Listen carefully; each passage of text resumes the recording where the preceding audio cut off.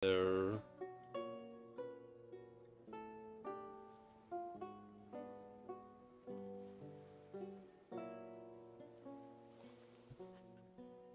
How everyone is doing. I hope you guys are great.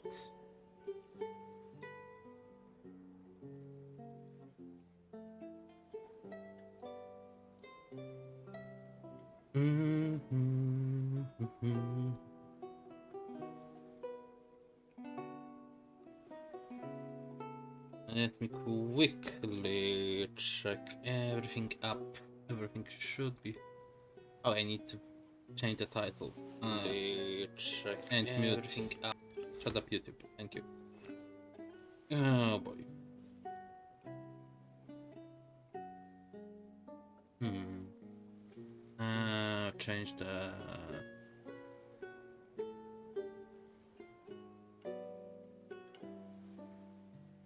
Whew, good roll. They fuck All up. right, maybe I'll take one more day off and knock out the rest of the work once I'm Yeah, I feeling up to did. it. God damn it! I need a moment.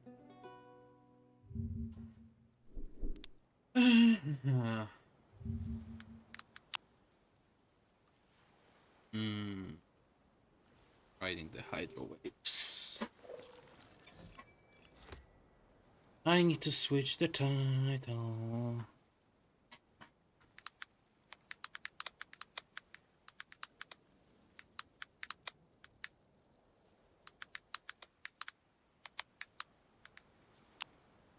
Navigating the world is a whole lot easier with a few different identities to choose from. Life. Need me to come up with some for you?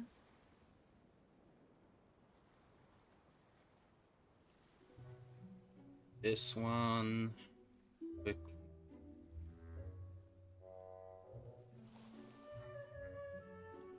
Okay.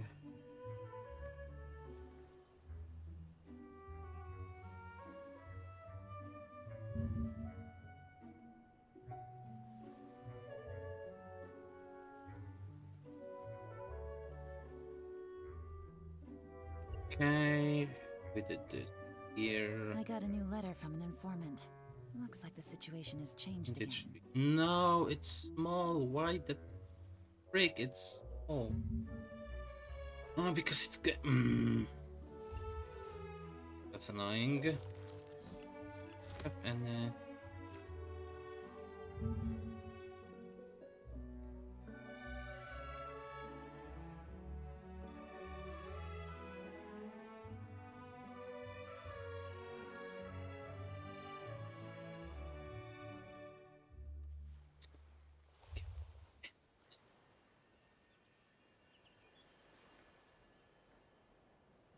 figure it out.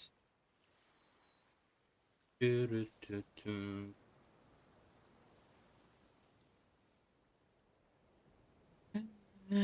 it is. Bring it back. Thank you. At least I wasn't dumb enough to.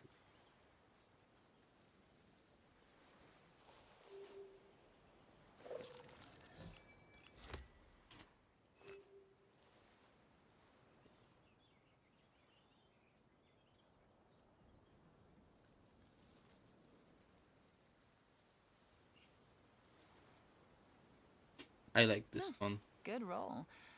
All right, maybe I'll take one more day off And and change knock the out the rest of the title, work but once not I'm feeling up to it. here on the rest stream. So both uh both things will change. Then we are going back to YouTube really quickly. So and have the chat open. This here.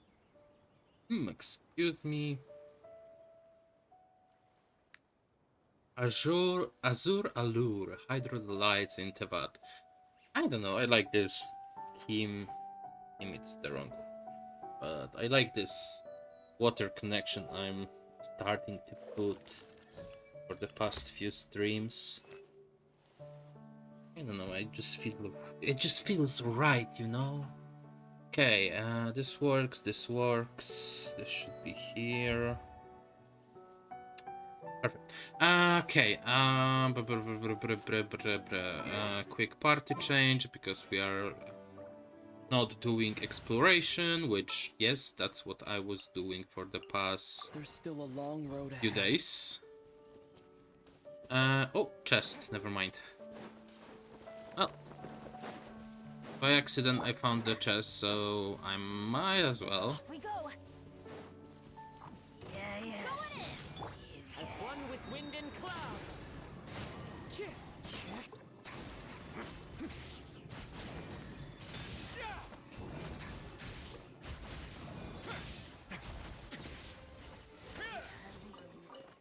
Yep. Oh. Second. I guess I haven't I'd take it been if I near were you. this teleport for sure it'll come some in time. But the question is, where is the... Oh, of course it's here. Okay, never mind. And quickly... One punch. Nice. Yeah,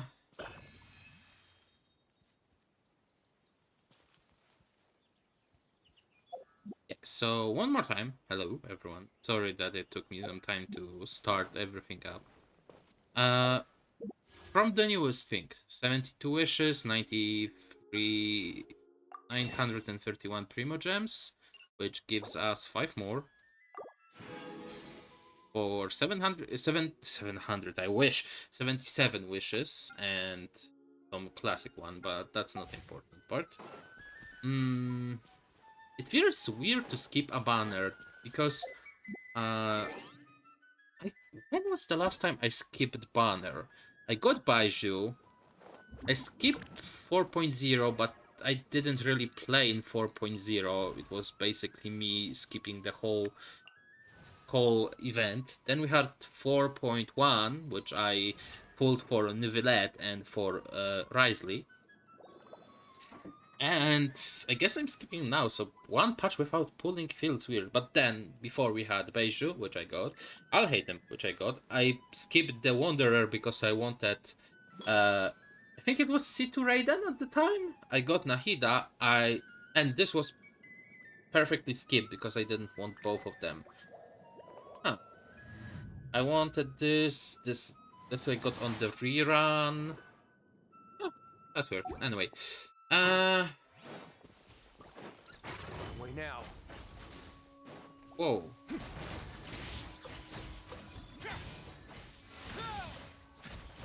I think Hydro Slimes are the easiest opponents against War Wisely. Like, they can't really do anything to you, right? Okay, what else I wanted to say?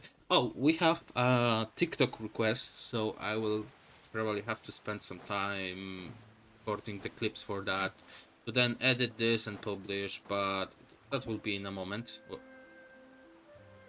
We are also on level 30 of the Fontaine. And that would be it from the things I know. Alright. How much resin I have? 151. We might, before we start the events, before we continue the lore, we might start with some boss.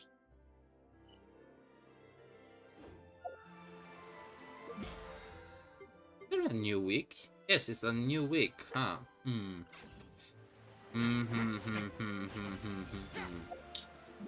don't know what to do, to be honest. I mean, the most obvious choice is to do the weekly bosses.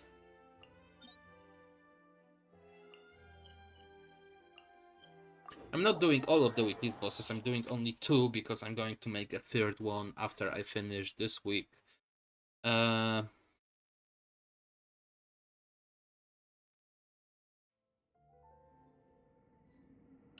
What's the word? I'm making this for sure.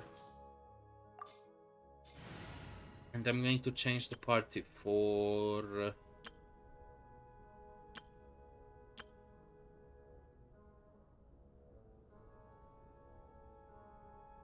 What is this one?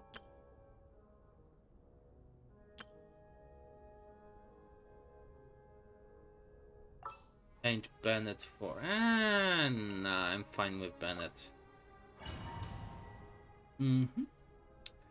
It sounds about right. Why the hell I heard it twice, though? This is my favorite party for doing bosses. I'm using Raiden as half DPS, and I know it's not Gather. good. I didn't put. Okay, it's close. There is no such term as main half DPS or one half DPS, which is what I like to call it, because well, there is no point of this, because usually Raiden Solidify. The depth's back. usually Raiden is either sub DPS, which is basically you switching between just to make, well, like cast her ultimate or do something like cast the E. And I casted my ultimate wrong. Sorry, my pillar wrong. Teamwork is dreamwork. Cascade. Okay, we are at least going to be fine with this one. Want to kill the Zhongli, god damn it. Shine down.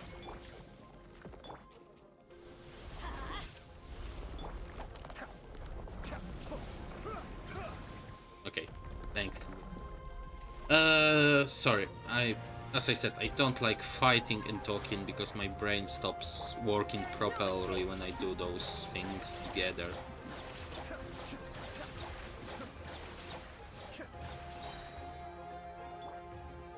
Solidify.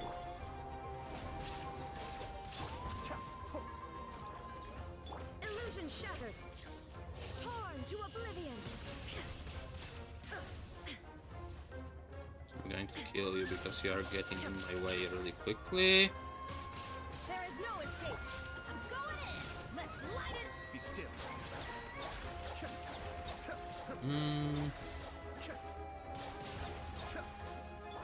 Order guide you. Cascade.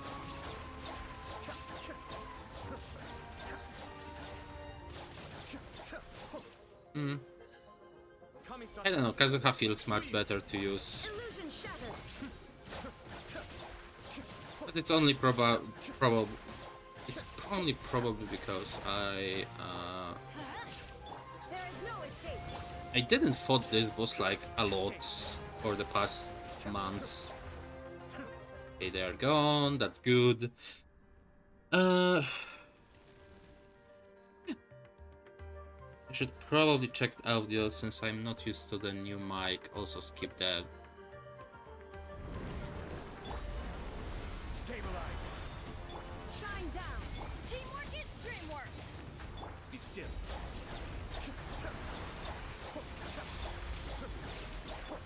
Inazuma shines eternal. Ha! Kill it before it casts. Kill it before it casts. One more. Whew, that was close. But as I said, weak boss. Oh. Is that enough though? Because I don't remember. So let me quickly check my audio. As I said, weak boss. Oh. Yeah, audio is fine, at least in my opinion. Of course, it could have been better with like $500 mic with something, but I'm not spending that much on a mic, at least not yet. Okay, few things at the start. Give me this, give me mail. Ooh, this sketching. Don't care.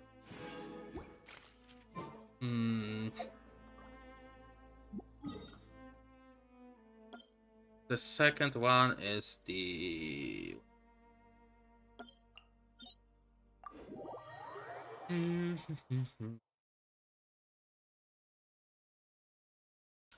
the Wanderer boss, or what was his name? Scaramouche boss, yeah. This party needs a little bit of different setup. Where is...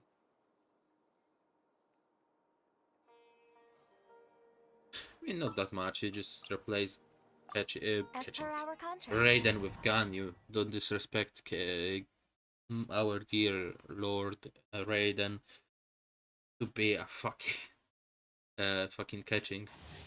No disrespect to catching mains, but catching is so weak compared to, well, any electro character. Even Sino is better than him.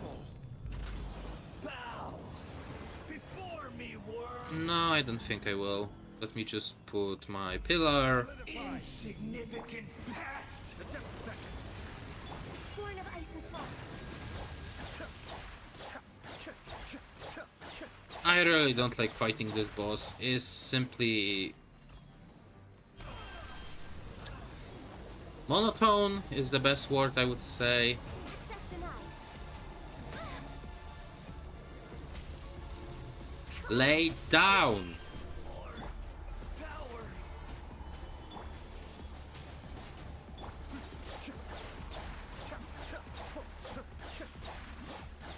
And if you ask me why I'm using Ganyu compared to like other Born of ice and supports, frost.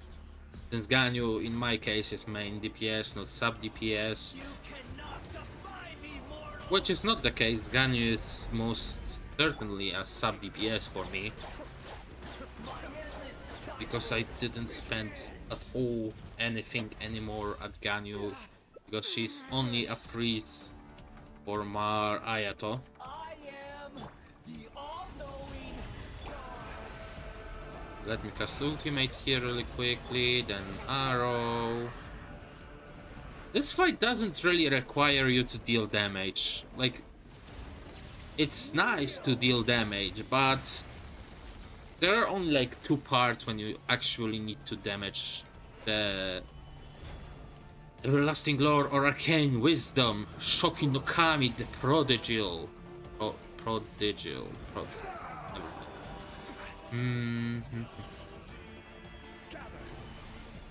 You can just pick, if you are playing alone, you just pick the Zhongli or any shield there, and you place shields, so if he hits you, you are not going to take damage, and your robot is literally making 90% of the work. And when you pick up energy, you just cast a big blast that deals damage. I really thought it will be like only for one fight, for the story one. But nope, you are getting this for every fight. Like, look, I'm not doing anything and he's losing HP.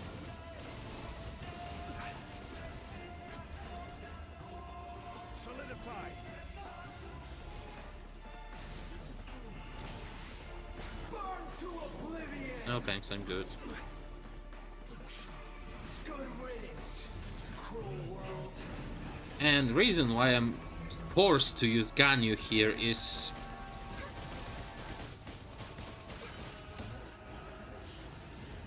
because of those.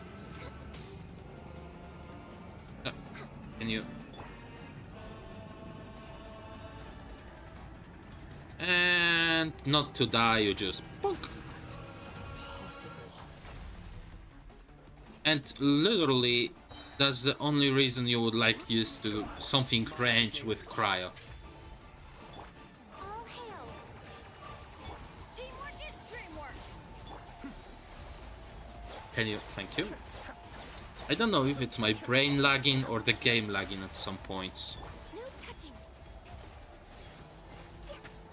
I can't. And that's it. Like, this boss is extremely easy because you have the robot helper. Without the robot helper, that would be a problem because you would need to balance dealing damage and running away.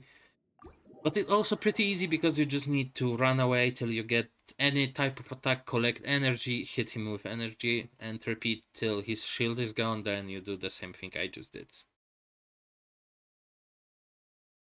I think if you have well-developed 4 stars, you are able to do it.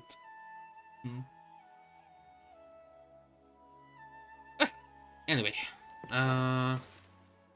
we did those 2, which is fine. We are waiting with this for a bit. What we have here? Yeah, let's use this. 15 more Hydroculuses. Curious if this is enough to worship. Also, sorry if you hear the pouring sounds. I might do like right now. I'm pouring myself something to drink, which something for drink to drink doesn't mean alcohol for me. I tell somebody, say, why are you drinking during the stream? Firstly, I'm not drinking during the stream. At least I'm not drinking the alcohol. But since I was on keto like 2.5 years ago, the taste for sodas become invulnerable. I like can't drink soda from a can or bottle or even energy drinks. The same story. They disgust me. So the only way for me to drink this is if I drink it mixed with water. So I like pour a little bit of Monster or other energy drink, zero sugar, of course. Should we really be off work this early? Then adding some Coke, There's still a lot also to zero do. sugar, and then pouring water. Because that's the only way I can drink something that's not water. And plot twist, I can't drink water because I gag on it. I know it's not the healthiest, either for me or teeth, or my teeth, but like it's better than just like not drinking or drinking only sugar drinks. How much I need more? Oh, I can push one more level. Nice.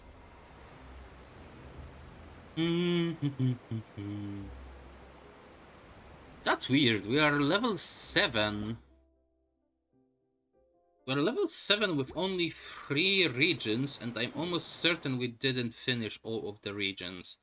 Like, we didn't find all of the hydroculuses. Like, looks, 80s.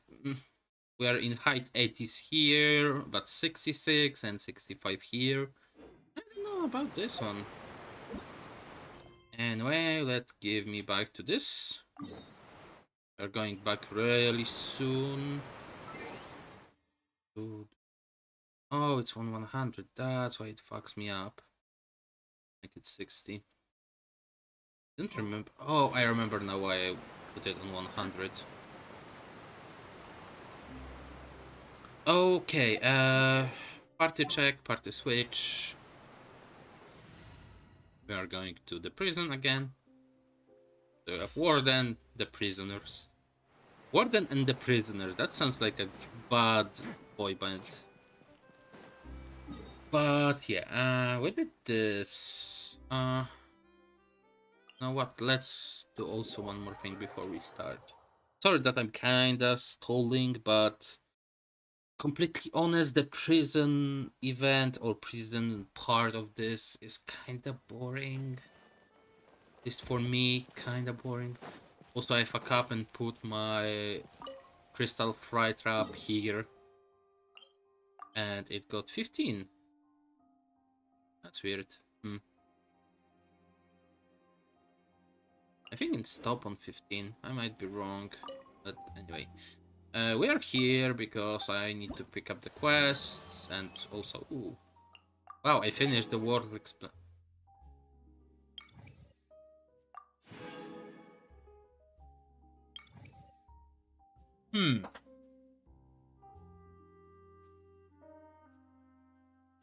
That's interesting. So we have frontier exploration 61%. But whatever. And then pick this Electro-Res Neuron 1M. Okay, good. We are going to do this later, but it's so weird that we are already on 61% of exploration. Because the exploration is not at this point, at least I believe in Sumeru, it was differently. Because when I explored this part 100%, I still didn't have 100%. But it seems like, because we have like what, 23, 18. It seems like if we maxed out this part, like it would be all. But it doesn't sound right. why this is marked. Hmm. Huh. Oh, anyway, let's go back to prison. We are going back to prison. We're going to tag with Lion. I believe that's what we ended on. I might be completely wrong, but I believe that's what we ended on.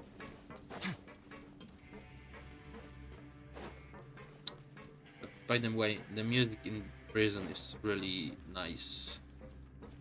Like this little rocky guitar in the background. Oh, I need to call the lift.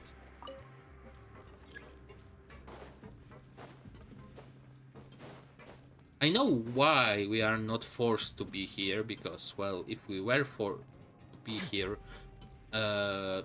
we wouldn't be able to do commissions and stuff like this, but at the same time, I kinda wish that it was like, yeah, you cannot teleport out because you are in prison. But I know not everyone wants to do the mission, or the main quest, as I'm doing, which is like almost at the same day it's released. Not for the past few months, but like right now. I mean, this part took me 3 days of streaming, so I guess it doesn't really make sense, because for the 3 days I was, well, it took me like 6 days in total, but let's say I was doing this 3 days of streaming in a row, so I wouldn't be able to do it I wouldn't be able to do commissions for 3 days, which is, I admit, kind of stupid. And wrong button. Do we have to go for another lift? That's annoying, actually.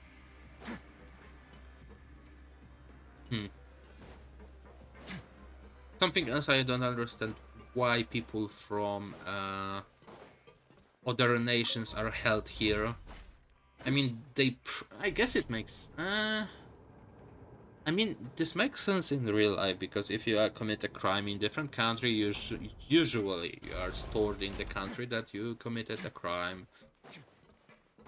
But at the same time... Yeah, we are going to infirmary. Infirmary? Infirmary? I don't know. Oh, wait 1 second. Do I have C2 Gene? Where is Gene? Where is Gene? Where is Gene? Gene. And she's C2. Remind me. That's good. Not also decent. I should have probably.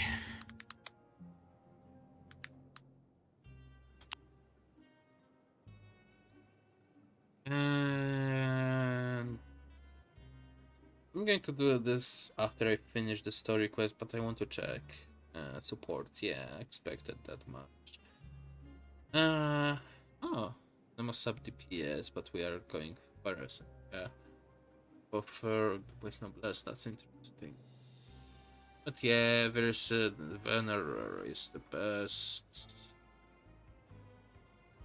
Anemo Kageguchi, yeah, makes sense. Fuller charge, team comp. Yeah, support. Only those, huh? I think G in C2 at least is really good support for Hayato.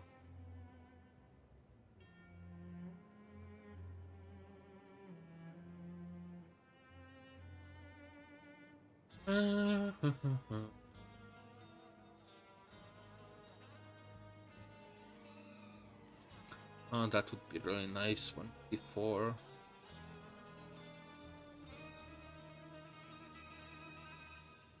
Oh, then you can go Mono Anemo team comp. Or Anemo Geo, I guess. I still don't like it. Huh. Jin is not the best, but she's not weak at anything. Then you have attack, Anemo damage, crit rate, that's the obvious part.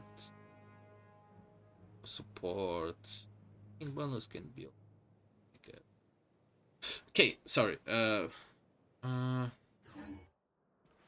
Wait.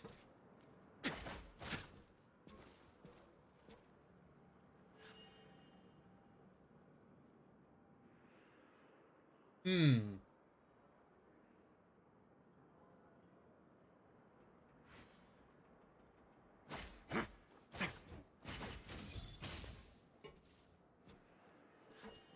Hmm. I have something in my mind. Never mind. Let's go back to the story. Sorry. We're back. We're back! Welcome back. Do you want a cup of tea? How can you be so much like Risley, always drinking tea? Huh. Actually, now that you mention it, I just remembered something now. While I was sedated, I could still barely hear two people talking next to me. They were discussing everything, from the leaves to the water and even the teacups themselves. Must have been Risley and Sejuin. Yeah, I heard one male voice and one female, so it should have been the two of them. No. They really were just talking about brewing tea. I really can't make sense of this place. So, Traveler, Paimon, were you able to learn anything from Risley? Yeah, he explained everything. Very well. Then, would you mind checking your answers against my speculations? Tiny sounds a lot more like his old self. Yeah, I took the time to rest, so I'm feeling a lot more relaxed now. That's good. Nobody else is around, and Miss Sejuin is also busy with something or other.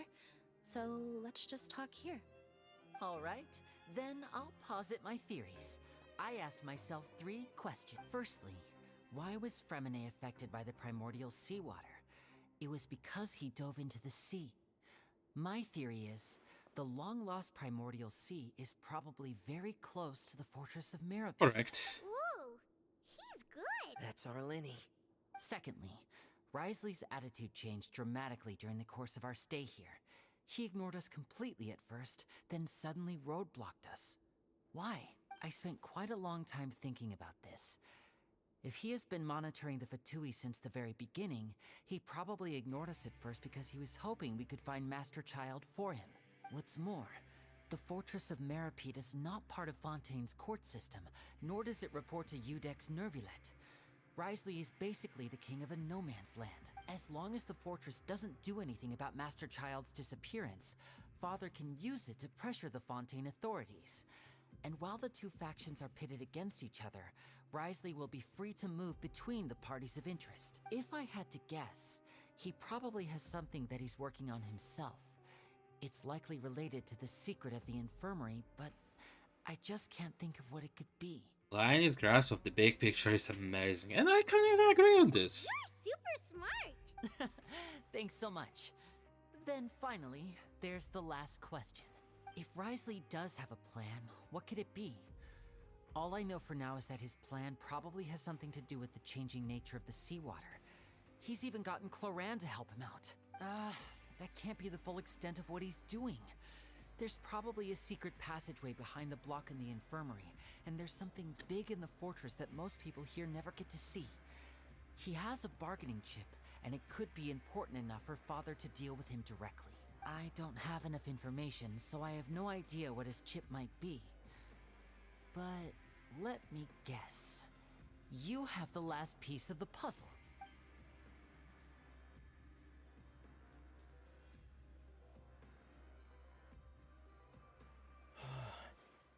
I can't believe it.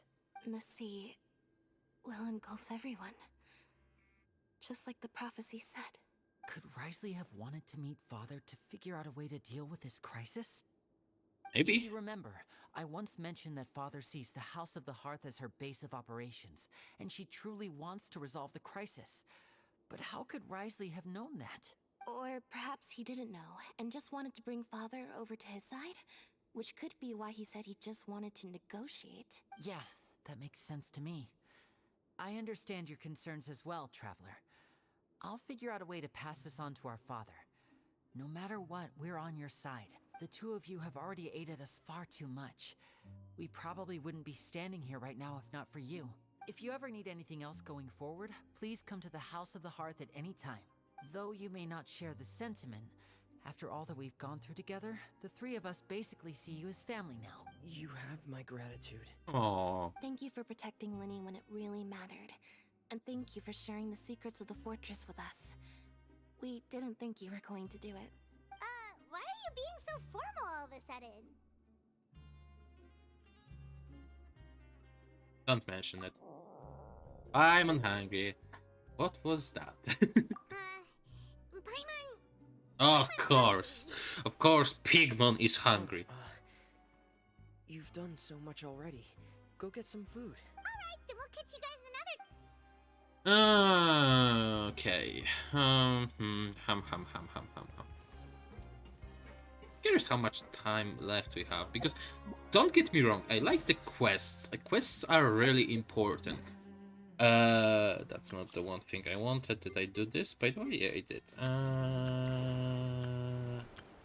Nope, nothing here. Again, wrong place here. I have a feeling we have some left. Well, okay. Fully admit that I know what will happen when we are here. I saw a bit on TikTok when it happened. It was like a month and a half ago, maybe a little less. But at the same time, I don't want to spoil myself full effect. Time for dinner. Welfare meals now being served in the coupon cafeteria. That's the first. Come on, let's go pick up ours as well. Uh-oh. Traveler Paimon, over here. Uh-oh. Are you here for dinner too, Missy? And I'm taking the opportunity to prepare Miss Cloran's dinner as well. Huh. You're right. She's actually sitting in the fortress cafeteria. What would you like to eat? We can choose? Yep, you can. I've already talked to our chef, Mr. Wolsey. It's all on me today, so you can get whatever you'd like. I want the tastiest stuff. Me too. Don't forget No problem. Just leave it to me. Remember, the biggest not always means the best. Huh. That's not... Get your head out of the gutter, darkness. so delicious.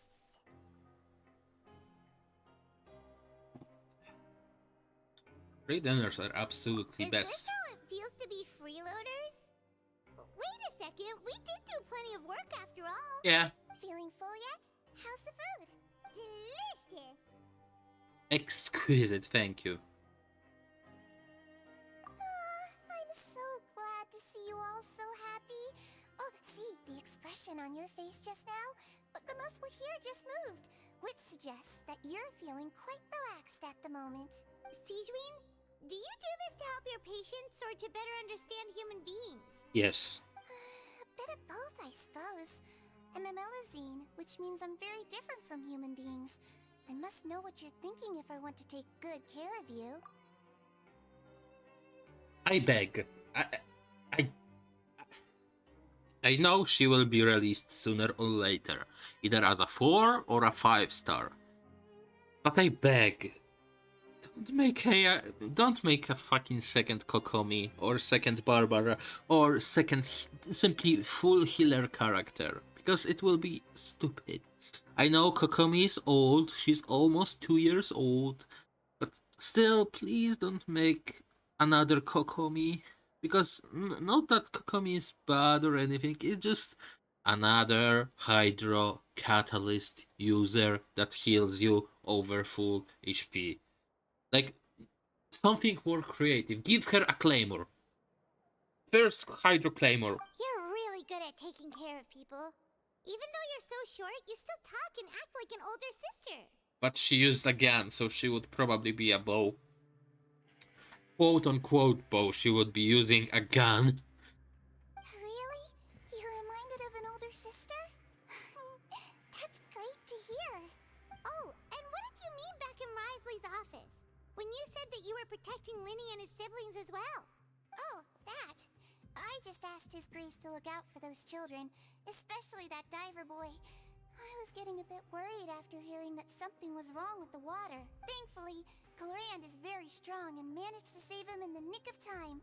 His Grace also sealed the pipes after Clorand left, to make sure that Linny wouldn't impulsively chase after his brother. Although the path was blocked, we still stationed some guards there to stop anyone from approaching. They were instructed to only open the door once Miss Clarand had returned. Oh, and I was keeping an eye on Mr. Linney as well. We had to press him, but we couldn't allow him to be in any real danger. You were all super considerate and really thought everything through. It's just what we do down here at the fortress. At least this has been His Grace's style for as long as he's been the leader. Oh, I really wish Monsieur Nervula would come down here more often too. I feel like he'd like it here, with all the darkness and chaos. I am here. Get a good night's rest, you two. You both worked very hard. I agree, it's hard to imagine him out of his office. Oh, why is he dead? Huh? Oh boy. Oh, wait, question. No, that's not it. Wait. So I'm going to talk with you. Clarand! Ah, it's you two. How's dinner? It's all right. Miss Sijwin really put in a lot of effort. So we heard that Risley invited you to come down to help, and you saved Fremonade too. You sure work super fast. Oh, it... Still, Paimon didn't know even champion duelists could take on some. Oh, and why aren't you eating with Sijwin and the Duke? Won't you get bored eating by? Miss Sijwin was with you. And the Duke has business of his own. Actually, didn't Navia say that you went out for dinner with her as well? Yeah. First time in a... First time in a long time. So you mean you've gone out to dinner with her in the past? In the past. You seem to be enjoying yourselves here. It's all thanks to Neuvillette. Things will be getting messy at the fortress soon. Don't run around unnecessarily. Oh, see. Baton as well. I'm looking for one thing. The robots that you can punch. I'm curious if you can heal out of them. No one? No, not.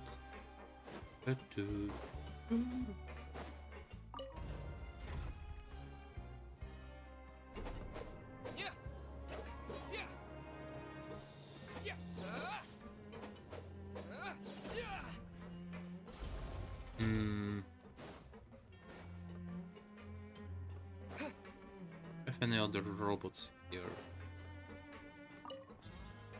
I'm just curious if you can punch them to heal as Risley. It shouldn't make sense because he usually heals by damage dealt. But I mean, different things were happening before. Here. Well, it's time to get a rest in Dormitory.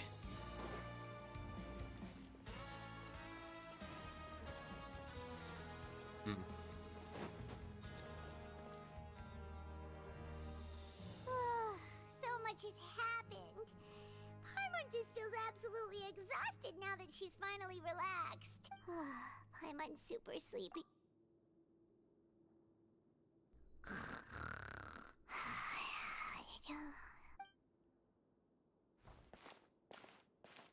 Why are we sleeping in this? Delicious. Paimon wants seconds for free. And it's time for child vision. Out of my way! Get out of my... What happened? Why is everyone running? Uh-oh. No idea, but something must have happened. Stop asking!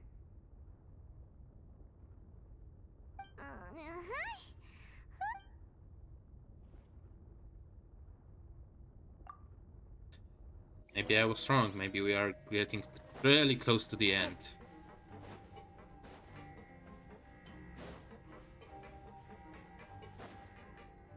Oh boy, let's see.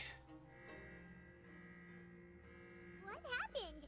Why is everyone running around? Hey, what are you doing? No time to explain, mate. Goodbye!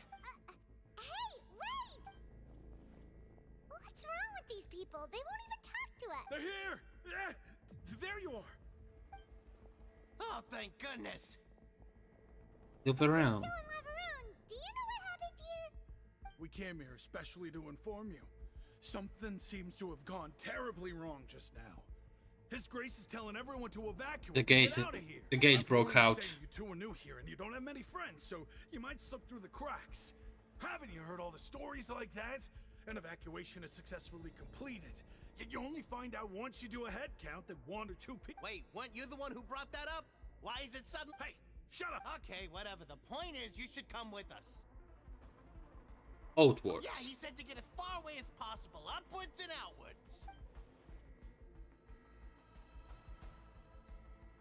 Oh no. It can't be that thing. Whoa, wait, what? What? Hey, where are you going? We have to go find the Duke. You two just go and get out. Go on without us.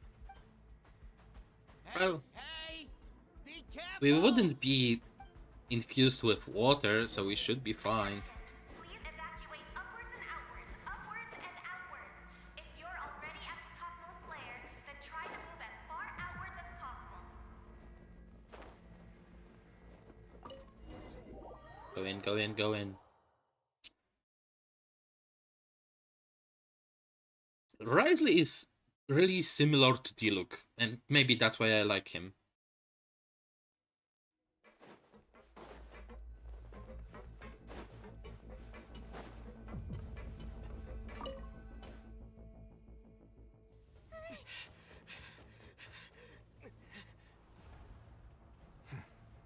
They're here. Just like I said. We have it.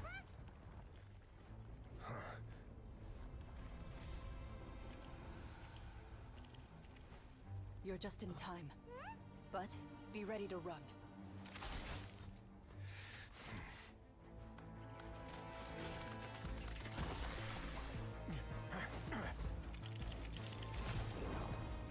Primordial Sea.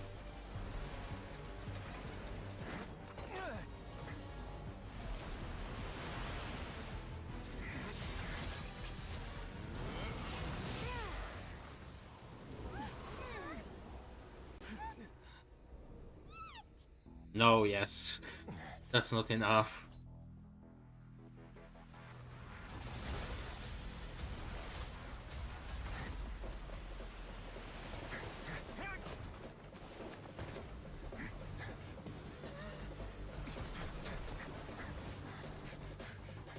Three, two, one.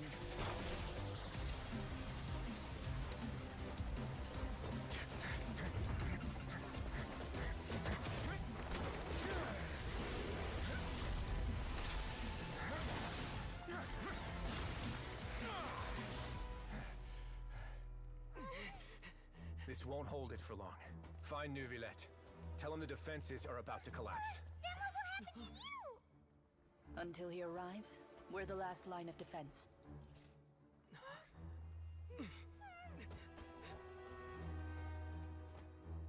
The gate. How long do you think it'll hold? That depends on us. Oh boy.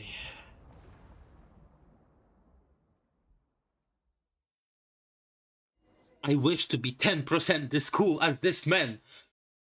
10%. So what I'm saying, 1% would be enough.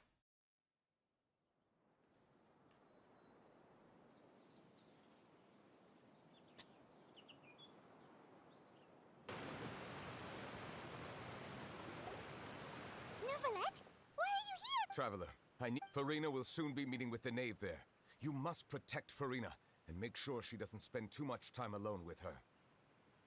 Okay, you can explain everything else to me later. Will do. You have my sincerest gratitude. Oh my god, this will be interesting. And my Risley is on 50 HP. One hit wonder, as somebody would sell. Hey. What the fuck is with the music? Ah, fuck to it, Jesus Christ, get out of the way. Look, there are a ton of Fatilian Palais Mermonia people over there. The knave is probably... Are you two the traveler in Paimon? Monsieur Nerva, though I'm sure he's already explained, this should be a mostly cordial conversation, unlikely to give rise to violence. But it would be most appreciated if you could protect Lady Farina to the best of your abilities. Do my best, yeah. Okay, deep breaths, deep breaths.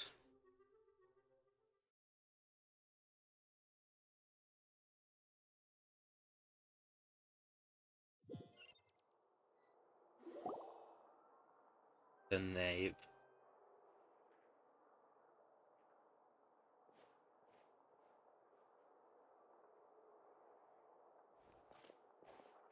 Oh, so you two are the honored guests Miss Farina mentioned.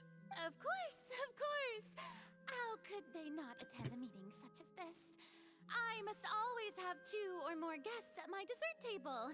Otherwise, the occasion... It is my pleasure to make your acquaintance, traveler. I have heard much of your accomplishments.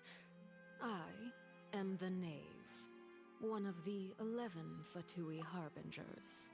You're going to be my waifu sooner or later. Anyway.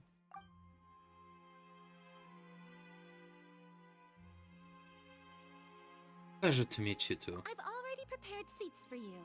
Come, sit beside me. Perhaps you two are unaware of how Miss Farina and I do things. You see, we actually recently agreed to get together for tea when we had the time. See this? This is a limited type of confectionery that Miss Farina simply adores. There are only 16 slices sold every day. Here, why don't you and Paimon have a taste?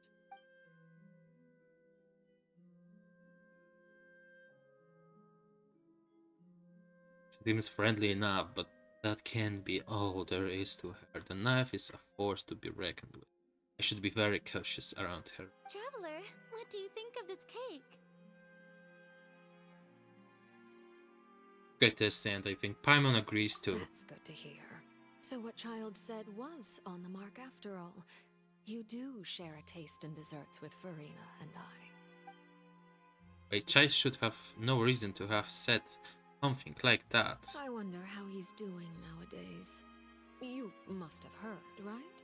He's suddenly gone missing. I'm really worried about his safety, you know. Here's to hoping that he's an excellent swimmer. I have faith in his abilities. Since we're talking about him, I feel like I should add something. His martial prowess.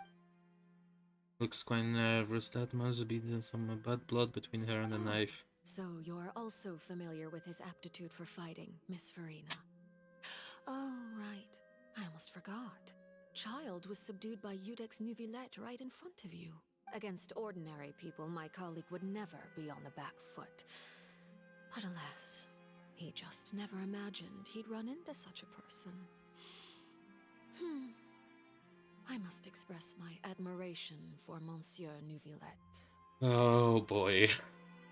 I managed to find a few leads on his whereabouts.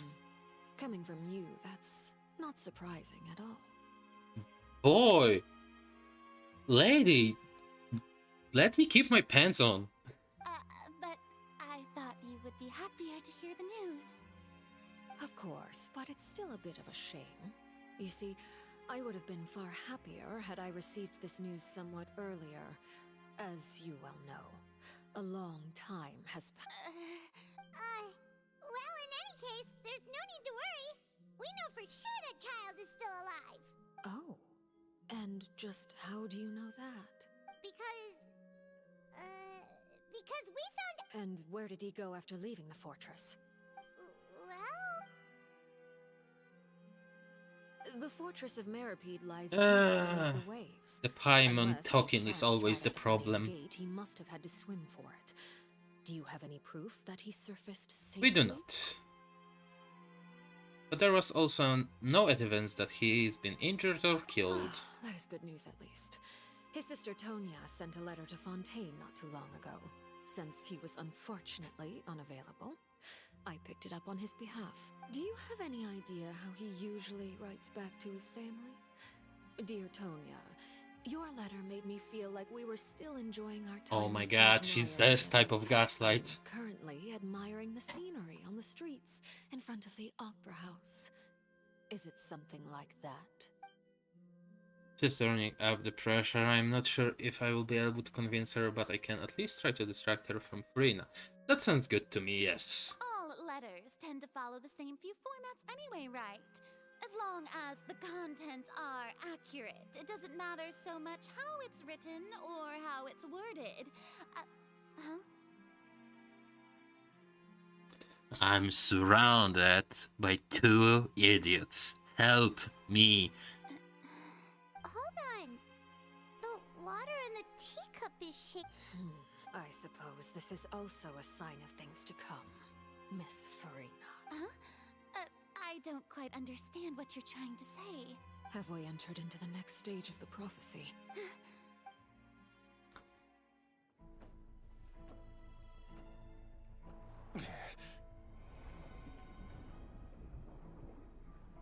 My thanks to you both. I will take it from here.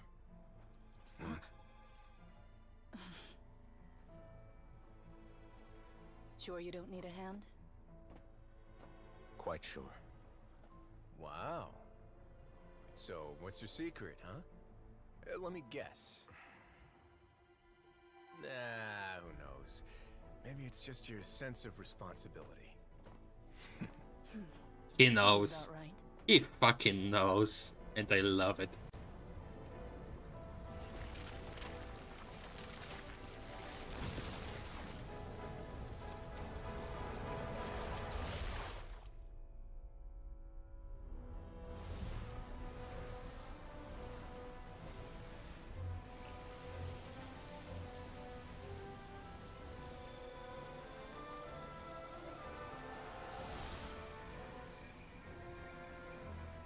A day may come when the prophecy is fulfilled, and the waters burst forth.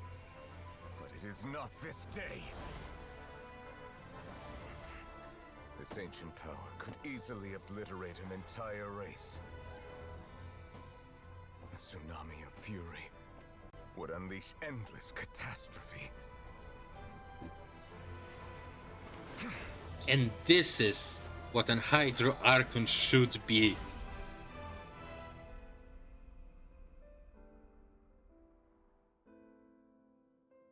This sentence is too severe. Forgive me for overruling it. How do you not love both of them? I mean... I think 1 pixel died on my screen.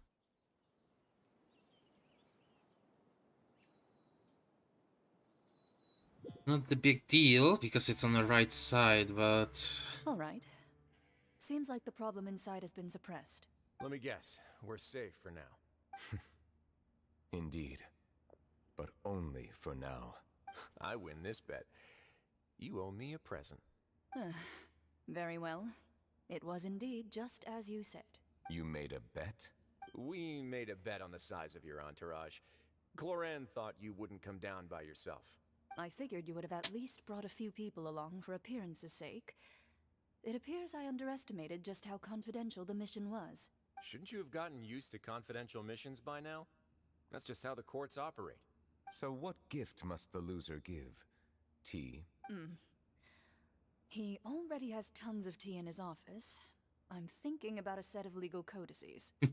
Wouldn't happen to be a dig at my lack of legal awareness, would it? Well, I'm sure His Grace doesn't consider the fortress to be outside the law. I was under the impression the residents of a place like this would be uninterested in the legal codices. That was obviously a joke. Anyway, you've still got some unfinished business to attend to in the overworld, correct? No need to stay here if you have a pressing matter. We all know you can't leave Palais Marmonia for long. Thank you. I hope everything went smoothly with the Fatui Harbinger.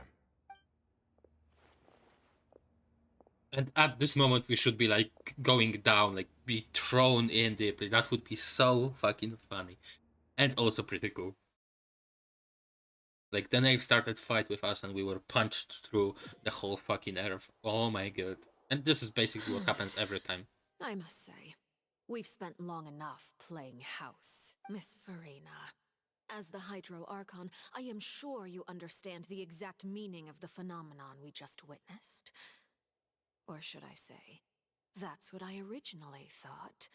But looking at your expression, was I wrong? And you haven't a clue? What are you trying to say? At this point, I don't think there's any more need to speak as diplomatic representatives. Allow me to speak to you now as just a Fontanian. You know the prophecy by heart, and also that every part of it is being proven true. Yet, here you are relaxing, drinking tea, and eating desserts as if it's all nothing more than a few stray bugs in your garden. Do you really think that's acceptable? The prophecy's hanging above our necks like a guillotine. Every faction is looking for a way to either avert the disaster or save their own. Even the orphans of the House of the Hearth have devoted everything to saving their homeland. But you? It beggars belief just how nonchalant and carefree you have been. From the very beginning, you, the god Focalure, you have utterly failed to take action. Surprisingly, I agree with her. You're wrong. I've never ignored the prophecy, nor have I just been passing the time in self-indulgence. Retract your accusation and stop doubting the wisdom of the gods with such absurd conjectures. I am not alone in my doubts, you know. All the children of Fontaine may be harboring the exact same thoughts right now. Oh, great Hydro Archon. How are you going to save them? Save us? How are the people you've sworn to protect supposed to survive in a land that will soon disappear beneath the waves? I have my ways, and I've been working on them for all this time. Even if you look down upon me, you have no right to judge me. Fontaine will be saved. Even if I still cannot see the true future right now, as long as I continue on as I am, I will be able to hold my head up high.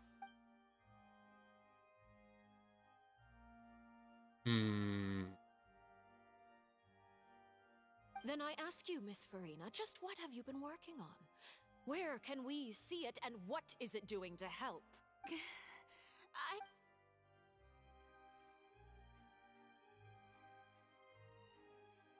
My machinations are just like the prophecy itself. They will only reveal themselves at the fated time.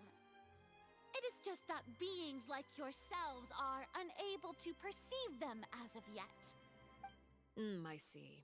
As a god, the proof of your labor always lies beyond prying mortal eyes. Allow me to be so bold as to ask another way. Would it be possible for you to tell us the parts of your plan that are not confidential? Such as your emergency response plan for the impending disaster? Oh, that look in your eyes. Have you not even prepared one of those? Damn. The emergency response plan is also strictly confidential. That's a lie. Then allow me to jog your memory. Miss Farina, what is the purpose of your Oratrice Mécanique d'Analyse Cardinal? And what do you plan to do with the massive amounts of indemnitium that has accumulated over the years? The Oratrice? It's just like it appears to be. So you also have no idea. If I'm not mistaken, someone's using it to prepare for something. But unfortunately, it would seem that someone is not you, Miss Farina. I first caught wind of this when Linny tried to investigate the Oratrice in the Opera House. You see, even just getting close to the core contaminated him with an extremely large amount of indemnitium. But even if that had nothing to do with you, then what could you possibly be working on, oh great Hydro Archon? Oh, right. I almost forgot. Udex Neuvillette is not at the tea party with us today. Miss Farina, I suppose you must have ordered him away to take care of some troublesome business. Yes, that's exactly right. Please keep it a secret for me. Of course I will. Although, I must say, Miss Farina, you seem quite insecure without the Udex by your side. Oh, very well. Let's stop that conversation here. There are still a few slices of cake left, so please, Help yourselves, everyone.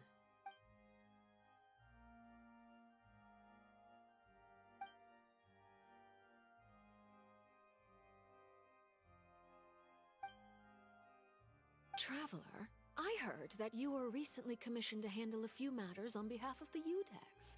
Why don't you take an extra slice of cake? Those who work hard deserve gratitude and praise. Is she trying to pay us off with a cake? You too, Paimon. Paimon, I can agree, Paimon. Thank you.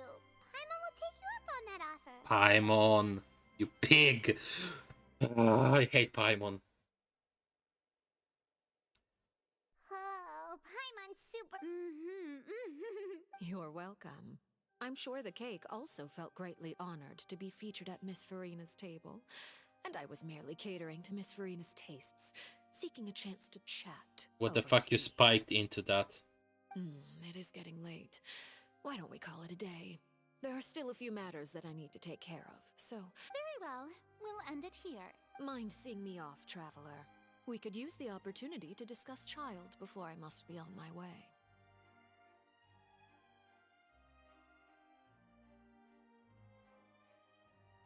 The risk of Traveler is unspoken.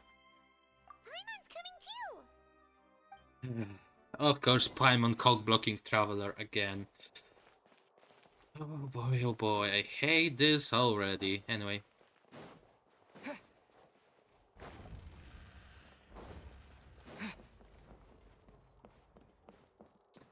Other trees. Hydro Traveler is a perfect counterpart to Pyro Delusion. I'm curious. The knife might be the first Pyro main DPS I actually will build and use, except of the Iluki doesn't count. Oh boy, oh boy. I'm glad that you were willing to come with me. Of course, Child was just an excuse. I have no interest in your dealings with him. That's what Paimon thought. What do you want to say? You lent your aid to the children of the House of the Hearth. As their father, I would like to express my gratitude. There's no need. Was there nothing else you wanted to say? That was all. Formal topics should be discussed in formal settings, and informal topics in informal settings. I know you just returned from the fortress of Meripede. Relax. I have no intention of trying to get anything out of you. Linny, Lynette, and Fremine are still there, and I trust their judgment and abilities. They've all been working very hard and have always done all they can to fight back against anyone who tried to stop them, especially Linny. You mean Wriothesley. He's a tricky one to deal with. It's unfortunate that Linny's so eager to prove himself that he can't learn to rely on others, including me.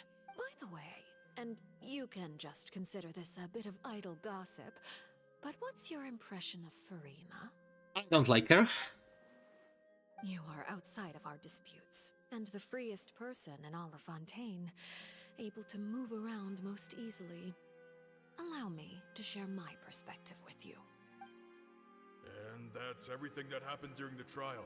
Master Child was declared guilty and immediately transported to the Fortress of Meripede. Didn't he say he was coming here on vacation?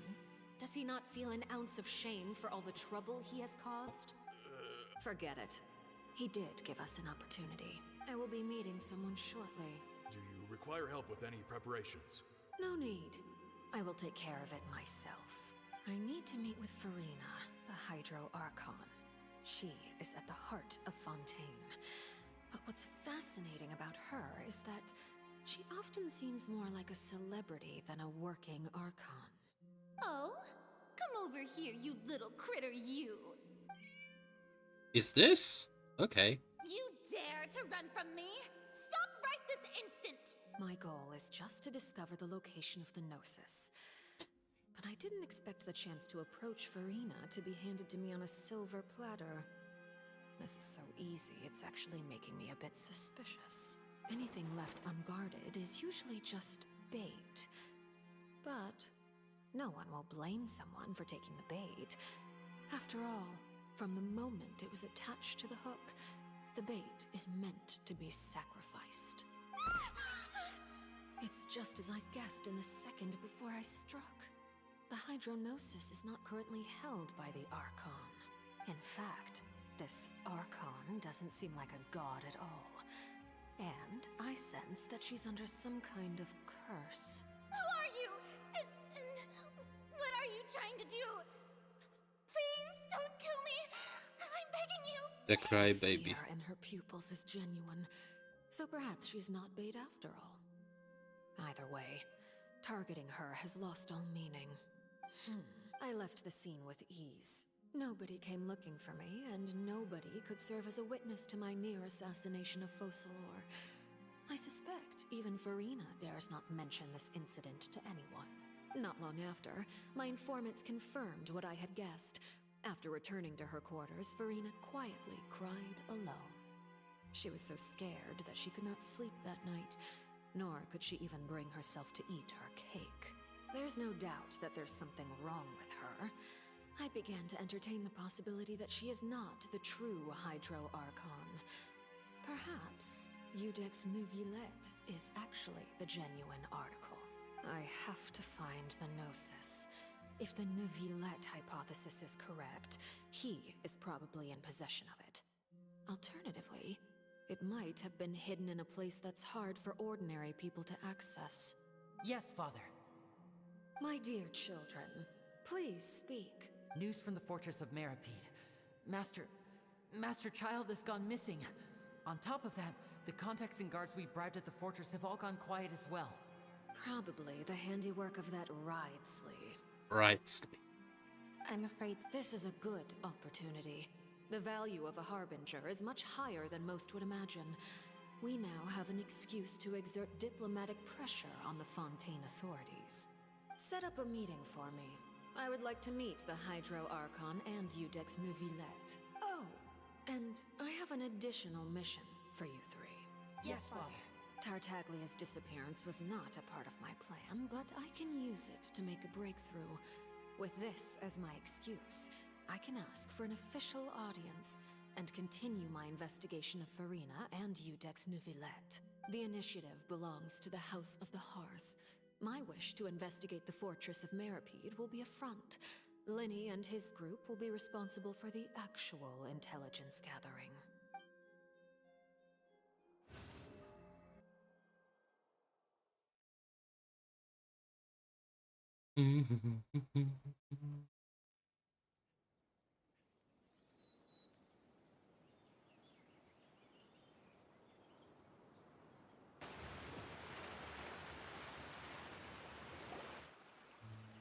You should know the rest. Linny's group is quite close to you, so they wouldn't have hidden anything from you. You attacked the Hydro Archon? It wouldn't mean anything, even if you shouted it from the rooftops. After all, even Farina herself is still pretending that nothing of that sort ever happened. She's hot. I've now had 2 chances to enjoy tea with Farina. I have to say, the leadership of Fontaine is even more inscrutable than I had imagined. I once surmised that Iudex Neuvillette must be the Hydro Archon, but now, that doesn't seem right to me either. How did you came to that conclusion? I am a servant of Her Majesty the Tsaritsa. Over my years of service, I've learned how a real Archon conducts and carries themselves. Whether Iudex Neuvillette or Farina, neither fits the bill. It's hard to imagine either of them as the Archon. Every Archon acts differently, so... Of course, that is all just how I feel. Gut feelings often do not require justification. It is, however, quite amusing to me that after all my years working in intelligence gathering, I've come to realize I am at a complete loss regarding the identity of the god of the land of my birth. Don't you think Fontaine is quite intriguing? A catastrophe looms, yet many secrets have yet to rise to the surface. It looks like Fontainians will have no choice but to save themselves. Ultimately, though, one must survive in order to do anything else. Should the need arise, I would be happy to cooperate with you. You don't need to commit to anything right now, of course. I have a feeling that the situation will continue to evolve, and as your name is often connected with noble deeds, I'm sure we will work together someday. Neuvillette. He certainly returned quickly. You must want to catch up with each other, so I'll leave you to him. Neuvillette, is it over? For now, yes. But this issue will prove quite thorny in the long term. I'm concerned that sooner or later the prophesized events will occur. Thank you for protecting Farina. May I ask what happened down there? To put it simply, I used my power to force back the primordial sea and reseal the sluice gate. As for what happened on our side, fade to black. So as expected, the knave has turned up the pressure on Farina. She's trying to feel her out, though I'm still unsure as to her motives. Can I ask you some questions? Permission granted. You have enough power to force back the primordial sea. Does that mean you have some deeper connection with the Hydro Archon? Whoa. It can't be that you're the real Hydro Archon, right? You can't tell us? Then that's okay. We can talk about something else. We won't try to force you. You guys in Fontaine are super strange. If by the phrase, you guys, you are referring to Farina and I, then although I'm not sure just what you are trying to imply, I must clarify that I do not share her positions on a multitude of topics. The those that needed to be defended. What did you see in the Fortress of Merripute? I believe so. The fortress has a long and complex history. It has seen much grief and suffering. And now, another catastrophe will soon be upon us. I mourn this turn of events. Huh? Why is it raining all of a sudden?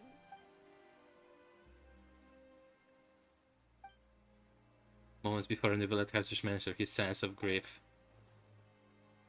Wait, Neuvillette, you can't be. You may be closer to the truth than you think. Oh? And what are you thinking? Is the dragon Severage of Water? The dragon of... what? Huh? Please do not be so surprised. Farina?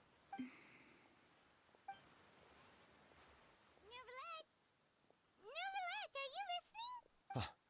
My apologies. We were just guessing randomly. We didn't guess right, did we? You're not actually the dragon sovereign of water, right? You guessed correctly. I sincerely hope you'll be able to keep this a secret for me. Of course. Right, of course. We'll definitely help you keep it a secret. There's still something Paimon wants... Please, go ahead.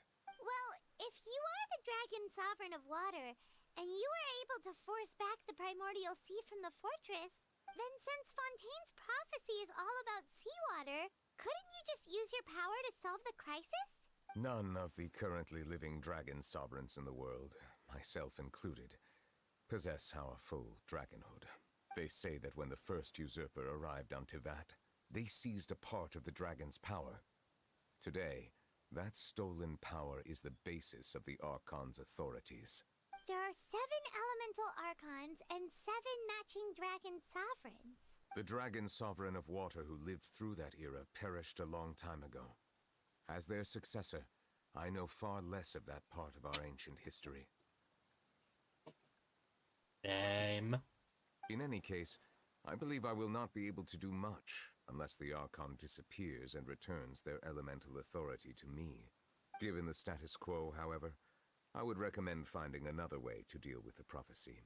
Oh, so even you can't solve it. I still have some urgent matters to attend to at my office.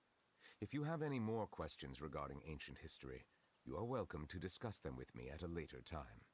Please go right ahead. There's a place that Paimon wants to go too. Traveler, why don't we pay another visit to the Fortress of Merripede?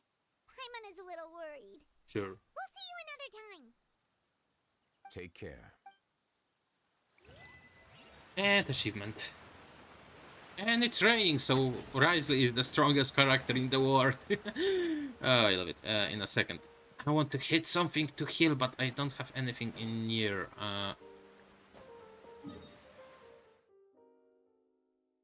Wait. Oh, it drives under. Okay, that makes sense. I'm curious. Can I? Oh, I forgot that I don't have. I don't have Yellen here.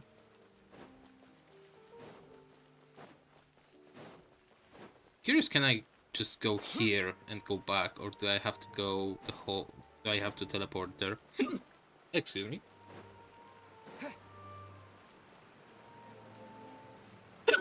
Excuse me. The hiccups are crazy. I can. Okay, that's an interesting part. I know it's not the fastest way, but I'm also kinda curious if something is on the way.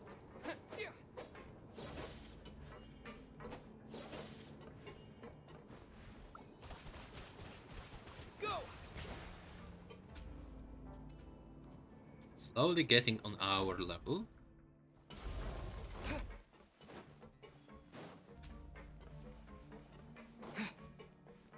Can I talk with?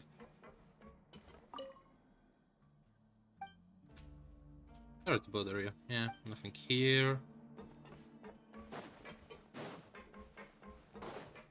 The fortress seems to be much bigger than I remember.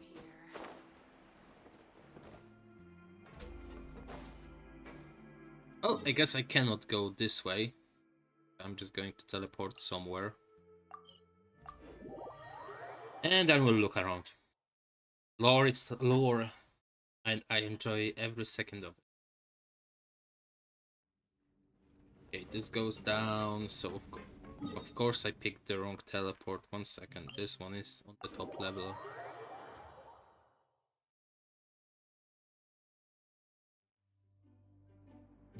Okay, one is on this level, so I'm going to start with the... I think it's infirmary, but I might be wrong.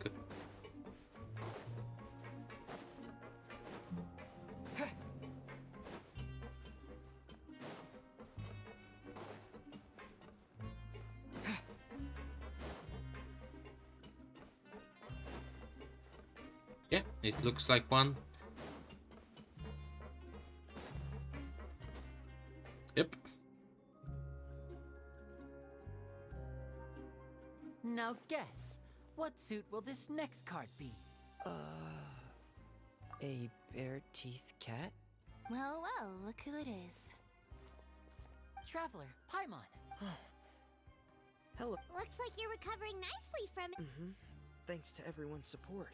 Oh, right. I managed to work up the courage to thank Miss Clorant in person. Whoa, how did she react? She told me that it was nothing.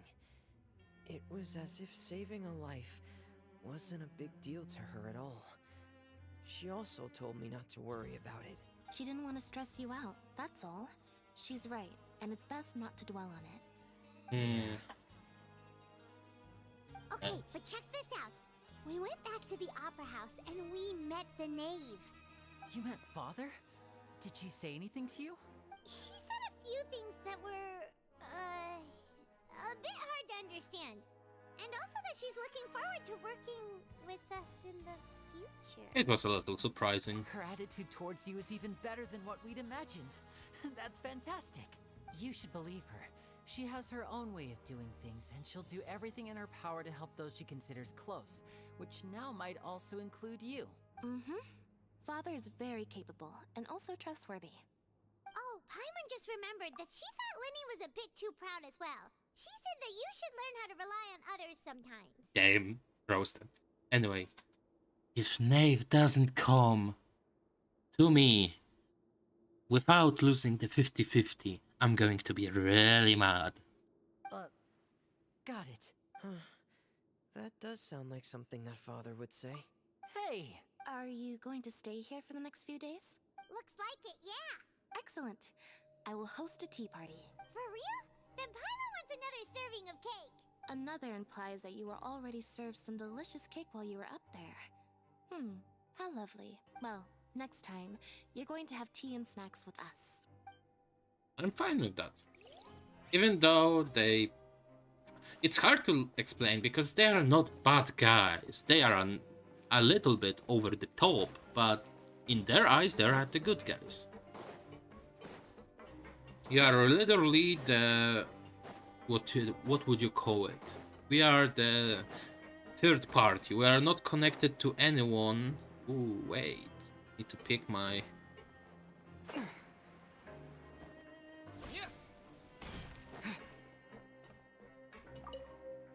Sagewin. Sagewin. Traveler, Paimon, you're back! Are you still doing alright? Did either of you get hurt? No, we are doing great. We're fine, but what about you guys? It was such a huge mess. How bad was it?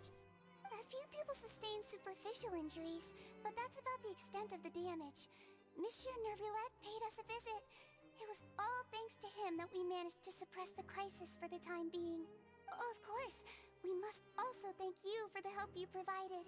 How did Nervulette know that he was needed here? Well, Monsieur Nervulette has strong resonance with the hydro element. When the water level rises, he can feel the waves produced. I ran into the bombshell bros while bandaging the injuries of the wounded. They were mumbling the whole time about how you just ran down without a word. I'm so relieved to see that you're both alright. If you're not too pressed for time, please stay with us a few more days. Just let me know if you get a craving for any particular dish, so I can have Mr. Walsey get your meals prepared. Well... Oh, and please feel free to visit the infirmary for a break at any time. I'd like to take the opportunity to spend some more time observing your facial muscles as well. Your happy smiles are quite contagious, you know. They're so memorable, and I've missed them immensely while you were gone. Oh, she's cute and adorable. Another food, another what would you call it? Another food, emergency food. That's the word. Yeah, let's tell brothers we are alive. Don't worry. Or bombshells. You guys are back? You guys didn't get caught and thrown back down here, right? Huh?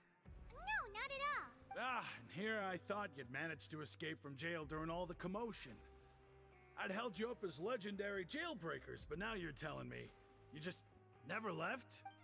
We're sorry, but we just had some business to take care of. All right. There's no need to get caught up in the details. We're just relieved to see you. He was super worried about you, you know. Hey, it wasn't just me.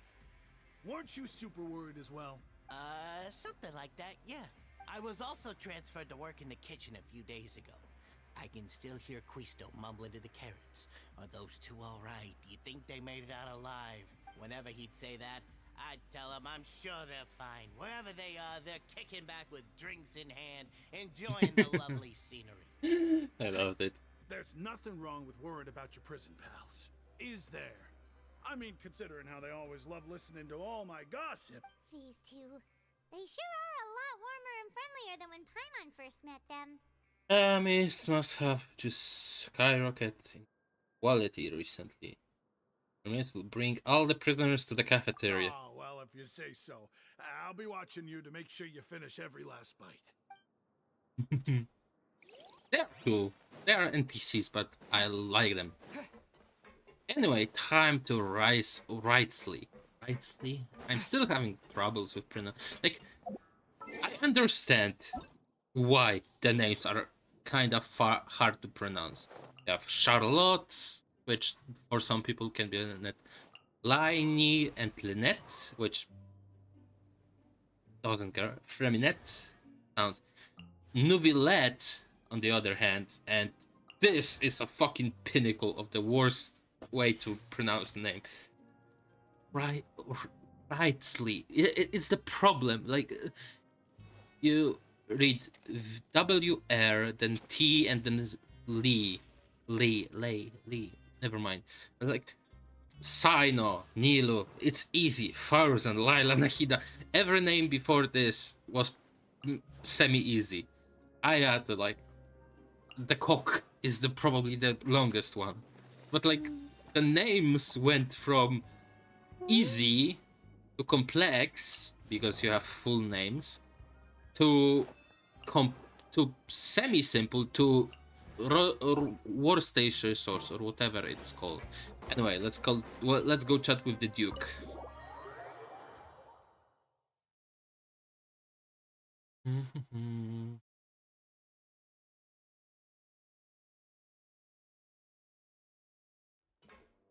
Uh-oh, he's down there. That's not the good news. Oh, that's not the Duke, that's them.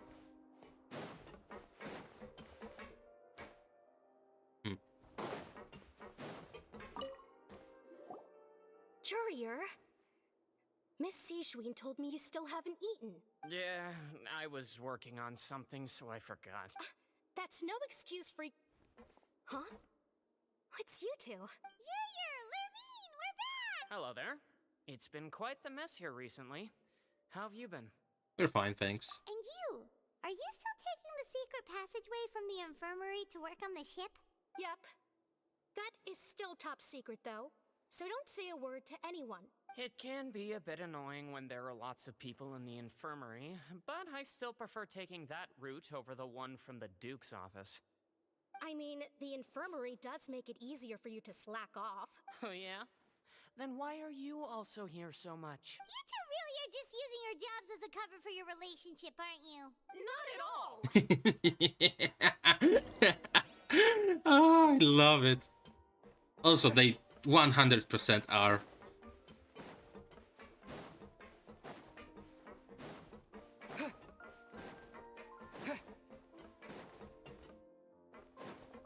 Hello?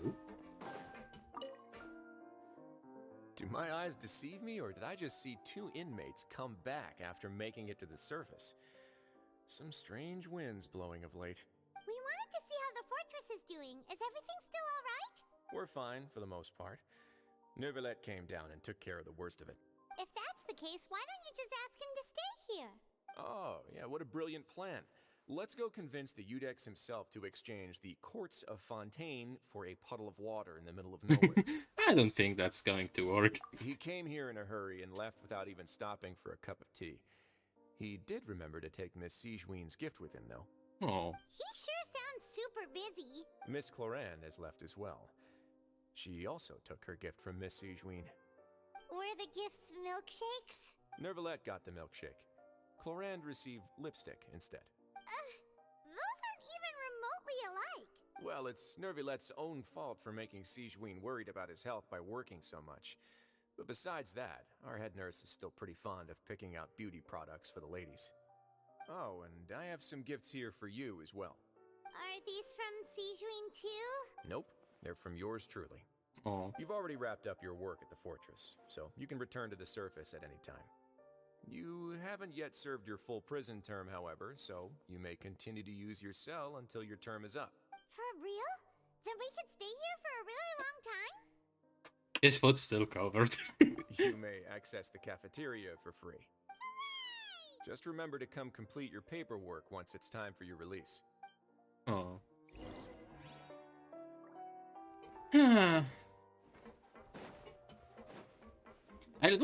I love how he's like, yeah, I know you can leave, but you can, maybe you want to stay for a bit. It's like, he knows that we didn't do anything and we are just here to help the guy. And he's like, yeah, you can leave, I don't care, I care, but I like you here, so please stay. Oh, it's so amazing. Wait, can I go down there? You say yes. God damn it. And every plan destroyed. I'm the bot traveler, the bot timeline. Okay, something I need to think about. Where is it? Here is it. They said there is 7 dragons. Here, that's down there. And we have Storm Terror, which is, I believe, an Emo Dragon. Ajdaha, which I believe is Geo Dragon, but I might be wrong. And then I believe this is the Dendro Dragon. Right? But we don't have the Electro one. And there is not like any bosses that would be considered Electro Dragon? I'm just curious what happened to the Electro Dragon. Oh, wrong place.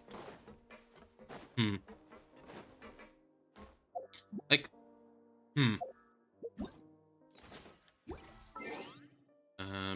character I have. We know that Hydro Dragon is him. This Electro Dragon will be somebody? But then he or she, the Electro Dragon, should be in Inazuma. And the only Electro in Inazuma is this Thundering Pools. I mean, we had a snake. I don't think that's count. We have wolf, but I don't believe it also counts. And Kanomiya, maybe? But there are bishops, so it also doesn't count. Very intriguing.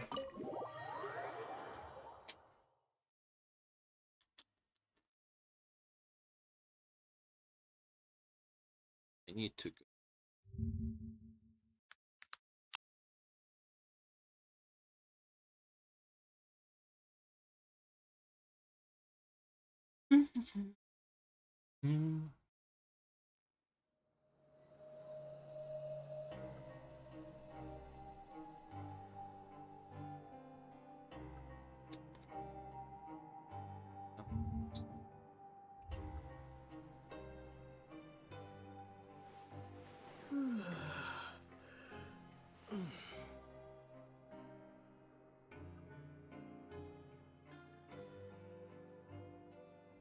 Oh, anyway.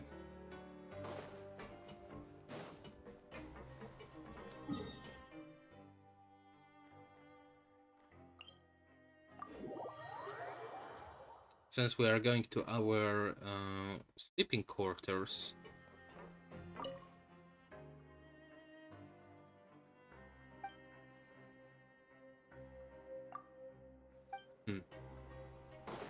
interesting. It's also so weird that there is no questing here. Maybe when we end the story there will be some, but still.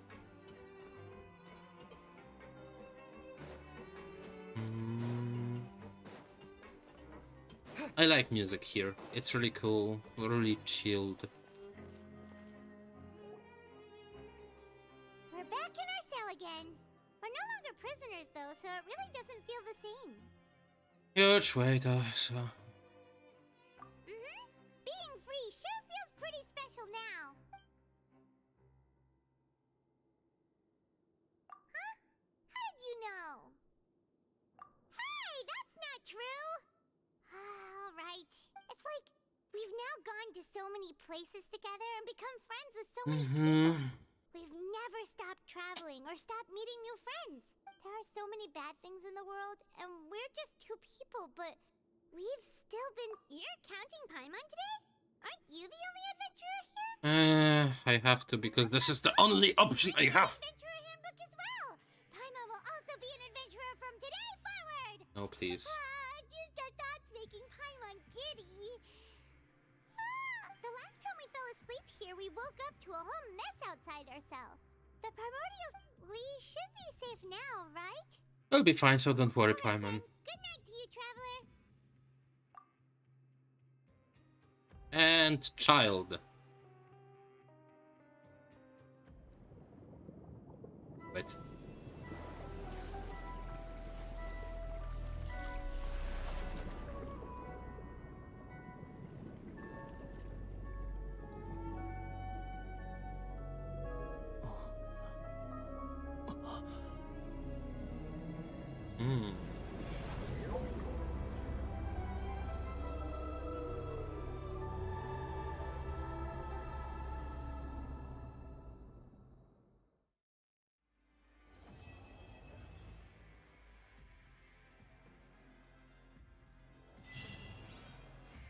Of course, we can't do anything. Anyway, unlocking the story quest since I can. I want to unlock the Nuvillet.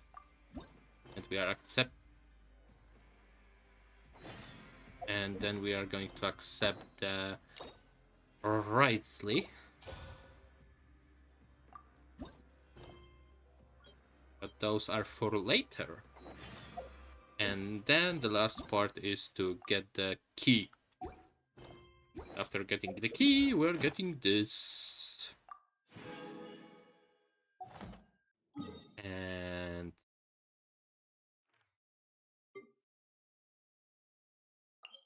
let's do the daily commissions really quickly.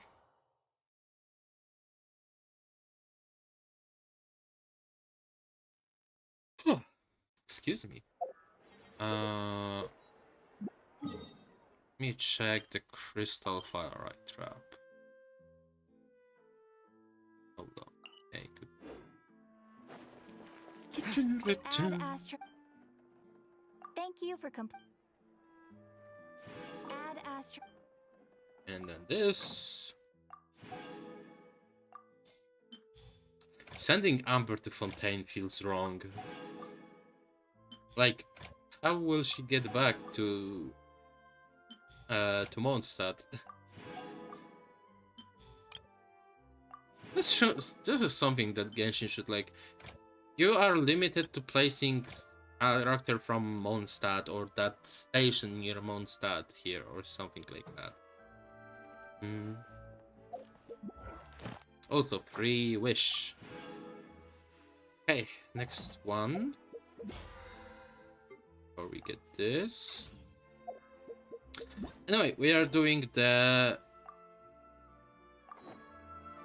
then last, I believe, available story quest or war. Yeah, it's a story quest. War quests are the smaller one, which I believe is the Furina one. I'm going to be in pain. Am I?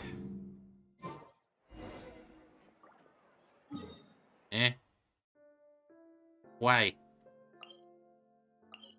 Fine. Are they going to be released and be like, oh no. Oh.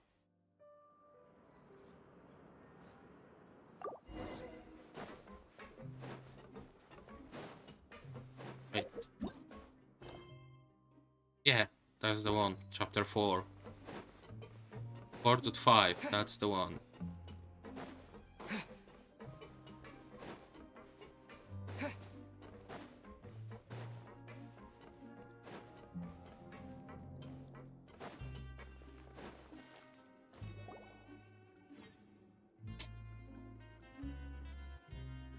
Now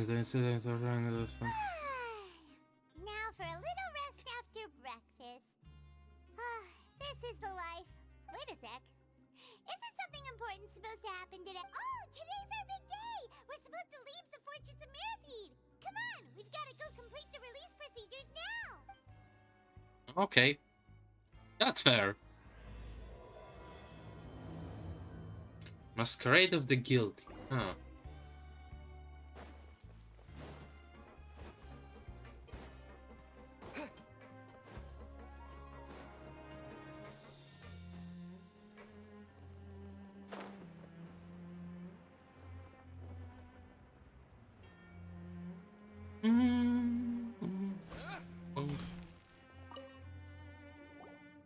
Please, sign here.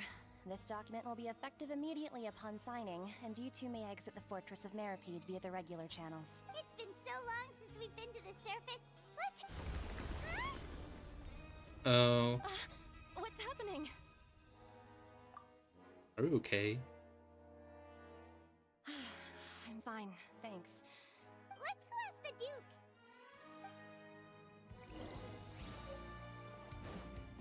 A new life beginning doesn't count. Oh boy, don't tell me we are going to be fucked from the very beginning.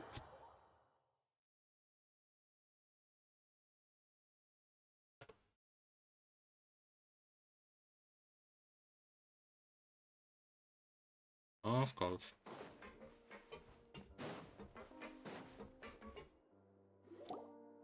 Your Grace?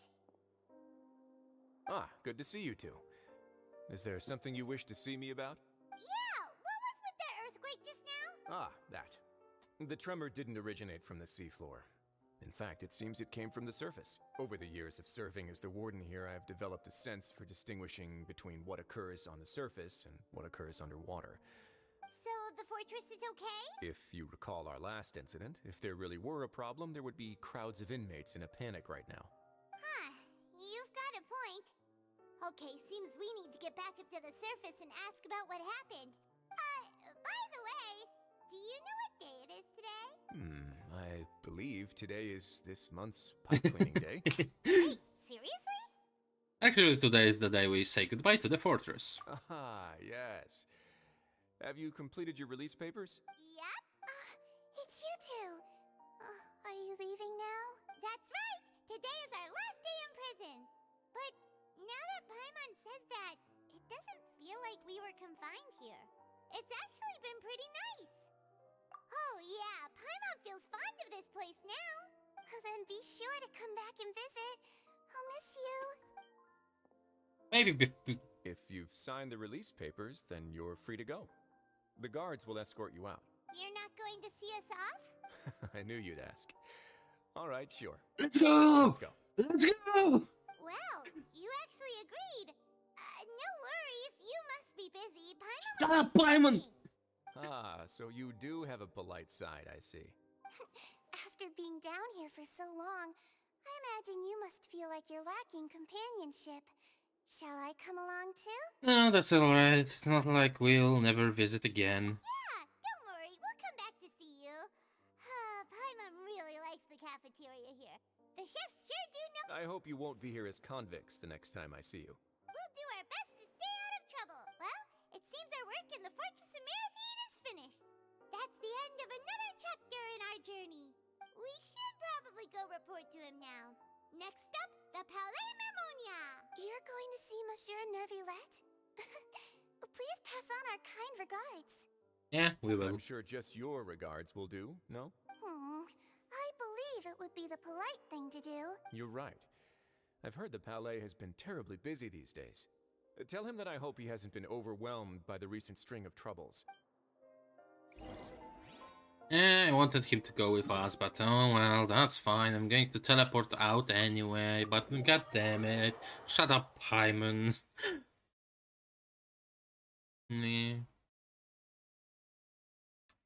My Sag. I see. So the best weapon, that's an interesting. Guess it makes sense because you get the thingies.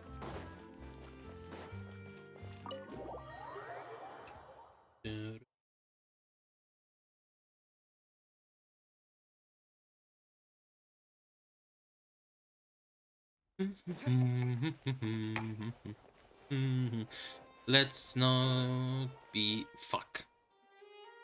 The Palais Mermonia sure is buzzing with activity today. Yeah, it is. Halt! Huh? Oh, it's you two. Apologies. Monsieur Nervilette did say you'd be welcome at any time. Excuse me, would you mind helping me take a look at this report? I'll be right there. Sorry, I've got my hands full here.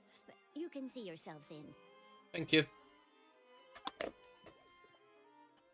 Kinda pointless stop. Busy. Seems a lot has been happening. Yeah.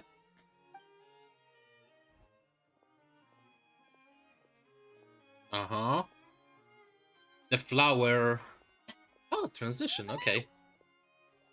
Monsieur. Oh, you've come at the right time, but you'll have to wait for just a moment, as there are some urgent matters I must tend to first. In the meantime, please, have a seat. If you'd like to have something to drink, let the Melusine outside know. That's all right. We just ate. Very well, then. Let's take a break over there while we wait for him to finish his work. That, like, 9 hours will go by. All right. That should wrap things up for now. Are you done with your work? Yes, sorry to keep you waiting. Don't worry. Today should be the day you were released from the Fortress of Meripede. and it appears that you've managed to complete all the release paperwork. Yep. That's right, and we came here to see you right away. Regarding child and dream, blah blah blah. A massive whale. Do you have any idea what that might be? Judging from your description, that cannot have occurred in any ordinary waters, but rather something like the primordial sea. A whale of that size and shape cannot usually be found in the waters of Teyvat. Therefore, we can only assume that Child is presently immersed in primordial seawater. Immersed in primordial seawater? But how? And is he okay? He's not from Fontaine, so he won't dissolve. Most people wouldn't be capable of entering in the first place. I'm not completely sure how he could have gotten there myself. There's something we'd like to ask you about. Yes? What is it? What was that tremor we felt earlier? Oh, right! Paimon felt it too! We asked the Duke and he said it wasn't from underwater, so we figured you might know something about it. It turns out that I have just received a report about this particular matter. In fact, that's exactly what I was busy with a moment ago. The source of the tremor was here on the surface near Poisson.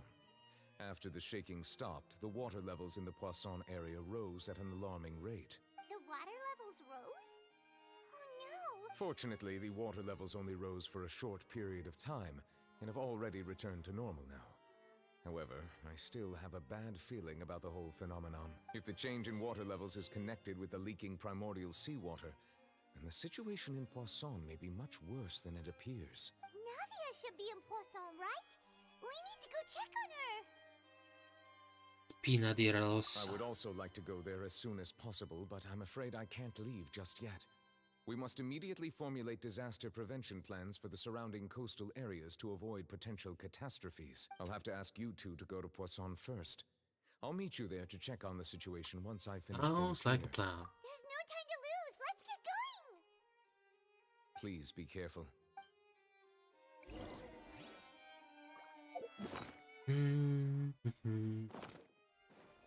There is something that I want to do before going there. I want to go to Alchemy Table. Because we got, when I was doing quest, an item, and I want to see what it's do. What the item does. I'm really interested right.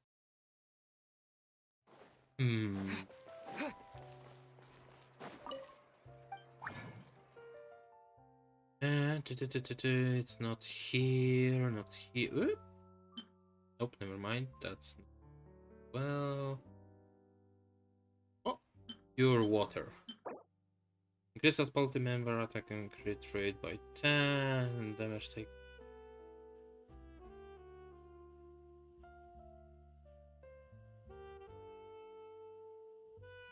Ah.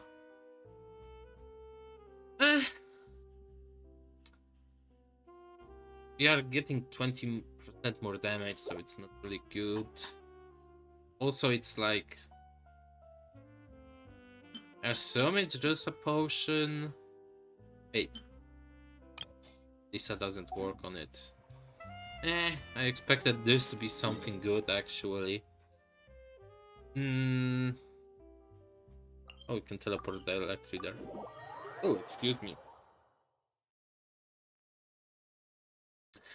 I need to do something, because I will forget about this.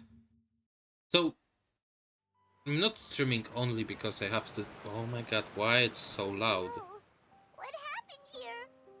Oh damn. And the buildings are something pretty rough shaped. Around it does. Navia should be around here, right? We need to... I would assume they left, but before I continue, I want to check. So this is our 5, 11 and 40, 13 and something, and today's stream. Okay, sorry. Oh, that's oh, it's here.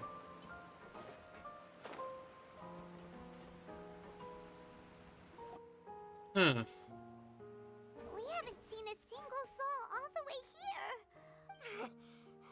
ever do now? Look! There's someone on the roof! Just stay put. We're coming up. Watch your balance. All right.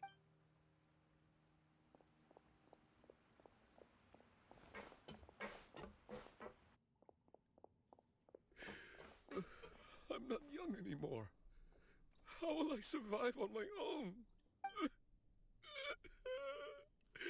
My Desiree! Oh, he looks pretty sad. My leg! How could this have happened? Just hang in there. Help is on the way. You can hold my hand if it makes you feel better. Is that another dead person? It's like 3 in 3 chapters.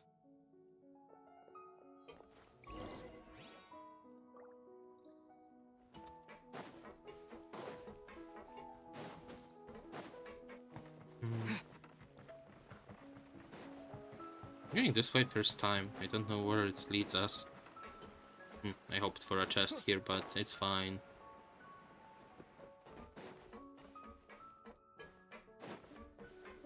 Okay, never mind, I'm stupid. Oh, it's Navia! She's over there! Hey, Navia! Are you okay?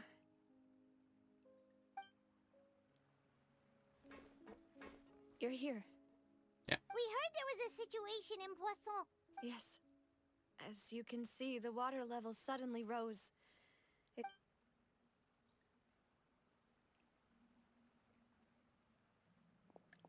Demoiselle!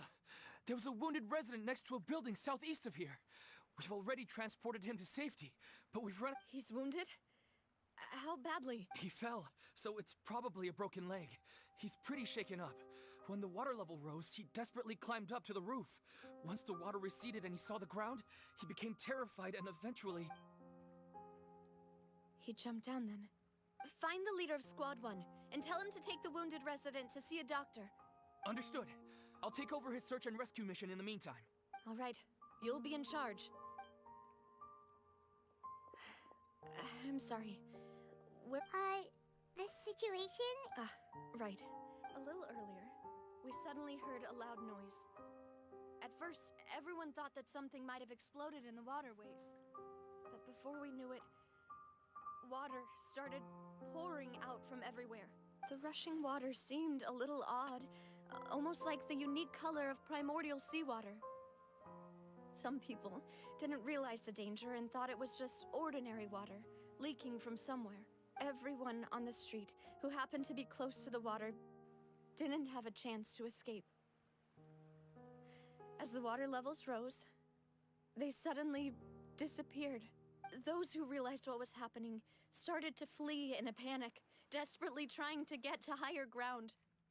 Many were injured in the stampede, and some people fell from significant heights. The Spina di Rosula initiated rescue operations as quickly as possible, but there have been a lot of casualties. The water that flooded the area contained primordial seawater, so the lower levels of Poisson are still hazardous. To ensure everyone's safety, I've asked the people there to leave. No one knows if this could happen again. All we can do for now is try our best to help evacuate the resident. How awful. And all of this just... It was quite frightening indeed. I only wish that everything that just happened... Is there any way we can help, Navia? You can put us to work. Thank you for being so willing to help in a moment of crisis like this. You... Don't say that, Navia. That's what friends are for. By the way, where are the medals of silver? Demoiselle! We've got a situation here!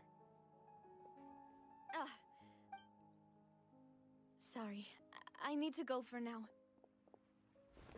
Oh no, not the two. Now she goes. Seems it might be a while before she can take a break.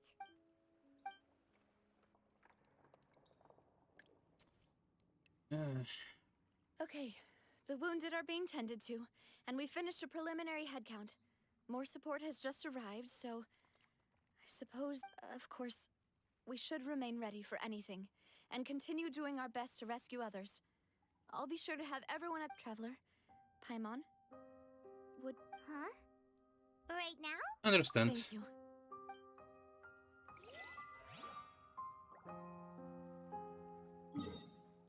Ah. Okay. I'm getting pissed with this, but it's okay. Which quest?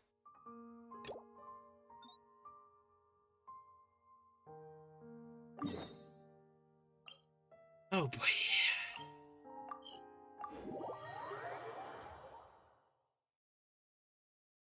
That ruins my immersion.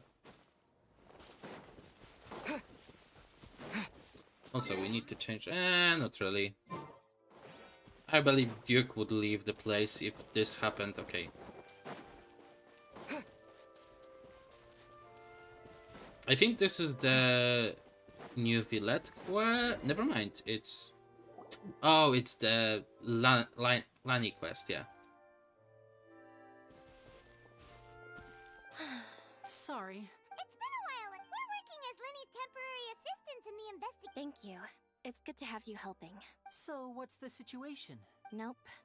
I've been here a while, and she still hasn't... How bizarre. Well, we won't get anywhere by standing around waiting.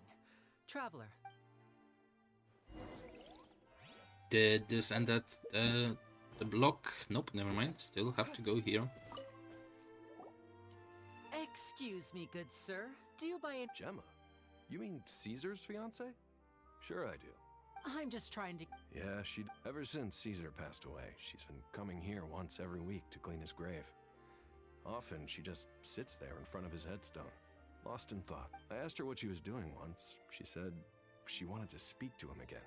She knows he's gone and can't hear her from the grave, but she just likes to spend time there, telling her fiancé all about how her life is going. And she's been doing this ever since Caesar passed away? Oh, so 10 years. Wow. I'll bet. Caesar's reputation fell apart after his identity was revealed, so no one else visits his grave. Gemma's the... I don't know if the mind lives on in the waters after death, but if it does, I'm sure Caesar must be grateful to have someone who remembers him fondly. If I'm honest, I think this is all so unfair to poor Gemma. Her fiancé was a low-life crook. He doesn't deserve someone like her. Anyway, all of that said, she's running later than usual today. Normally, she'd be sitting in front of his grave by now. Well, that's everything I know, I'm afraid. You might have more luck asking some other people. All right, well, thanks for sharing. You're welcome.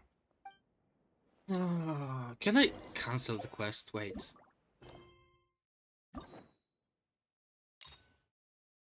I can't. That's annoying. I'm going to skip this part. They're saying the Phantom Weasel's back. You're kidding.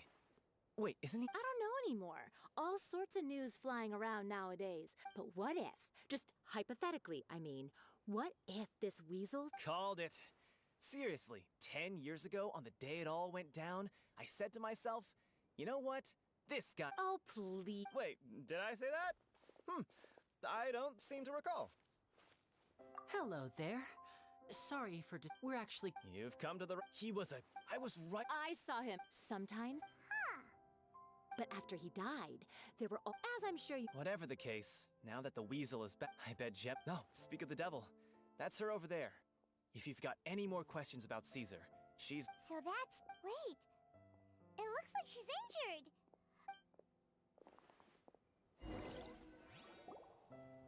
Still not over. Amazing. Hi there. You're Gemma, right?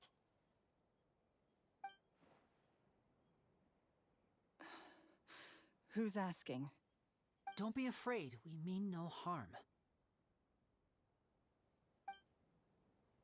It looks like you're injured. Thanks for your concern, but you didn't answer my question. Who are you, and what do you want with me?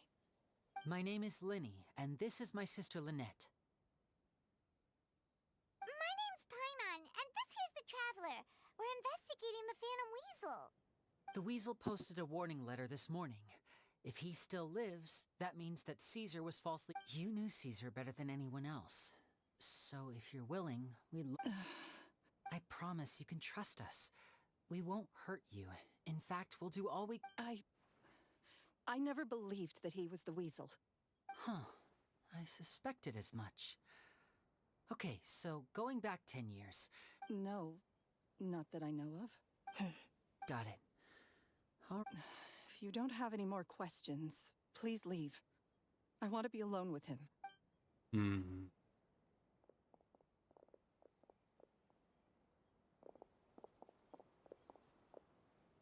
Judging by the look on her face, there's definitely something fishy about her. She's lying. She definitely knows something. Don't trust That's us. fair. We're just a bunch of strangers who showed up and started questioning her about things that happened a whole decade ago. It makes sense in any case. Hey, go away. Thanks, God.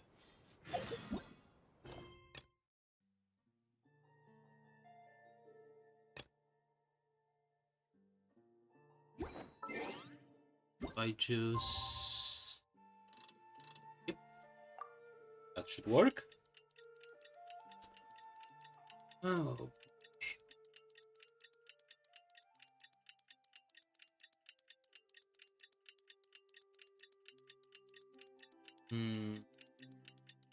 Done.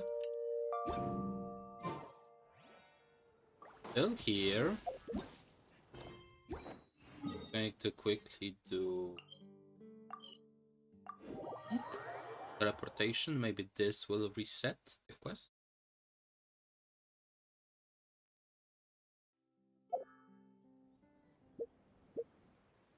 Well, we have to wait a little. Okay, that should work now. And it worked. Amazing.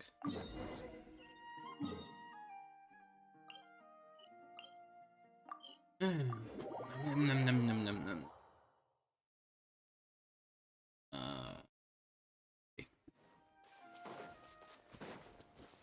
Okay.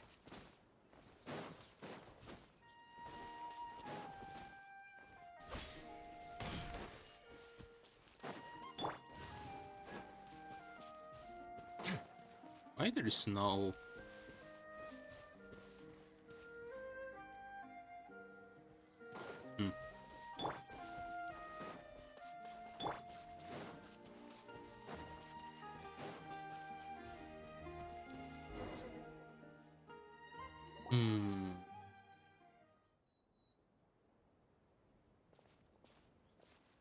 Not a lot of people here, huh?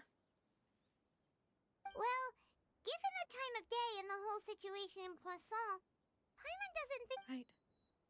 That's how things are now. The living are so exhausted that they've no... Navia?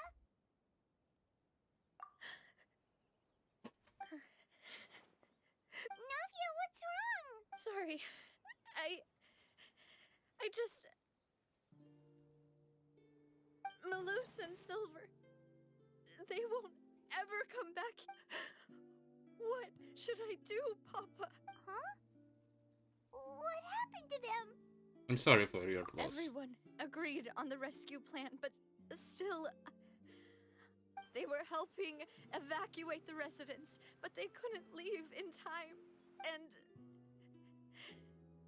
they were caught in the seawater. What should we do? I've known them for so long. And I know they weren't afraid. I could at least hold a funeral for my father. And I know where he rests. But as for Malus and Silver, they're just... gone.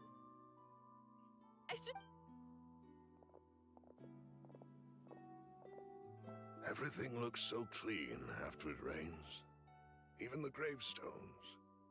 I didn't expect that you'd enjoy a glass of red wine in front of Master Callus's grave. I can understand. Besides, the scenery here isn't half bad. See, it's not just me. I always want to bring something when I visit Papa. Perhaps we might even have a picnic.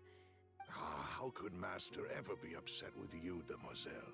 Yet the cemetery is the home of those who have passed, is it not? Everyone ends up here. Buying yourself a plot in advance, are you? No need yet. But when I do, I hope you'll let me be buried beside Master Callus, Demoiselle. Hey! I'm quite serious. That way, it will save us both the trip to see each other whenever you visit. That makes sense. In that case... After all, besides you, Demoiselle, the two of us could certainly be considered Master's closest companions. Personally, I believe we fill those shoes just fine. Why are you bringing this up all of a sudden? Seriously. But I'd really prefer not to talk about this stuff. And what do you mean by saving me a trip? I'd promised to let them rest in peace here. I'm sorry for letting you see me in a mess like this. Paimon doesn't know how to help you feel better. But I had always thought I could make my wishes come true.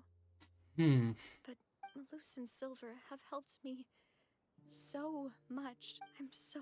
You can spend as much time as you need here, Navia. We'll stay with you. Thank you. Right now, you don't know how much that means. By the way, you can have a look at this. It's a... Obena... Khan... So... It's okay. I know what you're thinking. And the overall outcome indicates that the cost... No one was sacrifices truthiness. Right!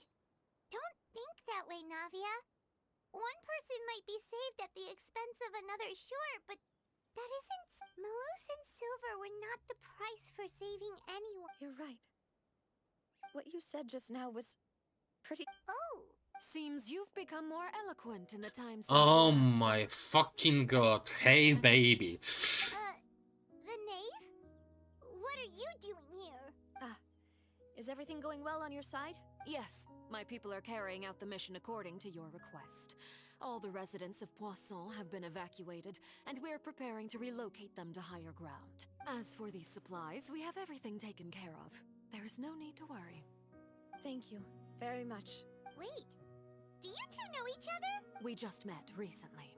Right, Miss Navia? Usually, I would call this a coincidental encounter.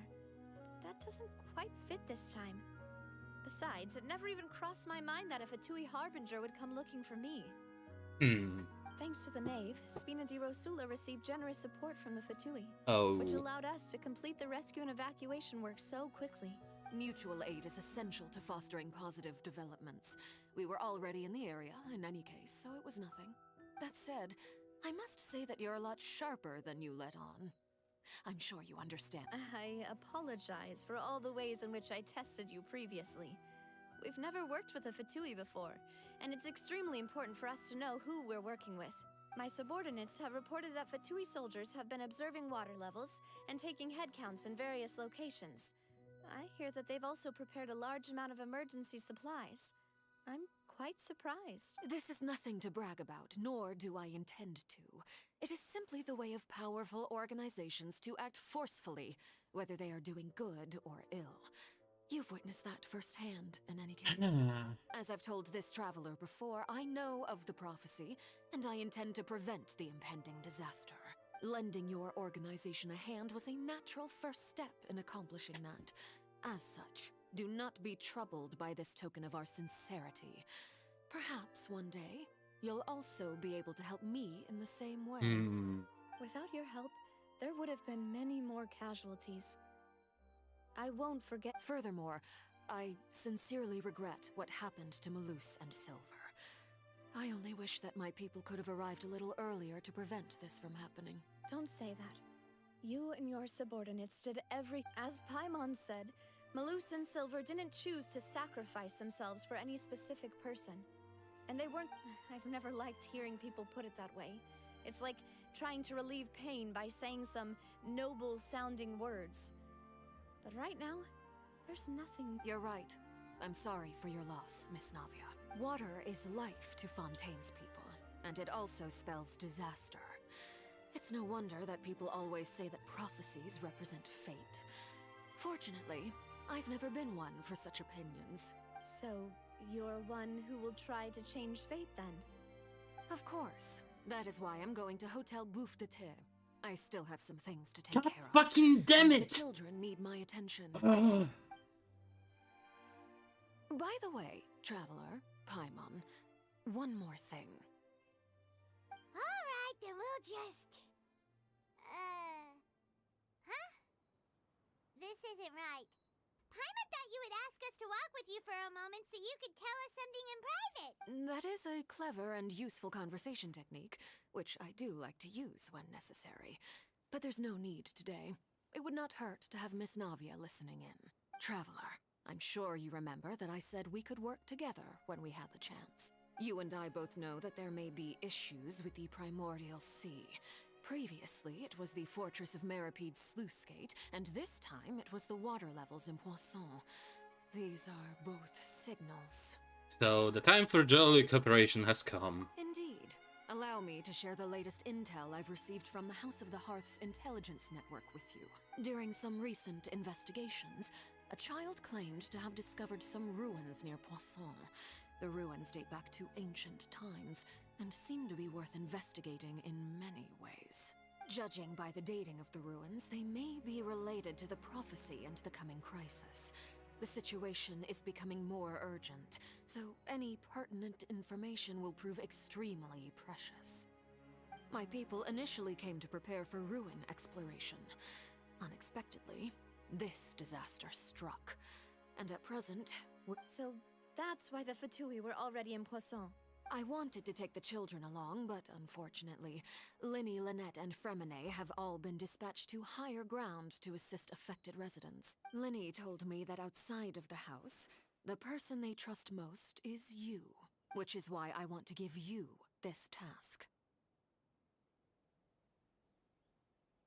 Can you trust an outsider like me? The House of the Hearth's members see each other as family, but Linny, Lynette, and Fremine said that they also see you as such, even though you are not from the house. I'm sure you already understand how earnest they consider their friendship with you to be. Oh, that somehow makes Paimon feel kinda happy. The intel I just shared about the ruins could fetch a high price. But since the children consider you family, it's only natural that I freely share it with you. Got it! So all we gotta do is go to some ruins, right? We can handle that. Excuse me, but may I tag along? You wish to join, Miss... But are you sure you're up to exploring some ruins? You need to rest. Well, I'm sad, yes. But I can't just go back and plop myself into a chair by the roadside and do nothing. Okay, so in Mondstadt we had Signora. I hated her. In Liyue we had both Child and Signora. Child was interesting character. I like him. I will never play as him, but I like him. In Azuma we had Wanderer, which was Scaramouche by then, and I hated his guts because he was cocky as fuck, which is probably the way I hate people. In Sumer we had a doctor who deserved the death penalty times 1,000,000, and in which is why I prefer Nahida. And right now in Fontaine we have the knife and Child, and I prefer the knife over the Archon. So I'm going to support Futui for the first time in 2.5 3 years that game is out, and almost 2 years I'm playing this game. There's no point in being depressed while we still have a Besides, I'm also doing this for myself.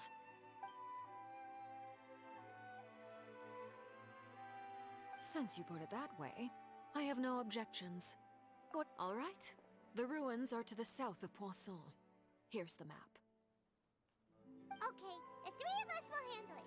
Come on, let's pack up and get going. When you look at her right now in the game, she doesn't look like Eula anymore. I don't know why this gives the vibe that she's not Eula anymore. How far is it? Oh, the other side, and of course there is no good teleport. It's this one. I'm making a consideration right now. I don't know if Knife will safety knife would be playable. However, let's heal with the... Oh.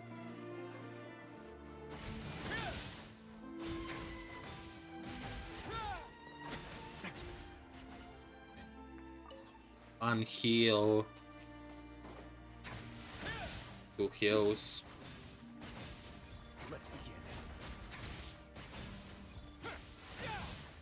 And nice. Sorry.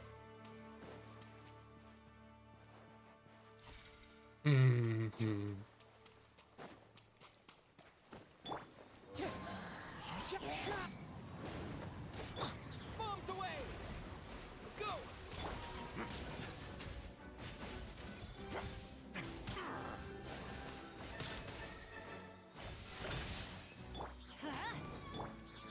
Into the wind. I'm going in! Water jet! Clouds high. The birds come. A moment, please. Okay, that's nice, really quickly. Yeah, we are going back to the ruins. Maybe not back, we are going to get to the ruins. Oh, I can heal right now, that's interesting. Oh, those ruins. Oh, I never saw them. I mean, there is nothing really to explore in the nearest place. So, are these the ruins the knave was talking about? Whoa, talk about old. They seem to be pretty ancient. Let's go in and Just be...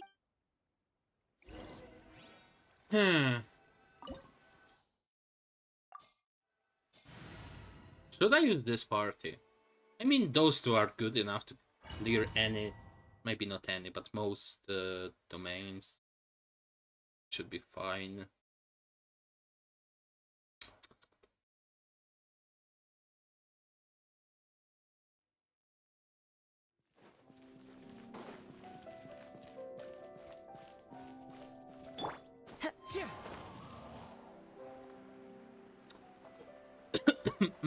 Sorry. Also, since Navia is not in game, so I don't think she will be playable.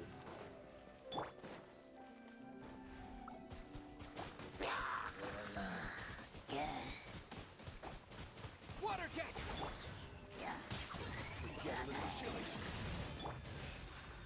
the wind knows me.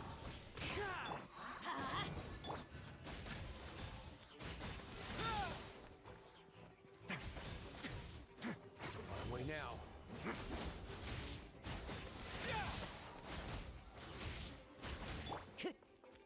Into the wind.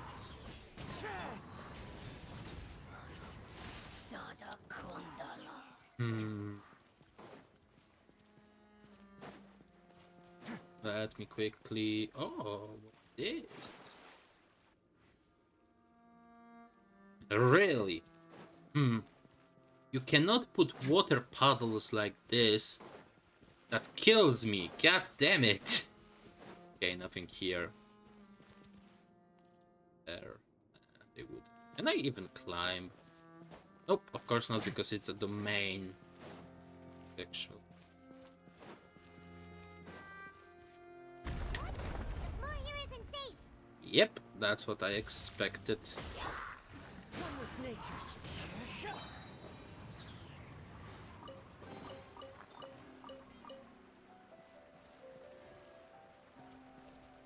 There's something down there. Nope, but I can guess if I fell down it would kill me again.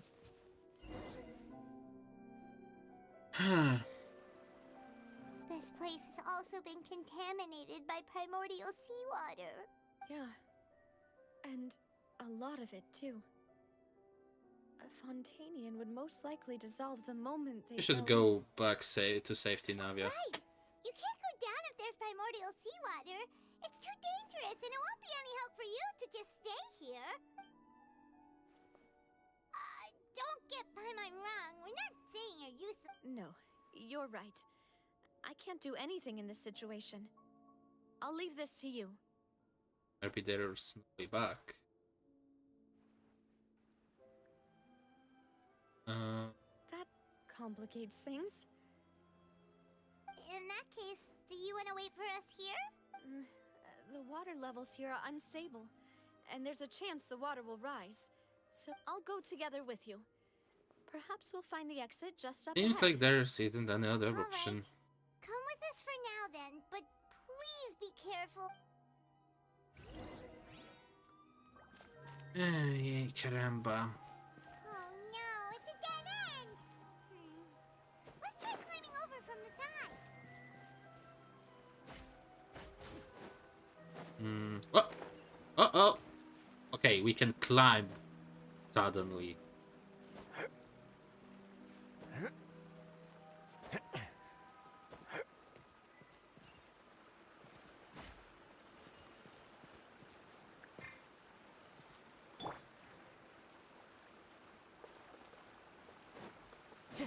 I'm curious if hillagers are from Canria, so I don't think it would work this way.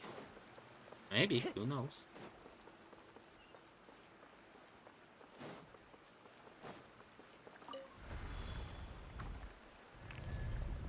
Oh god. Ah.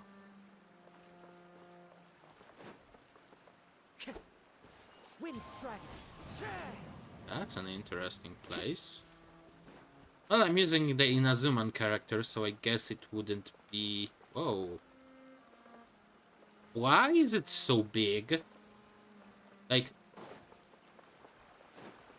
See the difference? No, it's big here as well. It feels so weird.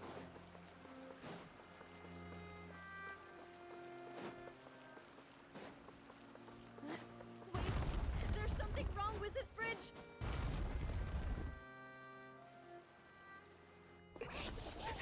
Uh-oh.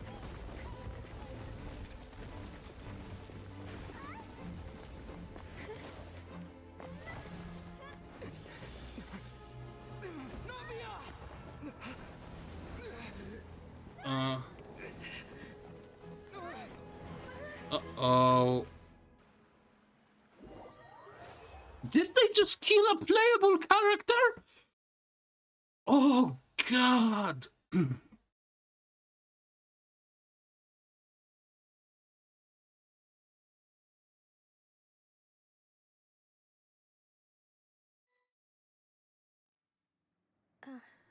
Never mind. Oh, that was close. Huh?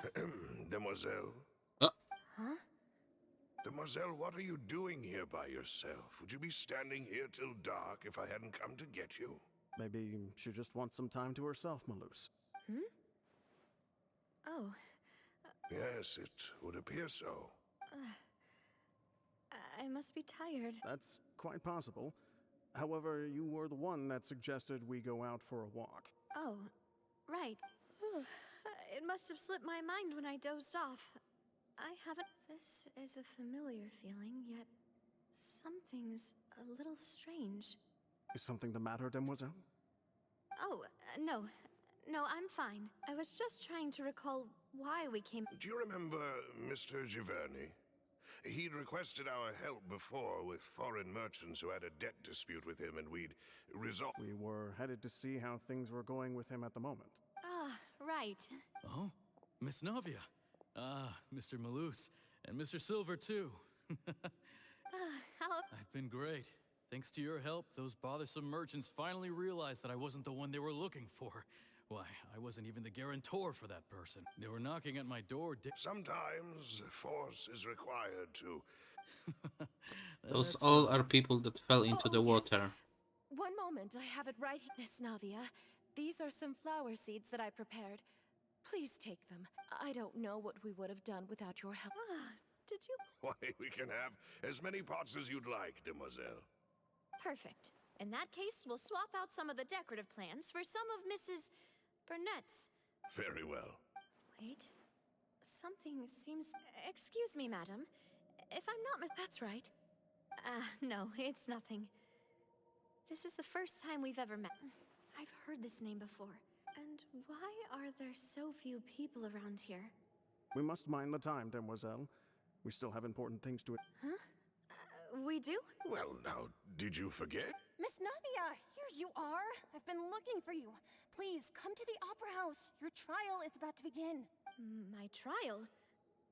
Wait. Yes, she's right, demoiselle. It's just about time now, so we should get going. Huh. All right then. That's a weird part. Is this against the...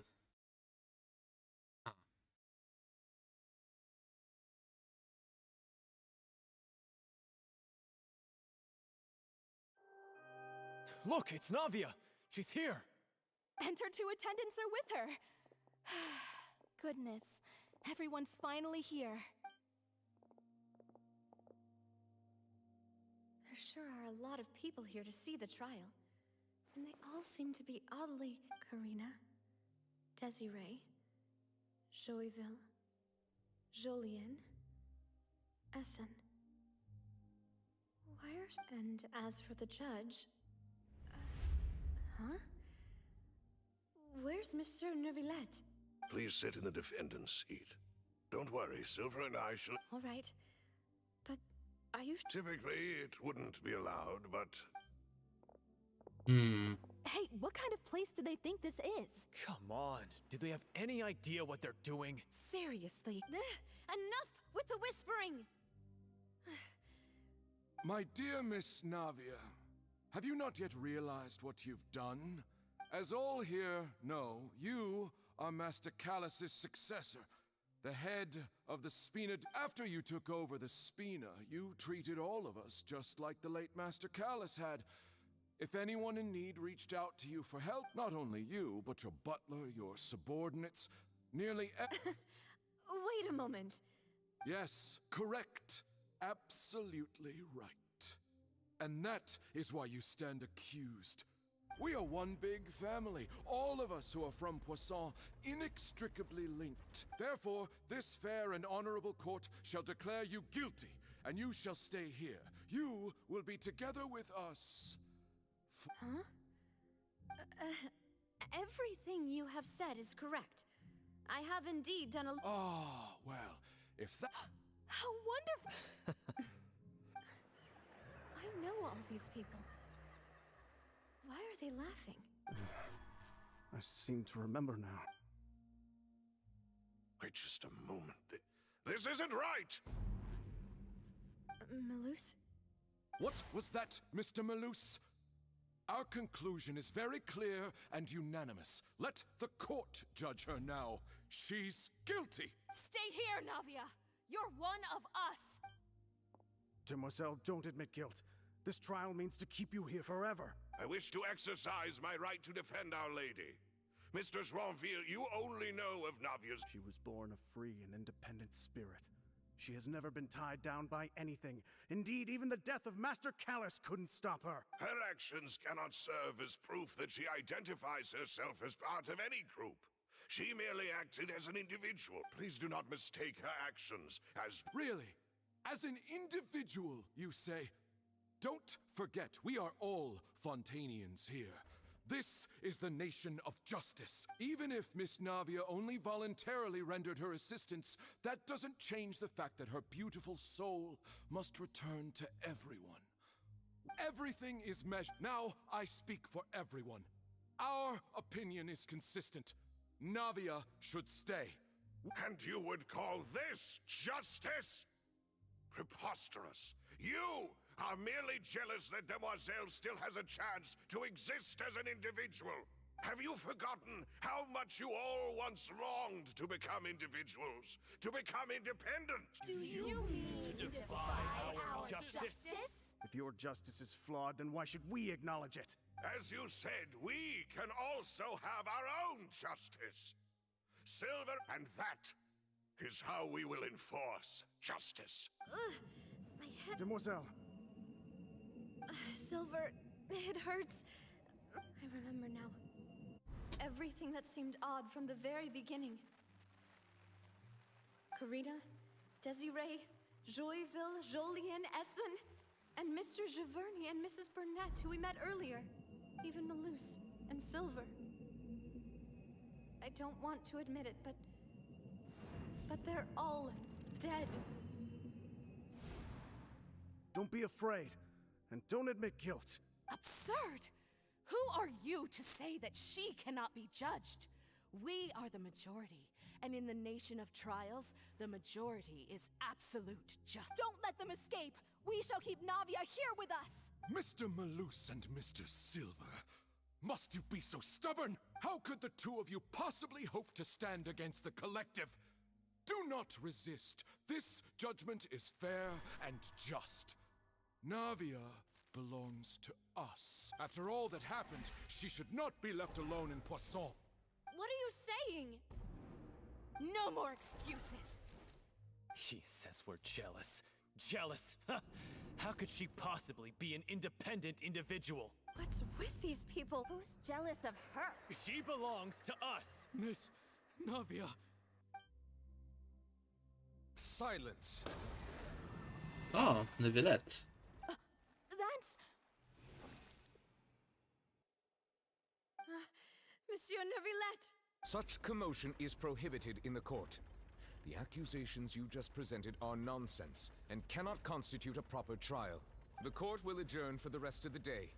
In this, I shall hear no objections from any unauthorized party. Our thanks, Monsieur Neuvillette. Please leave with me, Miss Navia, while there is still time. But... Go on now, demoiselle. This is your only chance to leave this place. What, can't bear to leave us behind or something? Malus.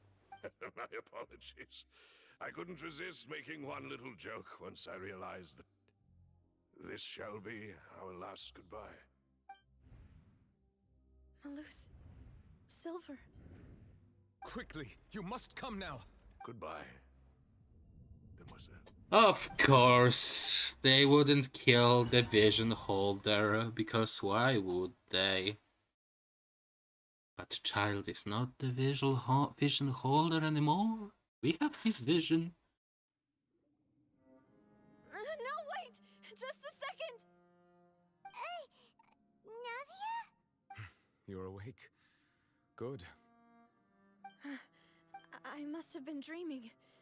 Malus and Silver were still alive, and they were... It looks like you're all right. Did all the sad feelings cause you to have a nightmare? The ruins you were exploring suffered a cave-in. When I arrived, I found you falling toward the water. You were just about to be dissolved within, but I... Hmm? What is it? I think I saw 2 Oceanids protecting you. It was only for a moment, perhaps even a fraction of a second, but they gave me the chance to retrieve you. Were it not for their intervention, I would not have been able to rescue you before your consciousness dissipated.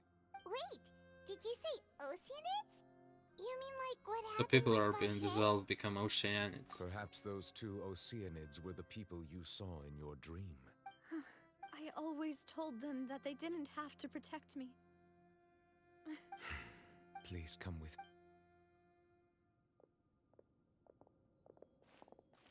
Neuvillette, are you okay? Oh, I am quite all right. Perhaps there... Why do you look so stiff? Oh, Paimon knows. You're the type who feels awkward when there's nothing to talk about, right? I merely thought that we should give Navia some time to herself. Huh? Why didn't you just say so then? Don't you think it's even more awkward to call us over like this and then have nothing to talk about? I But suppose so. Sagewin sends her regards. Ah, Sigewin. I hope all is well with her these days. Her work in the Fortress of Meropide has not been too much for her, has it? No way, don't worry. She's doing fine down there. She's an amazing head nurse. I see. Well, that is good. I have always worried that Sigewin would need a lot of time to understand the world of humanity, just as I have. Oh, and the Duke also says hi. Even though Sigewin made him do that. He hopes that you haven't... Thank you. I have indeed been busy lately, and I also hope that everything is going well in the Fortress of Meropide. He still doesn't know what to talk about. Neuvillette, this isn't going anywhere.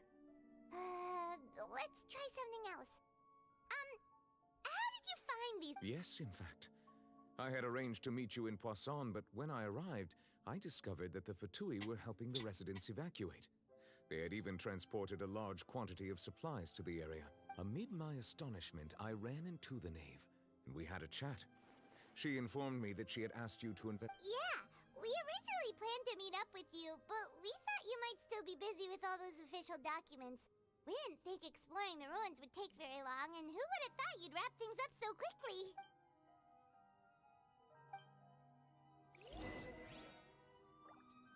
That was close. I'm sorry to have kept you all waiting like that. I'm feeling much better now. I guess we should get going again.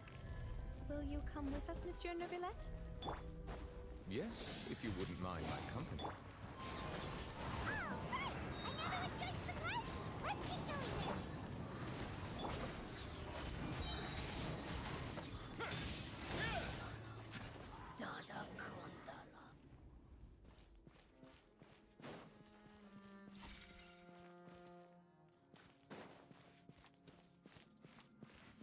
This place is so huge. Oh no, another unstable path. Watch your step.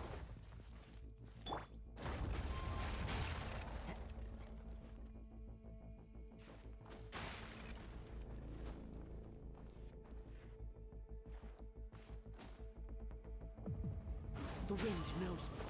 Don't know how this happened.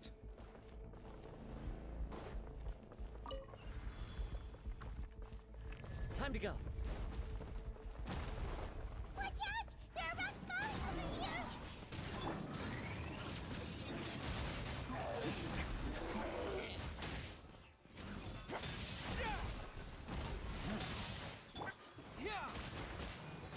Go!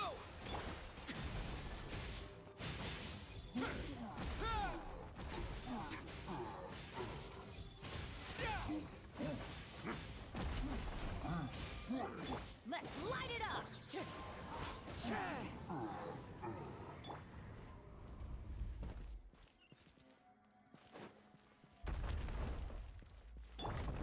The wind knows me. It seems we're almost at the top. Keep it up! Chest. I'm curious what would happen if I fall down here.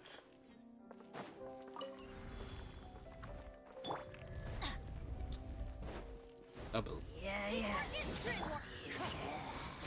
As one with wind and cloud, wind strider. This could get a little chilly. A moment, please.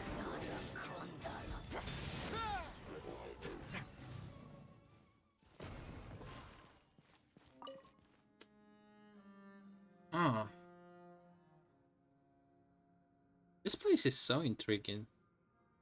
Like, why do we have cool lore places, but we cannot explore them after? That's kinda sad.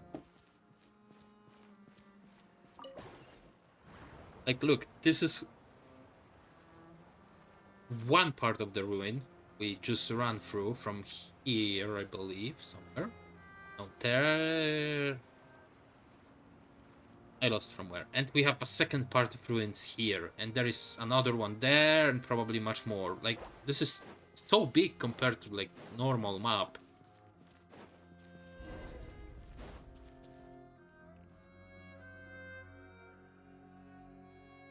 Looks like we've reached the end. This is the place. There should not be any other hidden spaces in the vicinity. The path sure had some twists and turns, but it turns out that this place isn't actually that big.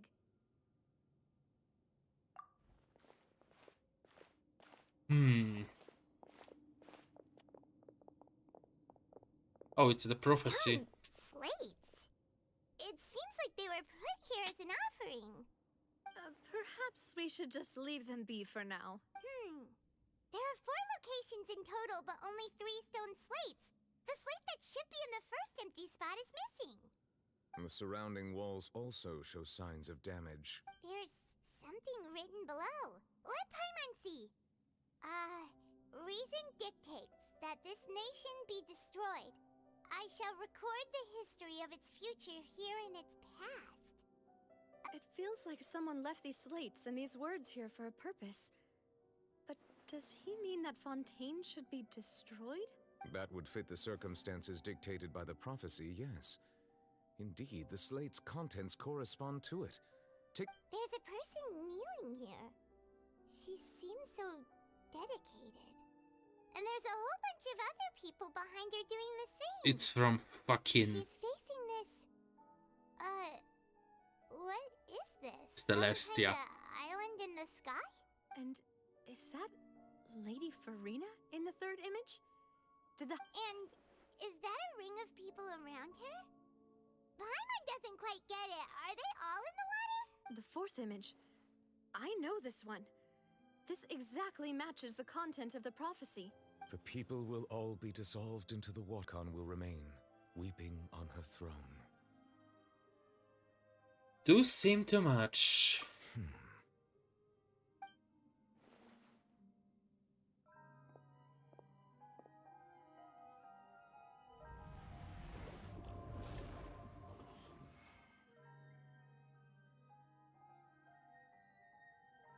More information should be hidden in these slates, but I fear I cannot easily uncover it, most likely due to us missing the first slate. I am very sorry. Don't blame yourself, Monsieur Neuvillette. Deciphering ancient stone slates isn't one of your duties. Ooh, Paimon's getting the chills just looking at these slates. Hmm. This says that it's the history of the future, right? That means the prophecy I really hope it doesn't mean that. Still, Paimon feels like these images are kind of weird when you look at them together.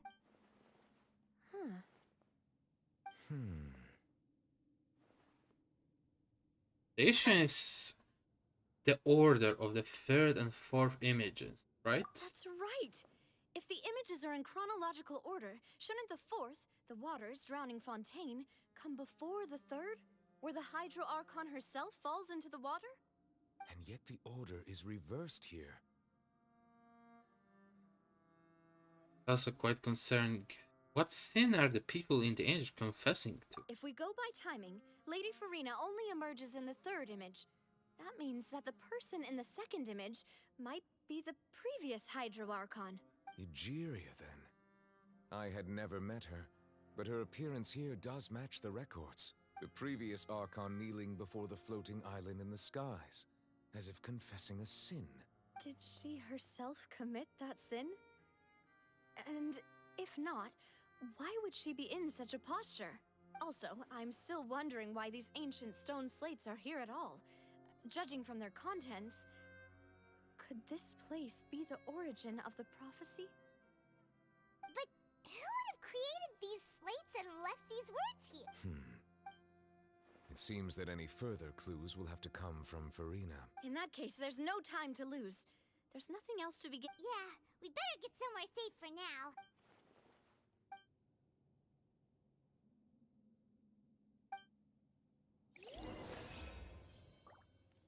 Ah.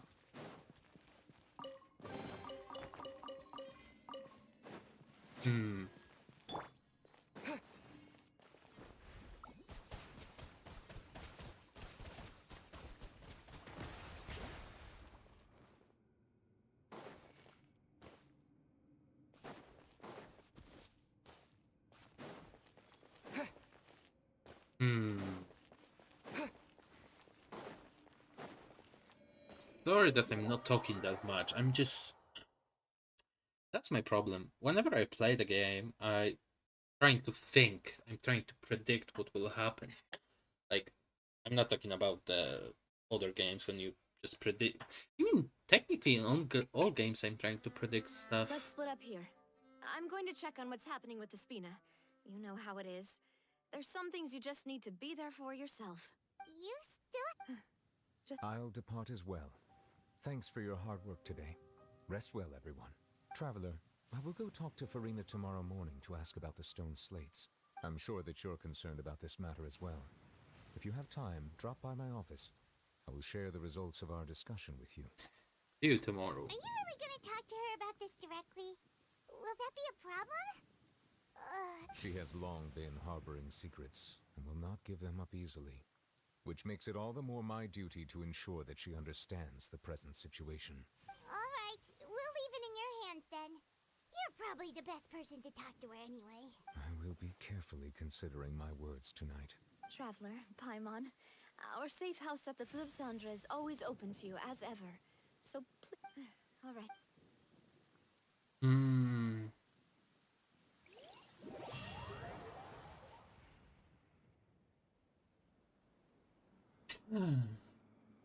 I mean, we shouldn't be afraid because we won't be dissolved. We're finally back! Welcome back. We've got a special menu prepared for you two tonight. Yay! And there's good food too! Ooh, dessert! Hyman's already starting to... Oh, that voice. Is that who I Why think it is she here? Oh, kill me. It's you two. What are you doing in Fontaine? What are you doing in Fontaine? I hate Mona. Lady Magistus, did the stars not tell you that we might meet here? Seriously, nobody just uses a scry glass whenever they've got time to just see who they'll meet on the road. Still, we didn't expect to see you here! Wait, you're not a Fontanian, are you, Mona? Well, I have some business to attend to here, so I booked a hotel in the city.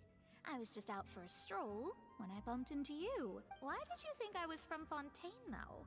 Is that because Magistus doesn't sound much like a Mondstadter surname? Yeah, let's go with that. Well, I used to have my own surname, which was, well, some other thing. Either way, the old hag told me when she took me as her disciple that the first step to being a great astrologist's pupil was to change that name. There was nothing for it, really. She really is amazing at astrology, so I changed my name to what it is now, Isn't that... according to her wishes. To my surprise, however, Magistus is not the name of some ancient house or clan. It isn't? Nope. Although it is used by us in place of surnames, it generally just means great. Wow! Imagine including a boast in your name. Wait, are you gonna have to put that into your genealogy as well? I reckon so. In any case, I'd give my disciple a name like this as well, if I were to take one. Your master. Astromancer Barbeloth Trismegistus. Whoa, that's a long one. Does it also mean great or something? My name means Mona the Great Astrologist. As for the old hag, hers is, in plain speech, the thrice-as-great Scholar of the Stars. Just take it as a title specific to astrologists. Thrice as great? I know, right? That's just how she is. She used to call herself Magistus, actually, but when she took me in, she changed her name to Trismegistus. Talk about excessive. Magistus is thus the calling card of our school, so to speak, which makes it about the same as a surname. It's all right if you don't get it. You can look into it further should you need to study astrology more deeply. Triple appetition. Triple appetite Paimon. Terrible! But anyway, you're not Fontanian, are you, Mona? Well, I was born in Mondstadt, yes. My parents migrated to Dormanport, and I traveled with the old hag for a while, after which I settled down in Mondstadt City. Oh, that's a good thing then. At least we know you won't be dissolved by Fontaine's waters. Speaking of that, I'm sure you're aware that a bunch of things have happened here in Fontaine, right? I know you're not a local, but I'd avoid getting too close to any water that looks strange all the same. There's something ominous about it. Well, the water, I mean. I didn't come them because of the prophecy, Mona. That was the main reason, yes.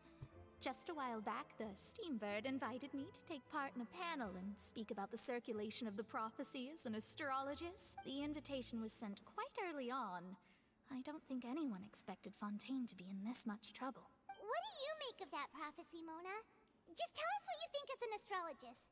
Your word would go a long way to make things more certain and less scary. What I can tell you is that I'm an astrologist, and that this prophecy concerns the fate of Fontaine, even that of all Teyvat. Ascertaining this is akin to reading the fortune of the whole world. I'm afraid that this is not something that just anyone can do. If I could do it, you would no longer call me an astrologist, but a visionary. But on the flip side, the prophecy is so huge and powerful that it must surely come from a powerful visionary. Its contents involve the fate of the world. Disregarding it would be a mistake. A visionary? Sounds really powerful and all, but does such a person really exist? Of course.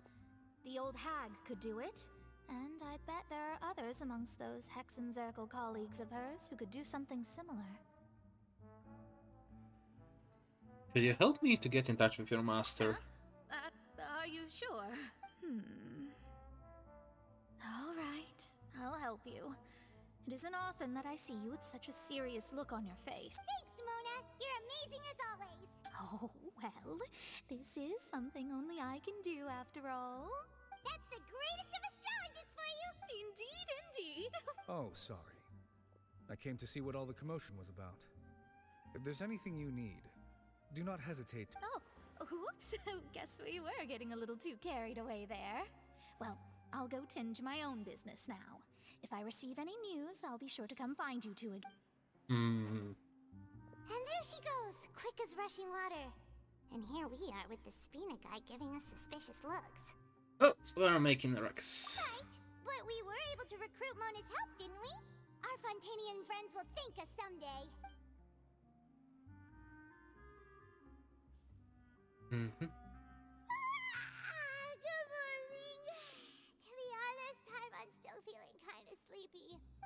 But it's time to get up, traveler. We agreed to go see Neuvillette, so let's...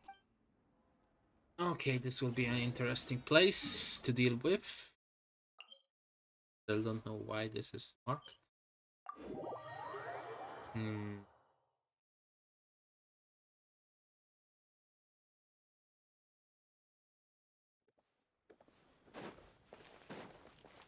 Ay, caramba.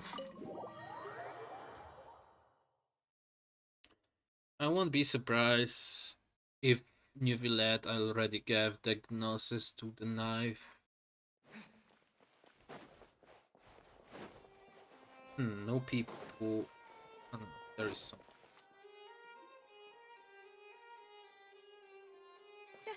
You're here! Is something... Monsieur Neuvillette and Lady Farina, they seem to have gotten into it.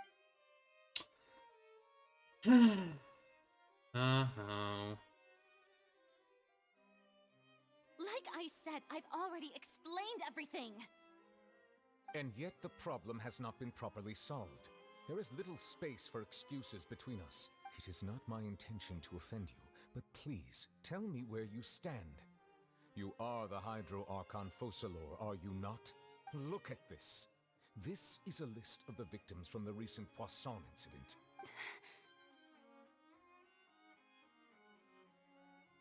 You mean... they're all... We did not arrive in time to avert this disaster, and I will not have it happen again. I will say this once more. You must tell me everything you know. Yesterday, I found 3 stone slates in some ancient ruins near Poisson. Do you know anything about those? Seriously? You're questioning me like this is a court case now. I don't know anything about that. But you found them in some ancient ruins, you say? That's correct, which is why I came to ask you some questions. There should have been 4 slates, but one of them was missing.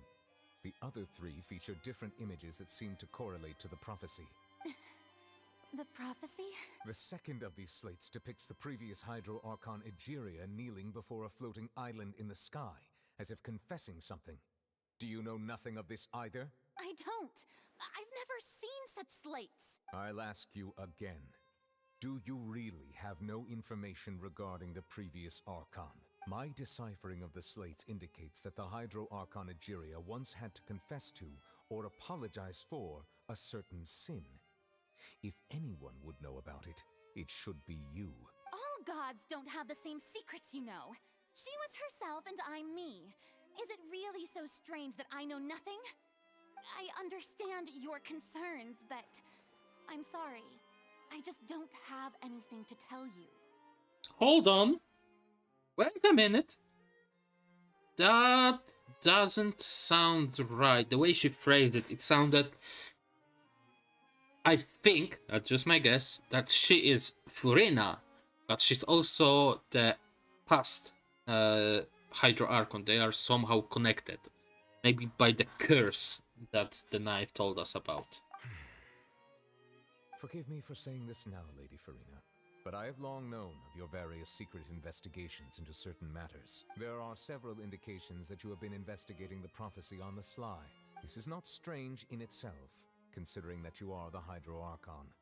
But it is strange that you should also claim to not know any of Egeria's secrets, as well as do nothing following your inquiries.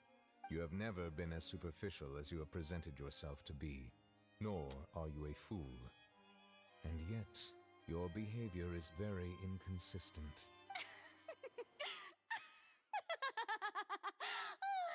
So you've been watching me all this time, have you?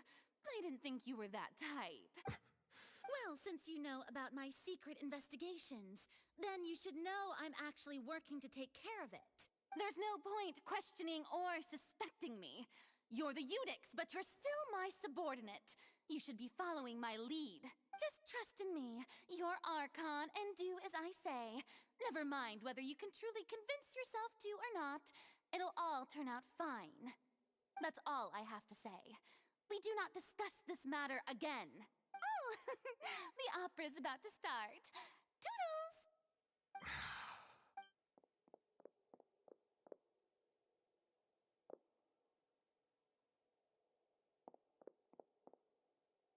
Did Farina not notice us standing by the door? Wonder what's up with her.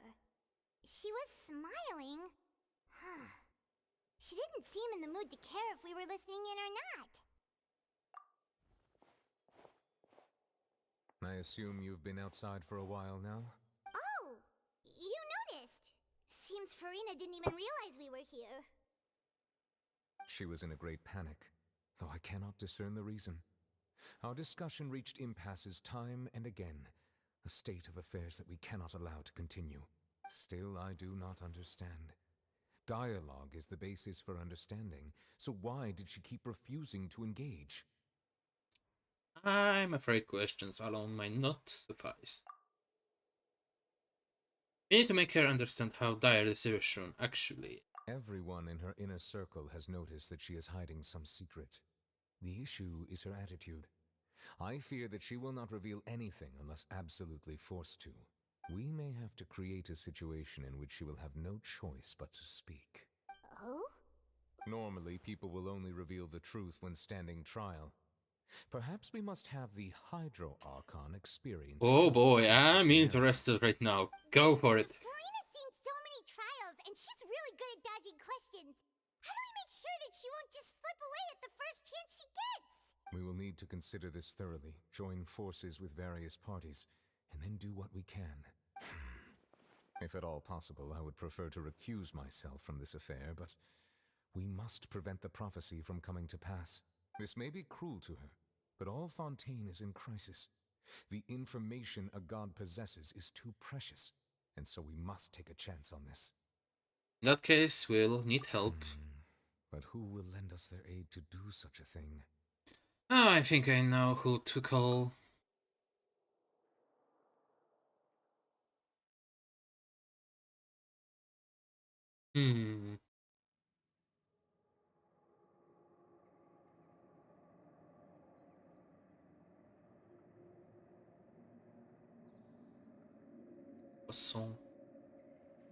Passons. Well, that's everyone, huh?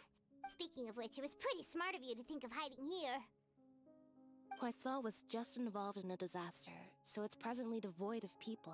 That naturally makes it the best choice. And here you are drinking tea like it's the most natural thing in the world, huh? That's what family should do. Sit and enjoy a leisurely time together. It's nice to enjoy tea here, you know? Care for a cup? Lend me your ears, everyone. Or perhaps one of you might like to start us off. How about you, friend? Me? Then how about you, good sir? I fear that I will cause the mood on this boat to become as somber as it is in court. Well then, I guess we're lucky we've got a local like me to organize things. Wonderful. That was a little long-winded, don't you think? Oh, you might be right. Anyway, to cut to the chase, our friend here, the Traveler, has brought us together to discuss something. As for what that is, well, let's start by saying that we'll be pooling our efforts together to create a series of traps. Oh, how intriguing. Well, it's just an expression, really. One that I just learned from Chlorand, and used on the spot. So, let's invite her to explain in detail. A round of— Huh? Didn't you say that you would be facilitating this? Oh, come now. Your work doesn't involve much public speaking, right? This is a good chance to practice. You might even pick up some fancy oratory tricks to impress your boss with in the future. I see. And what does my boss say? He is glad that you consider him your boss. Do go on.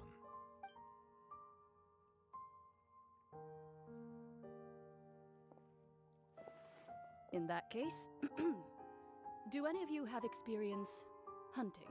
Not that I recall. Fremine and I once used a wooden stick in a basket to catch wild rabbits when we were younger. As for Lynette, I've also gone diving to catch some fish before. I'm afraid not.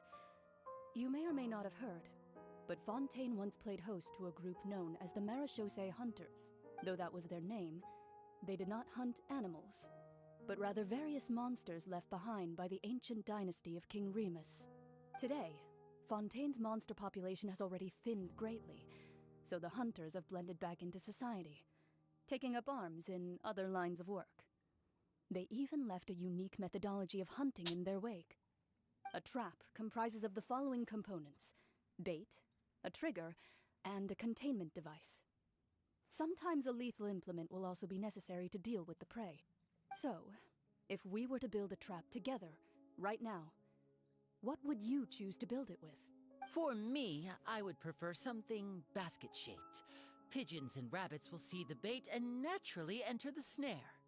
Our line of work requires a deft hand, and we're some of the best in the industry, so you can count on our techniques. You used some of those techniques while moving the people of Poisson, didn't you? My subordinates mentioned that you even performed some magic for the bawling children. Yes, and I even managed to gather some intelligence in the meantime. I'm quite the multitasker if I do say so myself. I'm afraid I can't claim that as my strong suit. I prefer more stable methods, like placing bait in the water and waiting for the fish to come within reach. That's the kind of method I would count on. Calm and steady. Exactly the kind of person who would catch loads of fish. And I can be their assistant. With discretion, I'm sure. I'd probably use some sort of mechanical animal. Papa once bought me some small clockwork squirrels, mice, and such. When placed in the forest, they can attract others of their kind. I remember that you liked those too, didn't you? I did. And that would be a good way to go about it. If they're realistic enough, animals of the same kind will follow them all the way to the trap. What about you, Monsieur Neuvillette? I fear I do not have any related experience. That makes sense. You usually solve problems directly, without the use of any such tricks. But I do have one more question for you, Monsieur. If we were to create a trap now, how would you design it? I would like for it to be effective, but bring no harm to the prey. A more gentle trap would be ideal. Kind, as always. However, our intention doesn't necessarily change the containment device and the type of implement we need. If we wanted to kill the prey in one strike, we would need a powerful implement. However, that also goes for prey that must be captured and safely contained. Wait, why's that? Only a hunter who's a true expert at subduing their prey can snare it without harming it. The line that divides life and death is often exceedingly thin. So are we going hunting together? Huh. We hadn't thought of seeing ourselves as hunters. It kinda works, but maybe... If our means of capturing and dealing with our prey is to put them on trial, then the hunting metaphor is actually quite accurate. But we shall require much more courage than any hunter to judge a god, a being whose seat is an exalted throne. That's right. Oh, so that's what's going on. Sounds very interesting. Of course it does.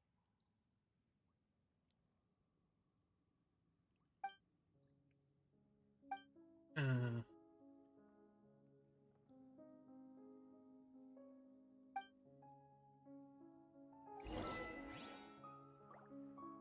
oh boy. I'm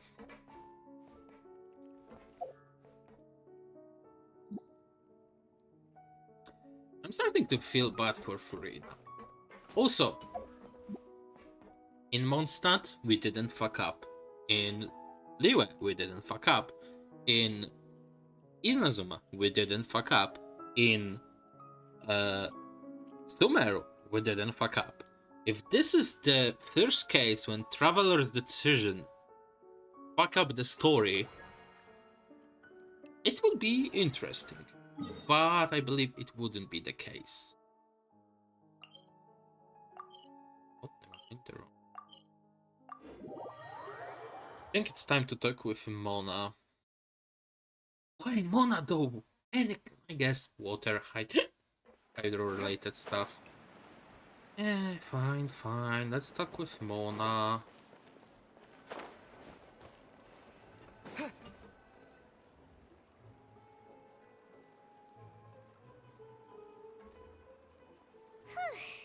It's been a tough few days, hasn't it? So much has been... Paimon didn't think that Paimon thought they'd be at least a little frightened. Well, Fremine was, now that Paimon thinks about it, but everyone else just looked a little surprised.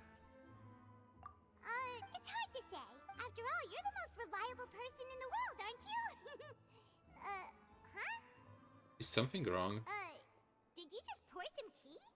Paimon didn't notice you doing that at all. No, I didn't. Then what's that? Paimon's never seen that cup before. Don't be frightened.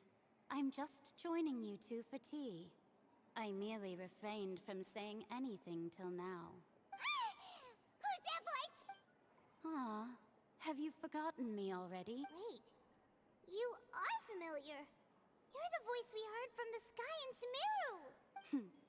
The voice from the sky, I fear that description is wrong. Though, not completely wrong. You're feeling lost now, just as you were feeling previously. I sensed that confusion and thus came to you. Guiding people is an irresistible hobby of mine, after all. Who are you and what do you? Consider me a passerby, just accepting a commission from my friend's disciple on a whim. Alice!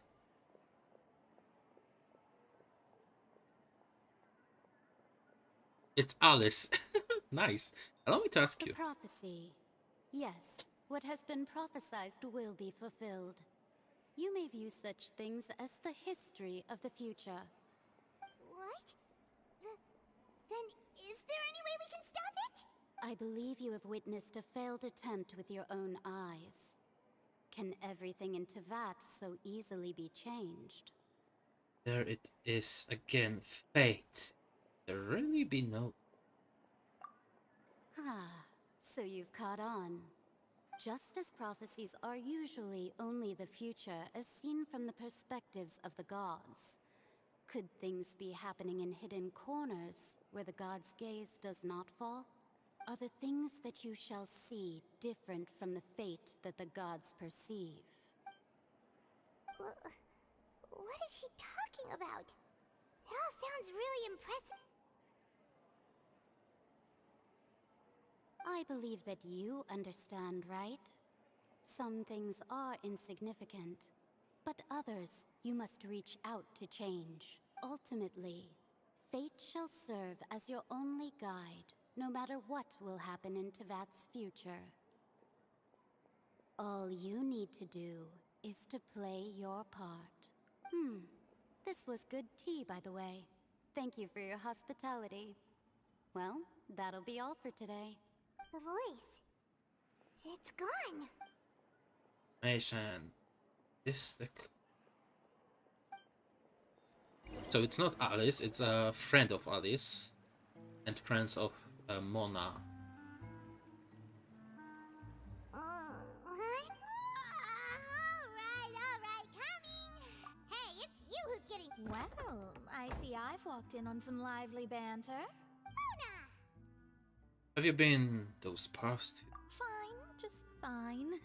I went to take part in that Steambird panel. It turned out to be more interesting than I expected. Not all Fontanians are pessimistic about this. One journalist mentioned that sitting around and waiting for the end to come would be wrong, and that they should make their own rescue preparations. I agreed, so we had a brief chat with her. Did she have pink hair by any chance?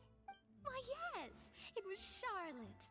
You remember her, right? That daredevil journalist? Yep. I'm in full support of her view. Prophecies are very important, but how can people allow their lives to be commandeered by just a few words? That's right! Paimon's glad to hear something sensible for once. Ah, yes. About what we had discussed before. I did try, but I'm afraid I couldn't reach the old hag. I'll try again tonight, but I wouldn't get your hopes up. Actually, someone already came over. Huh? Goodness gracious. Are you serious? I believe she came pass a message to She us. said that even the god's gaze has blind spots. Pretty bold if you ask Paimon. Most people would believe the gods to be all-knowing, right? The Hexen Circle members are certainly anything but ordinary. As for the mage named N, the old hag has mentioned her a few times. She said that N's sense of direction is incredible, and that she loves guiding those who are lost. But I've never met her, and if she were still alive, she'd be... well, suffice it to say that the hag's at least a few hundred now, and N's been around for longer than that. Oh, the Hexen Circle sounds like a scary group. But they must really stay in shape to live so long. Their abilities alone are pretty terrifying. If she came to see you personally, then the problem you're facing must truly be of great importance. Well, it's not like Paimon could understand anything she said. Yes, she was quite cryptic, but I suspect she means that there is still a way to turn things around. She didn't say when or what that would be, though, so perhaps it is something that you cannot know right now. True, her words were meant. Helpful hint, but when... God damn it, too fast. Was that the best answer that my question could have gotten? Probably not. Traveler, Paimon? Oh, we're fine. We're just a little down right now. I see. I feel that same I guess you could consider me someone who has often witnessed fate. So far as I have seen, it cannot be swayed. But even so, I still hope for and believe in miracles. Astrology is eternal and rational, but fate may not be. It is cruel. But Also, the thing that Anne was talking about, I think it was about the Scaramouche changing his past. Perhaps that's what N was trying to tell you. Not to lose heart, and to believe that what you are seeing playing out before you is not yet set in stone. I did originally think of steering clear of all this, but I couldn't. Even if this is all futile, I still wish to help everyone. If we don't struggle to the last, then how can we face the end when it comes? Huh.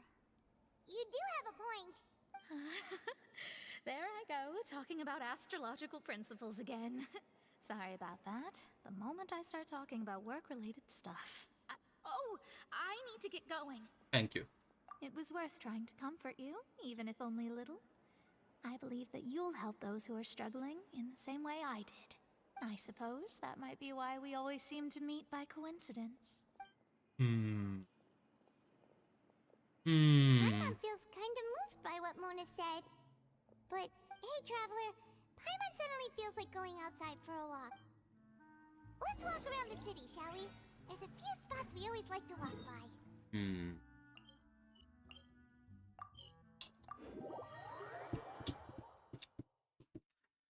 Oh god, I really don't like it. Okay. So, out of the lore perspective, let's call it, I know that Fontaine will be okay. But firstly, we will be fucking around with Celestia. I always forget where Celestia is. Let me quickly just go here, because this is simply easier place for looking for Celestia. Oh, I think, yep, that's Celestia.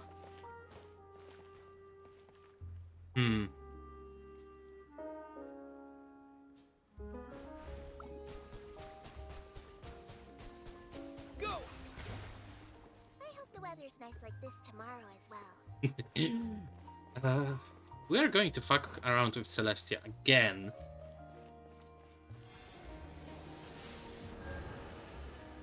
And to anyone who said that Genshin is a stupid game, Genshin is a gacha game. So the whole point is to make cute characters that you will pay for. However, the story is really good.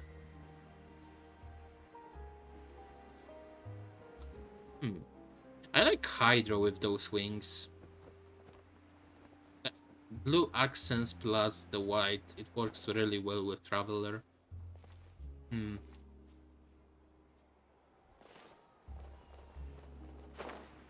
was close than I expected.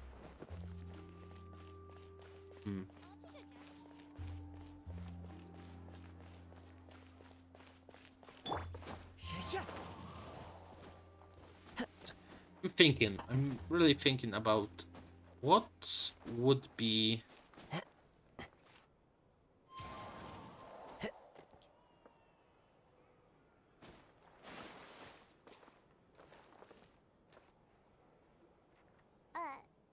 Huh? Our names are written in this newspaper. maybe we're famous. Let Paimon see. The underwater stronghold, the Fortress of Meripede, has continued in its noble autonomy. But that does not mean that others cannot interact with it. My recent attempts to enter the fortress bore little fruit. Guess Charlotte still hasn't given up on that. Thus, did an Outlander friend become the focus of this report. A blind adventurer with their white fairy legends trailing in their wake. It is said that this mysterious traveler once visited the underwater fortress. So while the fortress's interior remains a mystery behind closed doors, do not fear, for the tales of the traveler contain surprises in spades. Journalist Charlotte's biggest scoop yet, the Traveler's Trail, World Walker. Charlotte took so many awesome photos of us and we never even noticed her. She hasn't been able to get a hold of anything at the fortress, so since we're easier to find, she's using us as the subject matter instead? Seems to be the case. Seriously? Well, fine. Those headlines and photos do look cool, so Paimon will forgive her this time. That's not. So these are the kind of headlines they're doing.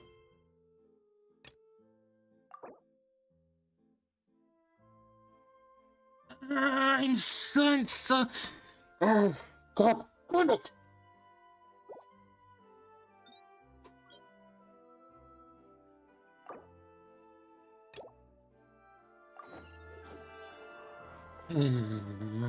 I'm so pissed.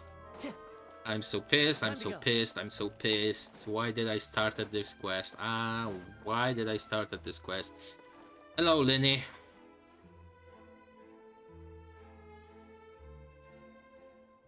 Over here. Yeah, I saw you. Lynette's not joining us today? I've had her follow Gemma and see if we can make any inroads with her. They should be at a cafe right now. Still, I don't think that Gemma's likely to open up to us. Today, we'll be looking into a guy named Lorenzo, Caesar's former pupil and assistant. When Caesar passed away, all the stolen goods discovered in his home were confiscated and returned to their rightful owners. But Lorenzo was the only one privy to all his magic secrets, and he inherited his craft. Before long, Lorenzo was the next big magician in town, his fame surpassing even that of his master, and it made him very wealthy. He's since left the magic scene though, and these days, he's a wealthy businessman with his fingers in a lot of different pies. I had to pull a lot of strings, but I managed to get him to agree to a couple of drinks with me. Be warned though, I hear he's got a hair-triggered temper. We'd best be careful. I need to take a pee break. Be right back in a few minutes.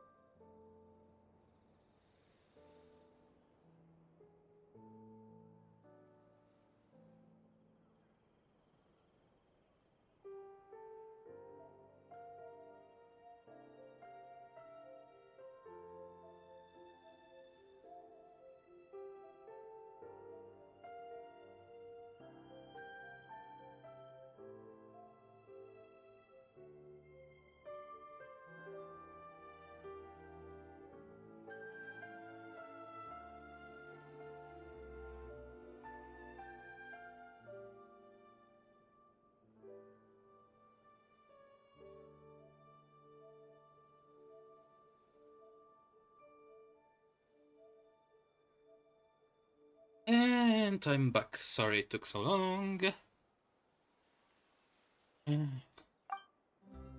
Perfect, go away. And wait, that's not the story I want. Please say that teleporting will fix it.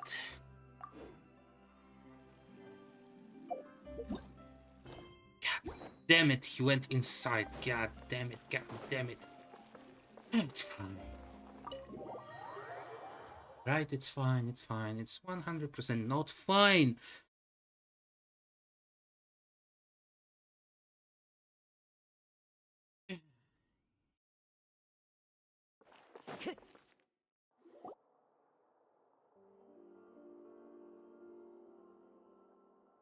You neglected to mention that you were bringing 2 other people with you. My apologies. These 2 are my assistants.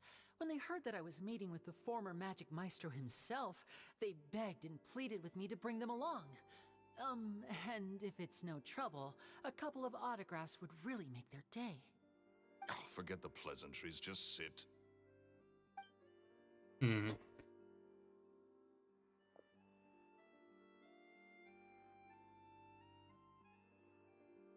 Get a load of this guy. Forget the pleasantries, he says, but he looks pretty. I only agreed to meet since we're both magicians. Do me a favor and cut to the chase. I have more important things to do than drinking. Much obliged, sir. As it happens, the matter I want to address is also related to magic. Yesterday morning, a warning letter from the Phantom Weasel appeared on the entrance to the Opera House. He claims to be planning something for the same evening that I'm scheduled to do a magic show there. As such, I believe that I may well be his target. I have to get to the bottom of this to ensure that my show can go ahead as planned. Naturally, any investigation into the Weasel starts with a few questions about Caesar, who... What is there to investigate? Caesar was the Weasel and he's been dead for 10 years. So what if some sick creep thought it'd be funny to write a warning letter? It changes nothing.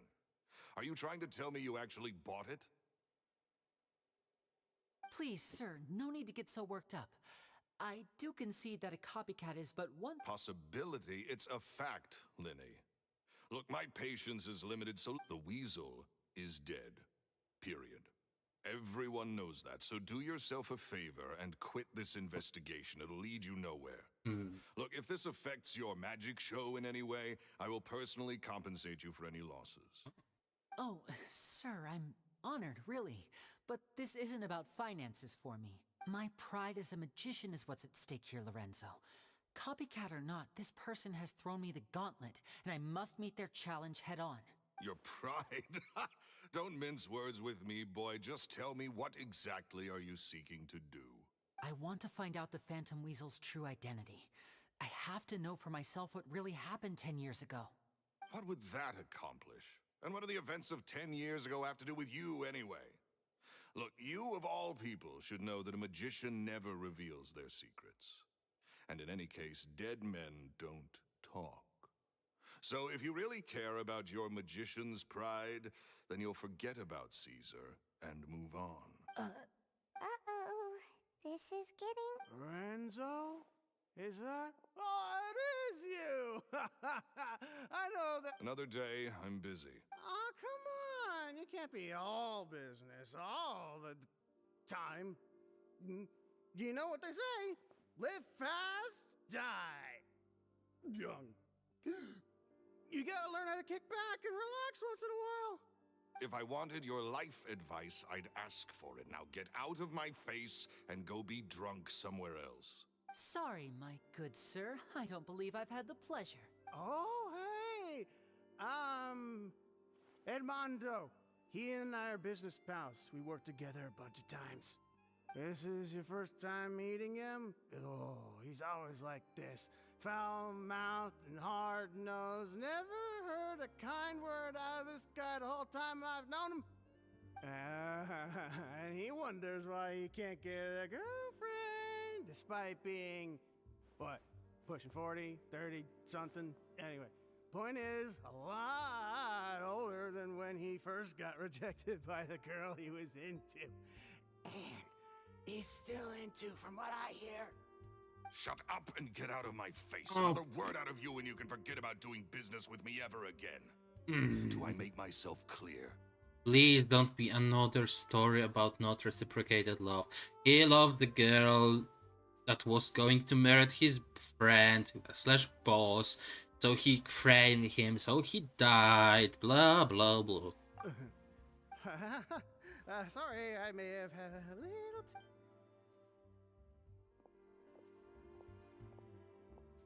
I think it's high time I made a move as well. If you really want to investigate this, Linny, be my guest. But if nothing good comes of it, don't say I didn't warn you.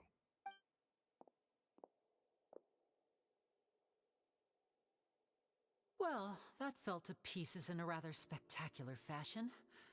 Any thoughts? Something strange about him. Totally. And what was all that about compensating you for your losses? Why would someone you just met make an offer like that? He's gotta be hiding something. And not like Gemma. She was a little suspicious, but this guy's definitely covering something up. I think so too. We need to look into that guy Edmondo seems to know a thing or two about him. He only just left. Let's see if we can catch up with him.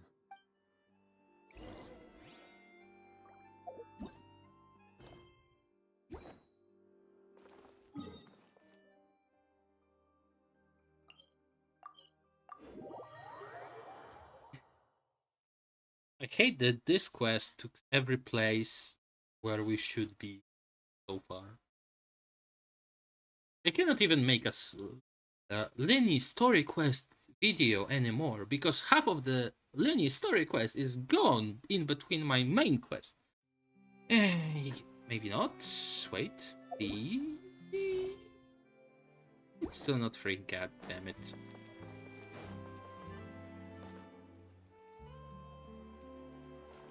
Maybe if I go in. No, I won't. Let's just fucking do it.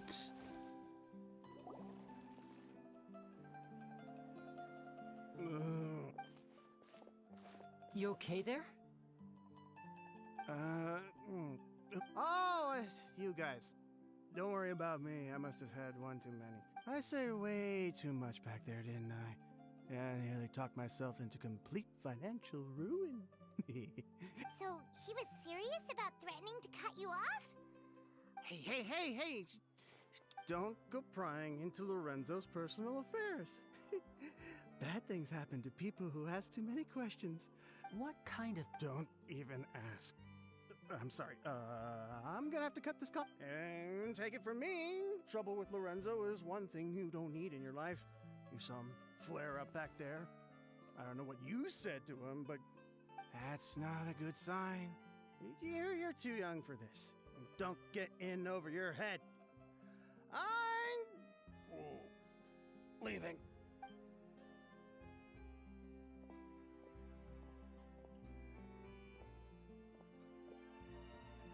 And there he goes. Shh! I think we're being watched. Someone was listening in to our whole Don't say anything and don't look back. Any altercation in the city will attract the guards. We better take this elsewhere. Good, thank you. Please go away.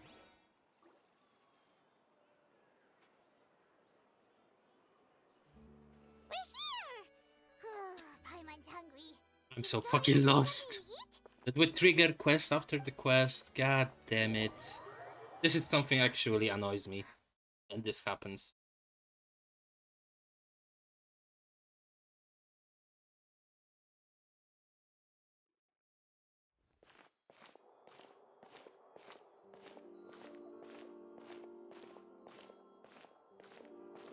Hey, quick! Look! That's the limited edition only 16 slices a day cake! Sold out for the day? It was so delicious the last time we tried it, despite the tense... One slice of cake, please. Someone showed up after all. Oh, wait, you're the one from the Palais Mermonia. Oh, are you here to buy cake too? It seems Monsieur Nervalette was right. You really can eat. Wait, did he really say something like that? That's right. Even he has his own preferences when it comes to food. As for me, I love the... Do you come here often? Usually every day. Every day? It's part of my daily schedule, apart from work. I shall have my cake and coffee. Then what if someone told you one day that this place would be closing soon, and you wouldn't get to eat cake here anymore? But why would it close? Well, Paimon doesn't know either, but maybe... Oh, the prophecy.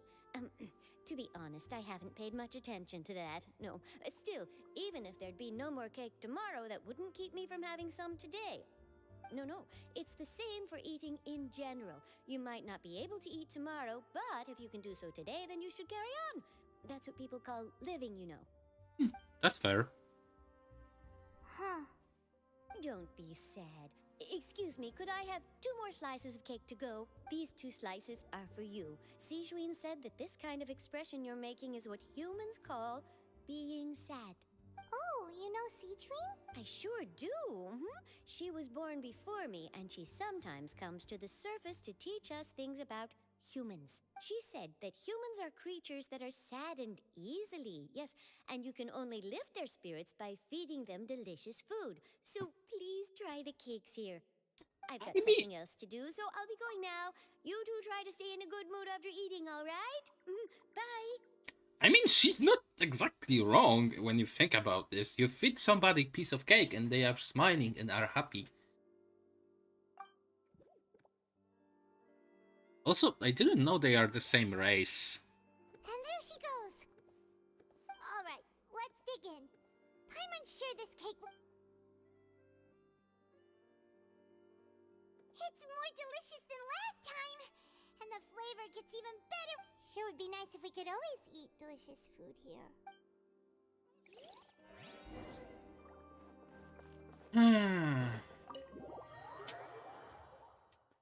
How to fix it though?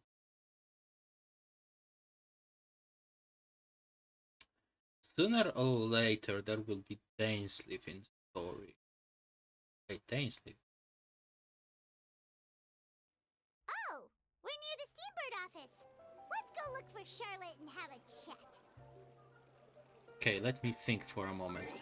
I believe in Kazam there was this water that helped lift the curse from Dainsleif. What if the same water to Novelette or the what's her name? What's their fucking name? Rina. Maybe this would lift their curse. What? Huh? Wait, I'm getting lost at this point. 1 second. This is the one I want navigated.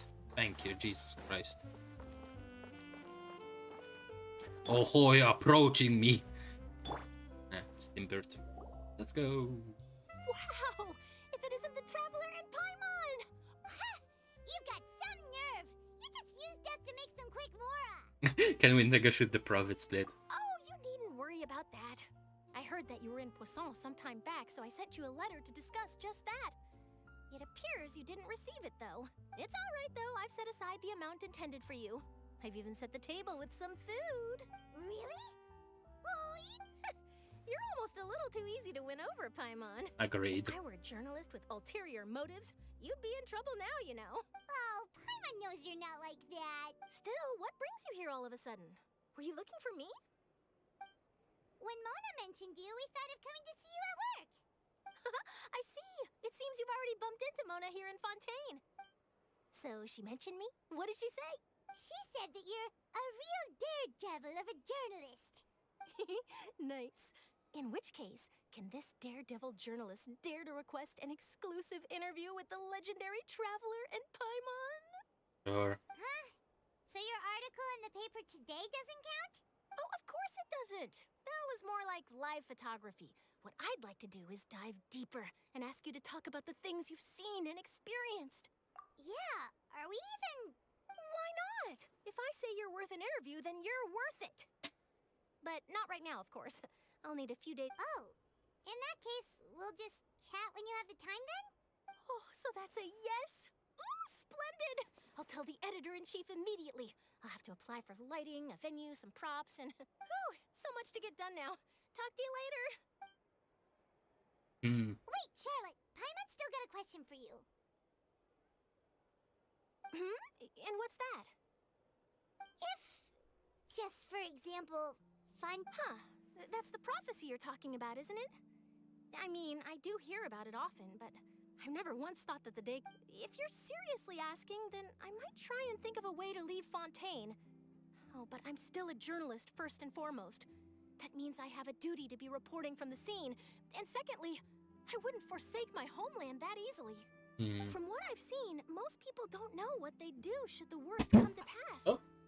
In truth, it might be better just to behave like normal rather than worry over such an end. So in all likelihood, I'd probably still be prepping at the office for that interview of ours. I know what you're thinking. That sounds a bit sad, but I've always believed that it's best to do what you enjoy. Just think about it. If this nation really were to be suddenly destroyed tomorrow, but I still successfully finish an exclusive interview with a truly unique person, then the story I would wind up writing would truly be timeless. And then do you know what I'd do? Well, I'd write that story, send it for printing, and use messenger pigeons to get copies out to the various nations as soon as possible. I'm not a dreamer, nor am I a workaholic, but I do love my job, and I'd be proud of leaving such an article behind. I guess you could say that I was born to be a journalist. I often thought about the concept of I believe there is a book called Last Day on Earth or something like that, and it's questioning what would you do if you knew that this is your last day, everything ends at the end of this. And people usually think like throwing everything away, doing whatever you wanted, committed crime or whatever you want to do. But living your life usually means that you have plans for tomorrow. For example, tomorrow I have a dentist. Would I just skip the appointment since it doesn't matter? Maybe I should continue and wait. And go there, fix my teeth. Anyway, that's an interesting question and concept. I always like to think about this. But anyway, that's my answer. And on that note, I'll get back to my preparations. I think the Charlotte will be our So nice. All of a sudden, Paimon actually kinda envies her. will be, can I post some flyers? I mean, I think this would be the best way to end the story quest. The Charlotte learns about our story, that we are looking for our sister that we were separated from, and she basically looks like us but blonde, and then publish this. Anyway, let's go and take a look at the sea, shall we?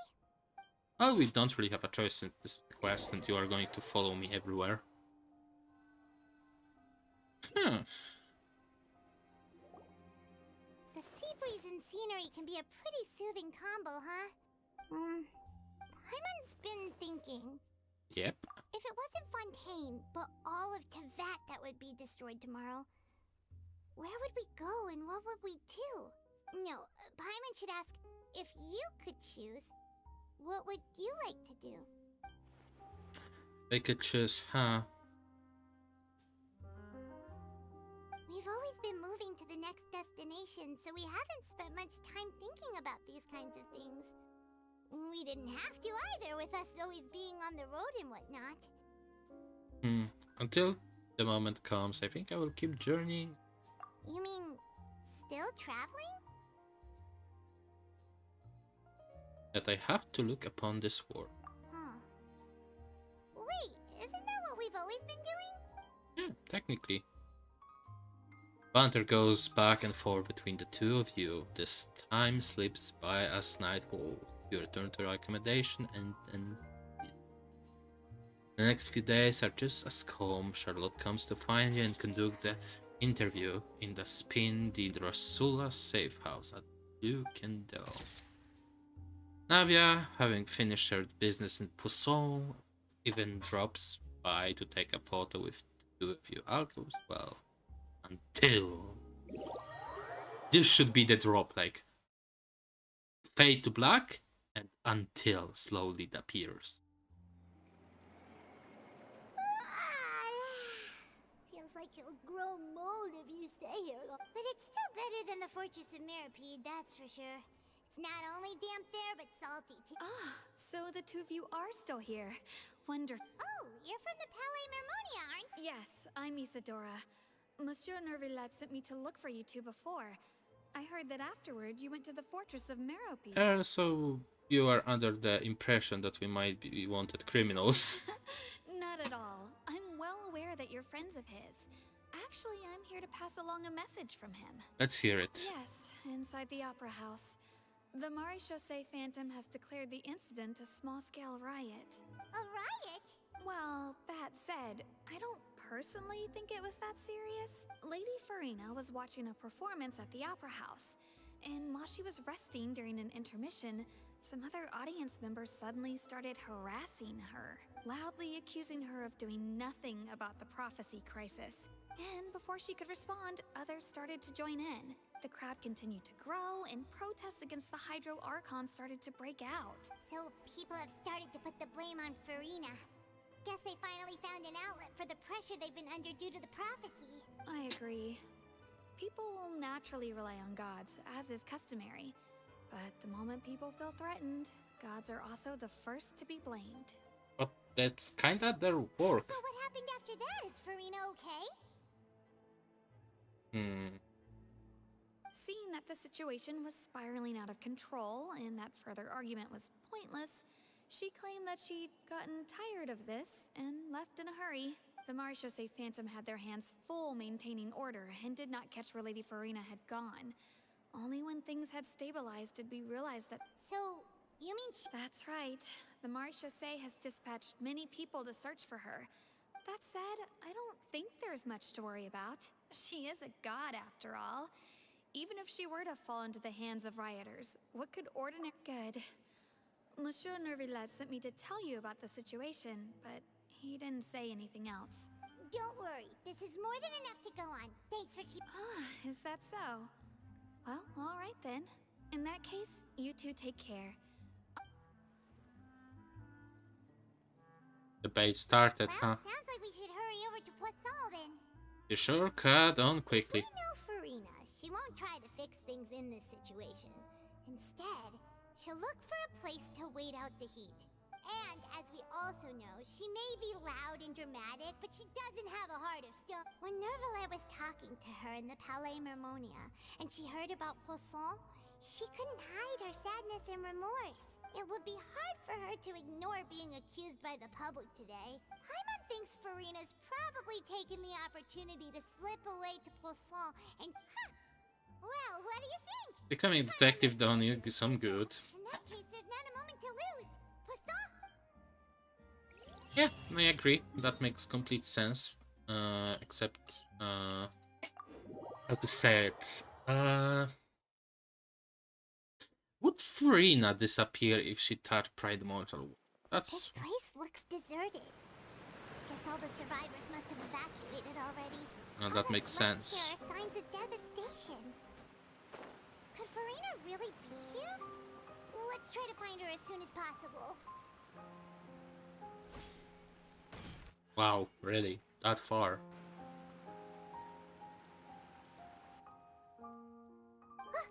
That's Farina, right over there. Wait quiet She really for is here now. all on her own. What was meant to happen did happen after all. Everyone's dead. I'm sorry. I am so... Give up, Farina. There's no point in holding out. I'm sorry, but what can I even do? Other than to repeat meaningless apologies over and Why over. she...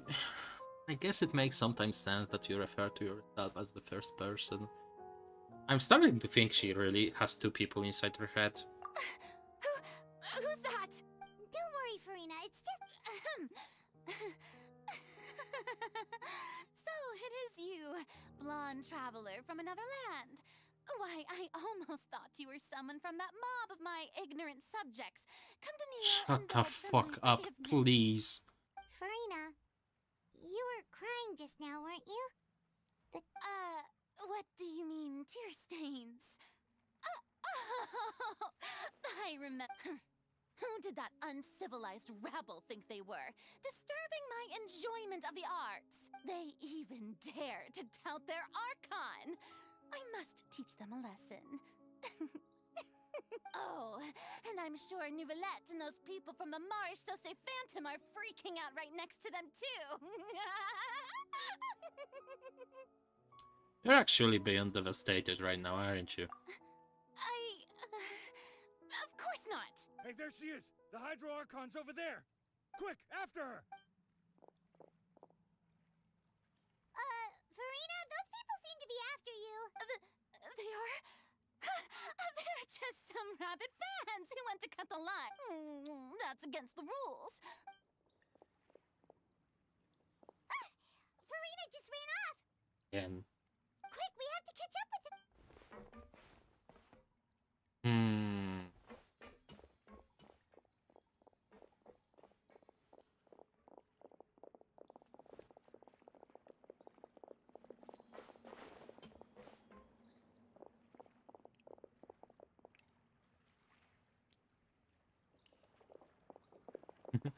Pigmon.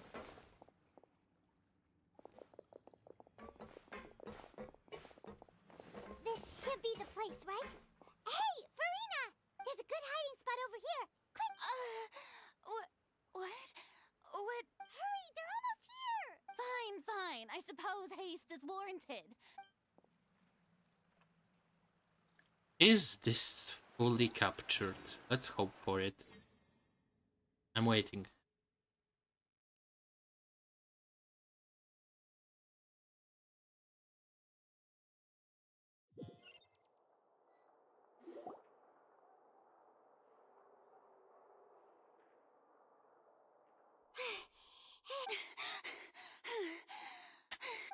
No, I mean, I merely gave in to the sheer enthusiasm they displayed. This place is not what I would call soundproof. You're right. Yep, that's a good girl.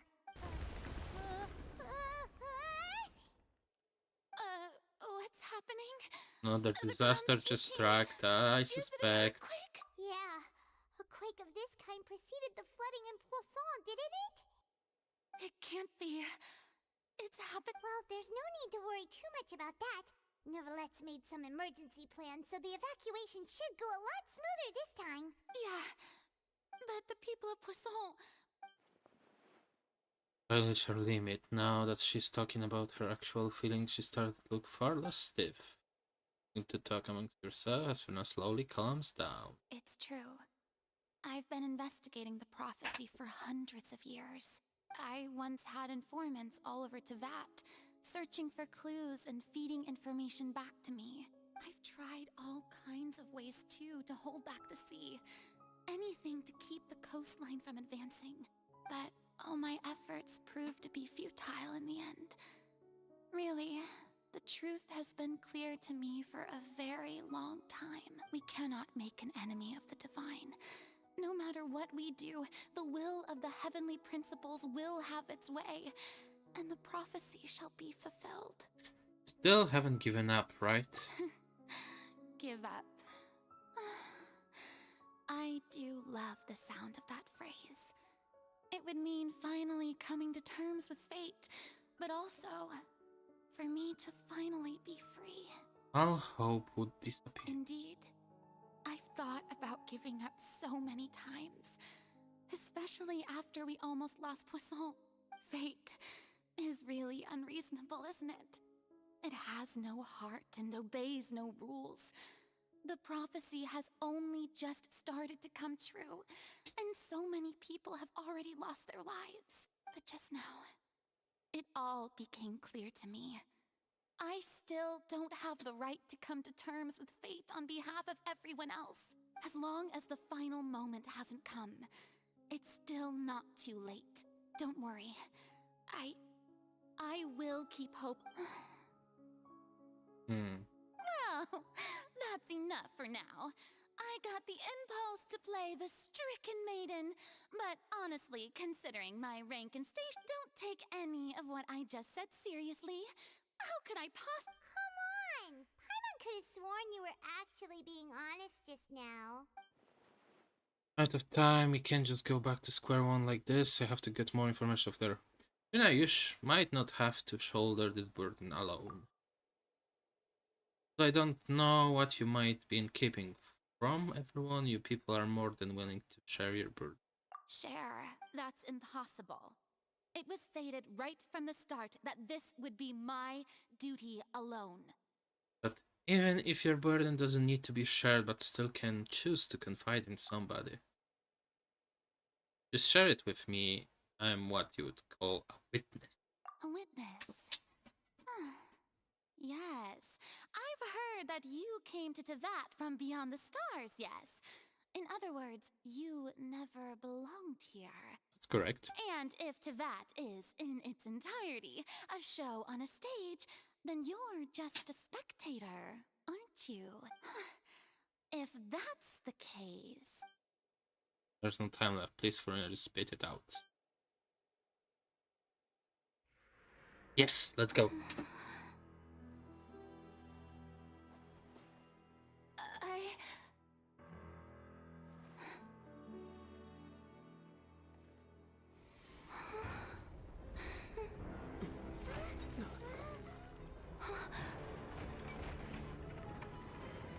What the fuck happened? Uh-oh. What? Okay, I need more things.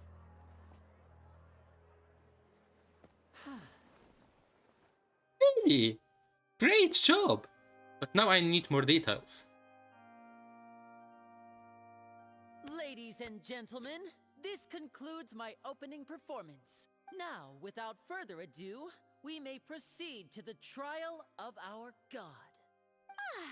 So, this is what it is.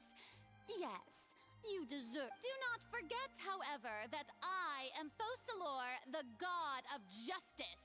The embodiment of justice itself. Does it not strike you as even the least bit absurd to bring the very... May I interpret these words as your refusal to stand trial? In that case, you will have the opportunity to defend your honor through a duel. You would draw your blade against a god? Already did. I see. It seems like you have made up your mind.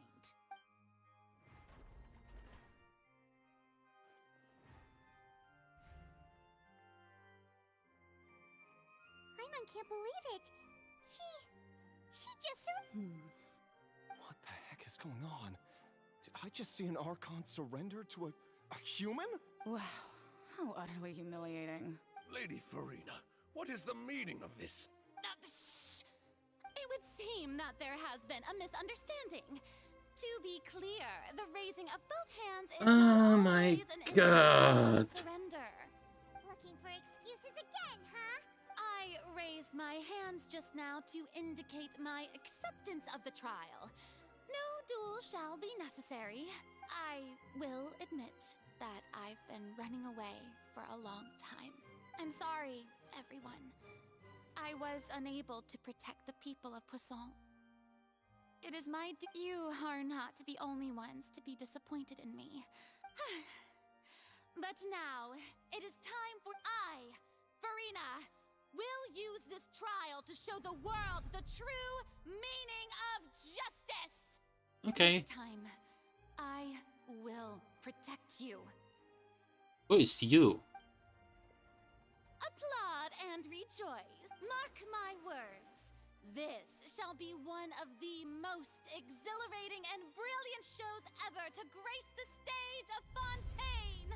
The trial of the Hydro Archon, Focalure, will now begin! Woohoo! Oh, now we're making history! Why does it feel like Farina just took over the whole thing? Like, come on! Didn't she just... Also, even though she's still acting super dramatic, she is taking this seriously this time, right? All right, then. Who will be my opponent in this trial? The court asks the prosecutor to please take the stand.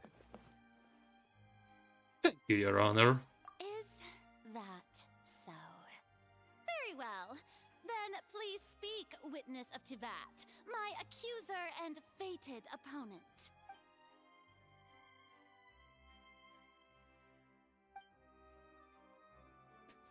Court will still have a chance to figure everything out. So close. If they waited for like 5 more minutes. But of course, dramatism.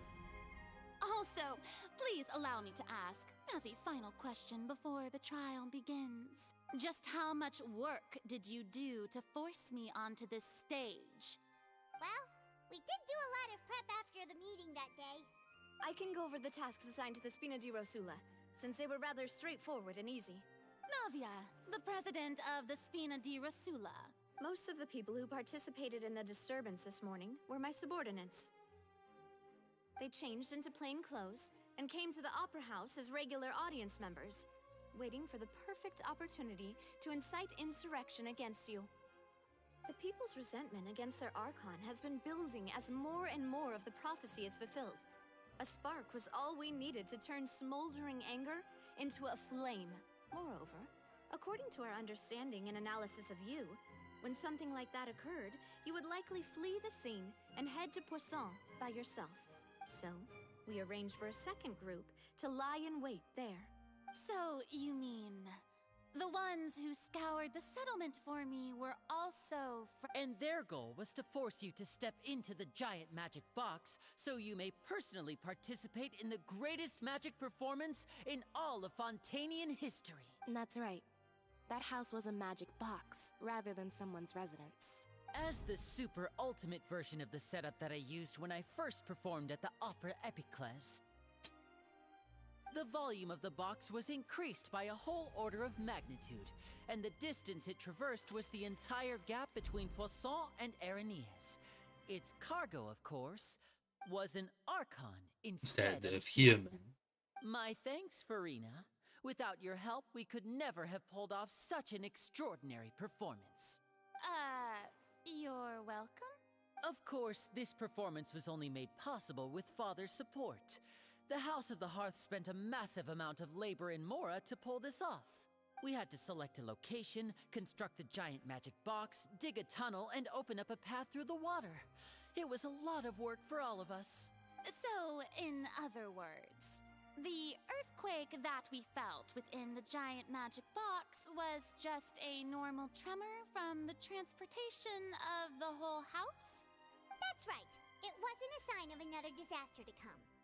Hey, the safety back there. Then, I can guess Nervilette and Cloran's parts. You gathered a crowd, prepared a stage, and made sure that the champion duelist would be immediately ready for a fight. Also that as soon as I appeared on the stage, the trial may commence without a hitch. Am I right? Yes, that is correct. Well, Clorand, I must commend you for your courage. Only the most outstanding champion duelist in all of Fontaine would accept a duel with an Archon without flinching. Thank you. As for you, Traveler, I suppose your role was to keep me distracted with conversation once you found me in Poisson. You'd make sure that I didn't notice anything amiss before revealing yourself as my prosecutor once we'd arrived onto the stage. You guessed wrong. Oh? To give you one last chance. We hope that you share your secret with us before the magic box arrives onto the stage. Is that so? Then I suppose I must have missed my final chance. It's fine. It matters not. What's done is done. The stage is already set, so there's no reason to disappoint the audience. Let's see this trial through to Objection! the very end. She did the meme! She did it!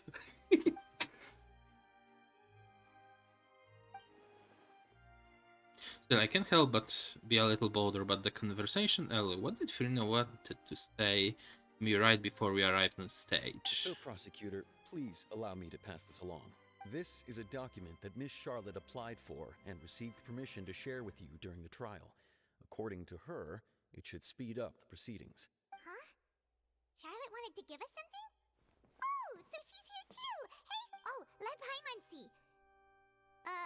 Isn't this the exclusive Wait, then that means this document is a perfect timeline of everything that's happened ever since we stepped foot in Fontaine! So in other words, we can refer to this anthology of evidence every time we want to use something from our journey as evidence for an argument! It's a super practical gift. Let's quickly confirm the information in it. Just think of it as a refresher, alright? Sure, go for it. You defeated the Hydro Archon in the very first duel you took part in at the Opera House. That's what I didn't think that you'd wind up getting to the bottom of the case I'd been following all this time. I guess you could also see this as a happy coincidence. This is the first time Monsieur Nervilette had a difference of opinion with the Oratrice. Even the Hydro Archon can't figure it out. A Fatui Harbinger. She's an extraordinary person. Her instinct must mean something. The fortress of Meripede was almost destroyed in a single day. That I didn't witness that scene personally will always be a source of professional regret, I think. According to Monsieur Nervilette, both Child and that whale should have been in the Primordial Sea at that time. I nearly lost my awesome friend Navia. To be honest, that still gives me shivers. The words of someone as extraordinary as a witch can probably only be truly understood when something surreal happens to you. Yeah, that works. In short, of course. The prosecution and the defense are both in position. The trial shall now begin. Oh, come on, Nervilette. There's no need to repeat all the unimportant legalese. Just fast forward to the part where the prosecution lays out my offenses. As the defendant and the lead actress of this performance, I still haven't even been informed of my supposed guilt in all of this. Of course, it is only natural for humans to struggle to understand the actions of a god. However, you will need more than that to convict me of a crime. That's true. But my charge here is unrelated to your conduct as an Archon. Instead, I would like to charge you as a fraud who's never been the Archon in the first place. Whoa. Wait, what was that? Lady Farina's a fraud? Fraud! The fraudulent one! Hey, I came here thinking that we were going to try the Hydro Archon for forsaking her duty, but did I hear that right? She's not our Archon at all? Charge accepted. Yay! Lady Farina, do you plead guilty to the charge? Lady Farina. I plead not guilty. How can I be guilty? There is no way that I, Focalor, otherwise known as Farina de Fontaine, a member of the Seven and the Regina of all waters, kindreds, peoples, and laws of Fontaine, could be anything other than your true Archon. Yeah. Even though Lady Farina can be rather eccentric, isn't it going too far to doubt her very identity? Yeah, I've never questioned her identity either. Sure, Lady Farina can be super irresponsible, but what grounds does that prosecutor have to make such a huge claim? I have cause to believe that common sense will prevail in this case. Many of the members of the audience have known me as the Hydro Archon ever since they were born. See? Even the Oratrice has decided to show me its favor. Are you sure you want to commit to a charge that will never be upheld? If you wish to drop the case, I can promise you as the God of Justice that you will not have to face trial for making a false accusation. We will treat everything that's happened as... An argument with near impossible odds, huh? We have to not only refute Farina's claims, but also overturn the long-held beliefs of the people. The people only see us their Archon because that's their long-held belief. Well, I tried to give you the chance to surrender. If you must persist, then let me ask.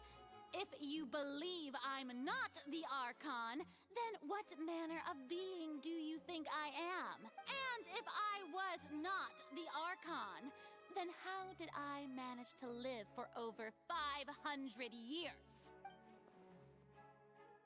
Got to think carefully. What is special about Farina exactly? Okay, where do we start? Irrelevant. Oop. Irrelevant. That's the best I got. That doesn't Nope. sound... Okay. That's not it. That's irrelevant. That's irrelevant. This is the best I have right now. First of all, you may be a member of another long-lived race, which would allow you to naturally possess an extended lifespan. And second of all, even if that wasn't the case, there could be other ways to extend your life. Such a curse. Who gave you that idea? Was it the knave? You'd sink so low as to use a harbinger's words against me. It doesn't matter who gave us the information. What matters is the veracity of the claim. Curse. I once thought it possible that the aura of an Archon might naturally resemble a type of curse.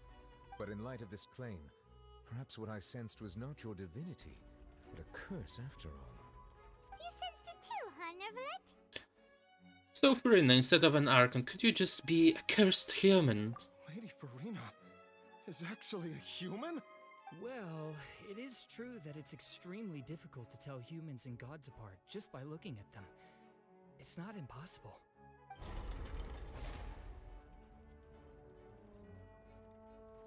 Well, don't start celebrating too early now. Even if I have been carrying a curse like you said, how does that prove that I am merely a human being? Besides, everyone knows that the main difference between a human and a god is the possession of authority. Gods can do what humans cannot. That's why they're worshipped as gods. For centuries, manifestations of my authority have served the nation of Fontaine.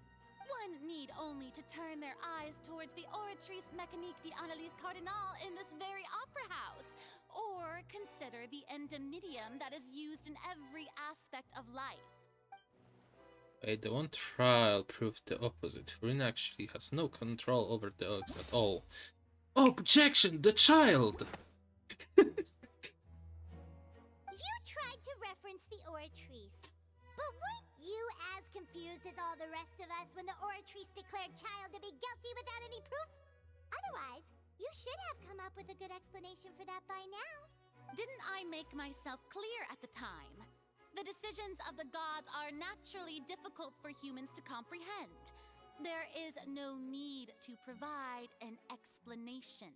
Lady Farina, I believe a reminder of your current circumstances is in order. While the court is in session, the principles of justice and the law must come before all else.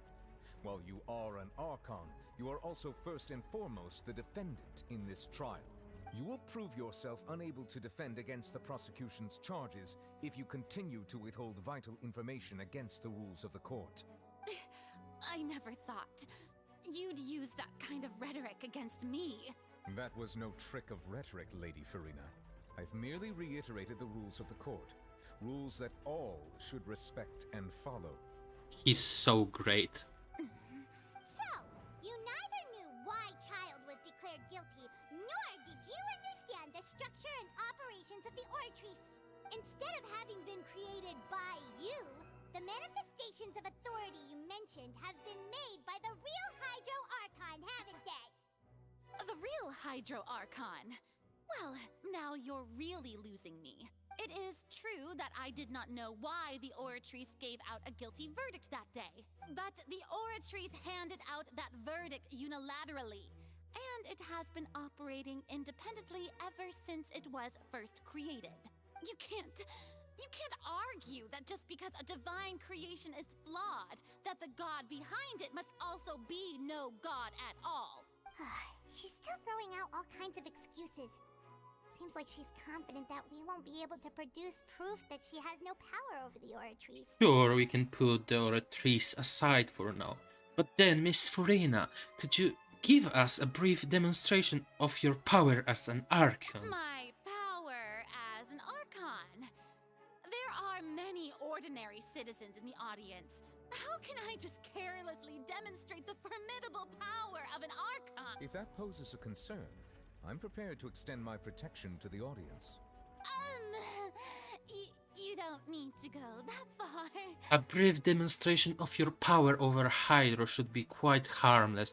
Surely an Archon can at least match the capacity of a human with vision. Aren't you the Hydro Archon? Or is it that you can't even wield the power of Hydro, much less the authority of a god? Indemnitium! Yes! It's all because of Indemnitium! All Archons derive their power from the faith of the people, and I've converted the people's faith in justice into Indemnitium! Thus did I give up all of my divine power to provide everyone with energy for their daily lives. Have you ever seen a more magnanimous god? Isn't that a huge stretch? Yeah, no matter how generous an Archon can be, how could they give up all their power? Can a god with no power even still be called a god? It seems like nobody's buying Farina's excuse. Hey, come now, everyone. Please don't stare at me as if I was a liar. I'm still the same Farina you knew, right? The one that you loved. Please? If what the prosecutor said is true, she really has committed a grave offense. Did she deceive all of us? And all of our parents and grandparents too? And all of our ancestors? Ever since they were born? Enough.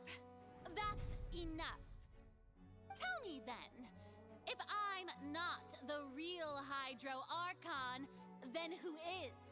If you have no evidence of another Hydro Archon's existence, nor can you find anyone who can back up their claim to be such, then what grounds have you to say that I'm not actually the real deal? Wow, she came up with yet another argument. How can we refute her now? Seems like she really doesn't want... Even if that she isn't the Archon, we can try to prove that she is just a human, and if she's only human... Okay, let's... We use this... Please be this. Yeah, damn it! I was almost sure that they will just use the water. No, that's not it. I mean, this is the second one connected, I believe? Maybe? It has been established that all Fontanians can dissolve in water from the primordial sea. And that means... Since you insist on claiming to be a god and not a human, then there's a method that you can use right here and now to eliminate all suspicions of you being the latter. Miss Navia, please apply to serve as a temporary attorney for the prosecution before addressing the court.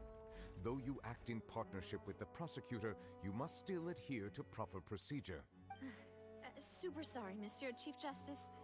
I swear this really will be the last time that I'll speak out of turn. Now, I've brought some seawater from Poisson. As everyone knows, a massive flood struck the area not long ago, taking many lives, including those of some of my closest friends.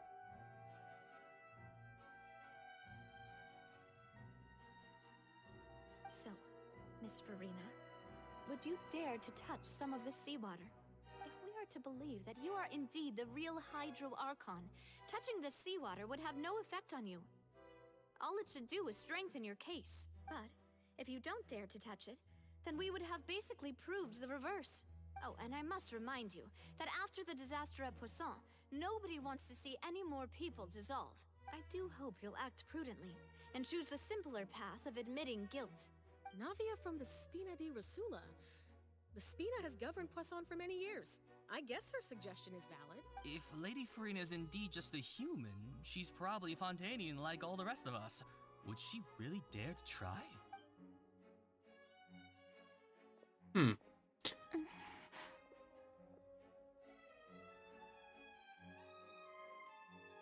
Farina? Lady Farina, this test has been unilaterally proposed by the prosecution.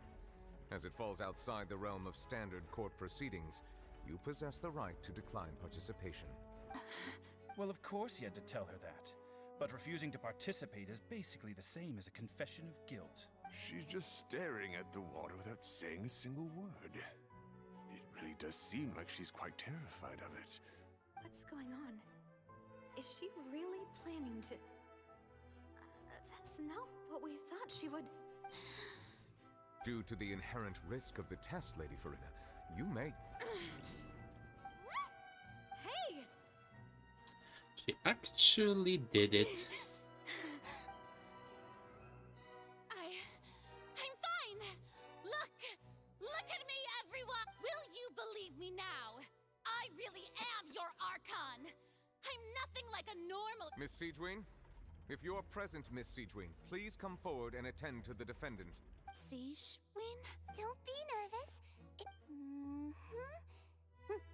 Please announce the results of your evaluation to... As everyone doubtlessly saw, Miss Farina was displaying symptoms of hypervenom. She was experiencing the adverse effects of exposure to primordial seawater.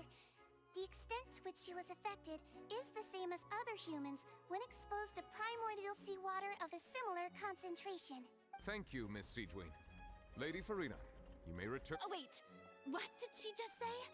I didn't get dissolved. Shouldn't that be enough to prove my innocence? Well, considering your tendency to run from your problems, we did originally prepare a direct sample of the seawater around Poisson. However, after extensive discussion, we exchanged it for a sample that is not concentrated enough to dissolve an actual human. After all, on the off chance that something entirely unexpected might occur, we don't want anyone else to lose their life to the sea. Yeah, so out of regard for Farina's life, you secured a low-concentration sample and asked the head nurse to serve as an expert witness. It's a great thing that the direct sample wasn't actually used. Farina could have... I can't believe... you... But what's really going on here? Farina can't have not known the consequence of touching the water as a human. This is too unlike how she unusually acts, unless it's actually more important for her to keep up the facade than to save her own life. But hadn't she given up on everything a long time ago? Listen to me, everyone! Please don't give me such cold and disdainful look! Think about it! How can you conclusively prove that an Archon can't also be affected by the primordial seawater? Also, if I was really just a human, why would I I dare to just put my hand in that kind of water!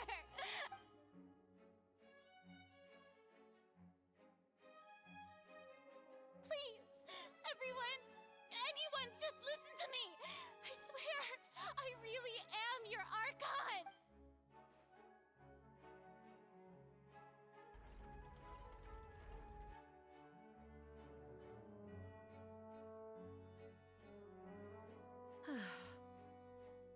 I don't think anything she says at this point will sway anyone. The odds are... With all the things that have been said, Paimon doesn't think there's any way left for Farina. I believe the time for arguments and presentation of evidence has come to an end. If there are no objections, we will move on to the final judgment.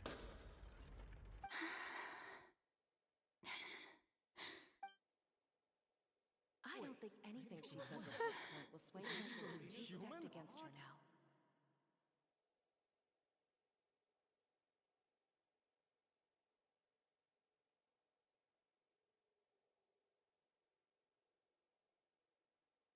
In my capacity as Chief Justice, I shall now render judgment on Farina's misrepresentation of herself as the Archon of Fontaine. As a human who knowingly deceived her fellow citizens, Farina is... guilty.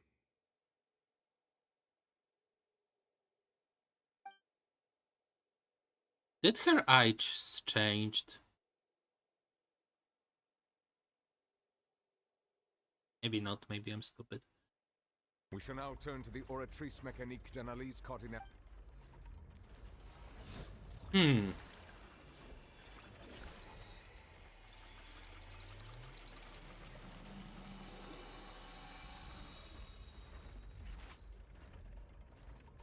According to the judgment of the Oratrice Mécanique d'Analyse Cardinal. Well, what's wrong? What's the Oratrice's verdict? Farina to be innocent. No, the Oratrice also displays a guilty verdict. Isn't that correct then? However, the exact wording of the verdict is thus. The Hydro Archon, guilty to be punished via the death sentence. That's actually one of the available sentences? I've always thought that it was just a myth. The one and only time the death sentence has been handed out at the court, and it's been given to the very person we've worshipped as the god of justice? What an unexpected twist. Farina's been sentenced to death by the Oratrice? We just wanted to use the trial to show her the seriousness of things so she'd tell us the truth. This outcome is indeed quite strange. According to Fontaine's current definitions of justice, as well as its recommendations for criminal sentences, is this sentence really appropriate for the crimes that have been committed? Yeah! Even Fache wasn't sentenced to death by the Oratrice. You know, the real evil mastermind behind the serial disappearances case. What more strange is, instead of Farina, the Oratrice redeemed justice to the Hydro Archon. Indeed. Not only is Farina's sentence overly excessive, the very point of our trial today was also to prove that Farina has never been the Hydro Archon in the first place. But now, the Oratrice seems to have deliberately invoked the title of the Hydro Archon. What does this mean?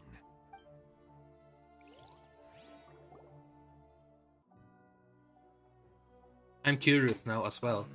Excuse me, if I may interrupt.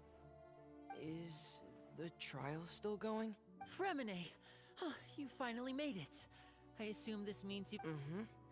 Any mission Father assigns to me will always... Is that the first prophecy slate? Huh. So the knave privately arranged for Fremine to try and find the missing slate. I looked everywhere and finally found it at the bottom of the sea. It took me a long time to get around some dangerous stretches of water. But has the trial already concluded? Then doesn't that mean I've come too late? Still not too late for you to shine. Thank you for your hard work, Mr. Fremine. Please allow me to review the record left on the slate. Traveler, I believe that you have already seen the other existing slates, and would like you to come here and confirm their contents.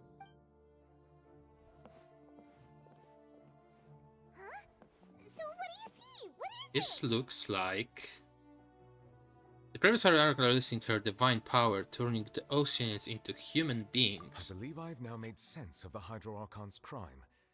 It has to do with Fontaine's lost history. Huh? Isn't the Hydro Archon just guilty of deceiving her people? Oh, wait, no, that's Farina, and we've already proven that she's not the Hydro Archon.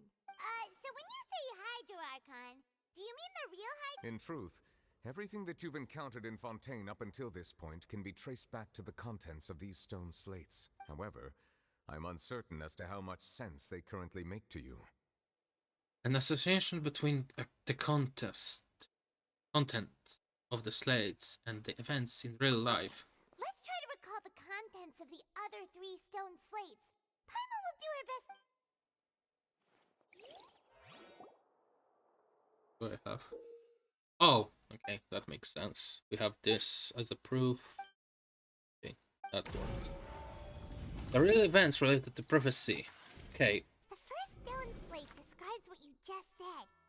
It seems to show the previous Hydro Archon using her divine power, and then the Oceanids turn into humans. Does that mean that Fontainians are transformed Oceanids? Oh, Paima wasn't expecting that. But if Oceanids can turn into humans, then perhaps this process can be reversed as well. The second stone slate shows Celestia floating in the sky, and the Hydro Archon and her people worshipping it together. But the heavens still brought judgment down upon Because them. that's not how it's supposed to be. This must be the point when the Hydro Archon and the Fontainians were branded with their original sin. Does this mean that the original sin and the Hydro Archon sin are the same thing? The third slate shows the Hydro Archon sinking into the sea surrounded by many people. Huh. That reminds Paimon, didn't we also watch that happen to someone else? Well, the fourth slate is the prophecy the Fontainians have been talking about. People dissolving into the sea, the Hydro Archon crying on her throne, and so on. Those two are switched. We didn't believe that such a crazy disaster could happen at first, did...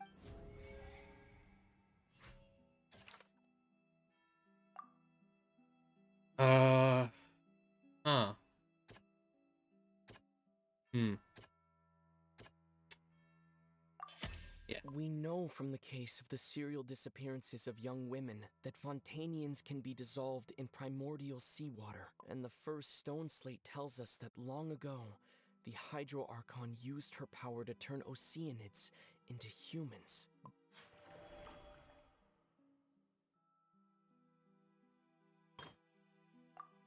The Celestia. Perhaps what is about to take place has all happened before. The true sin of the Hydro Archon that Nervalet mentioned, and the...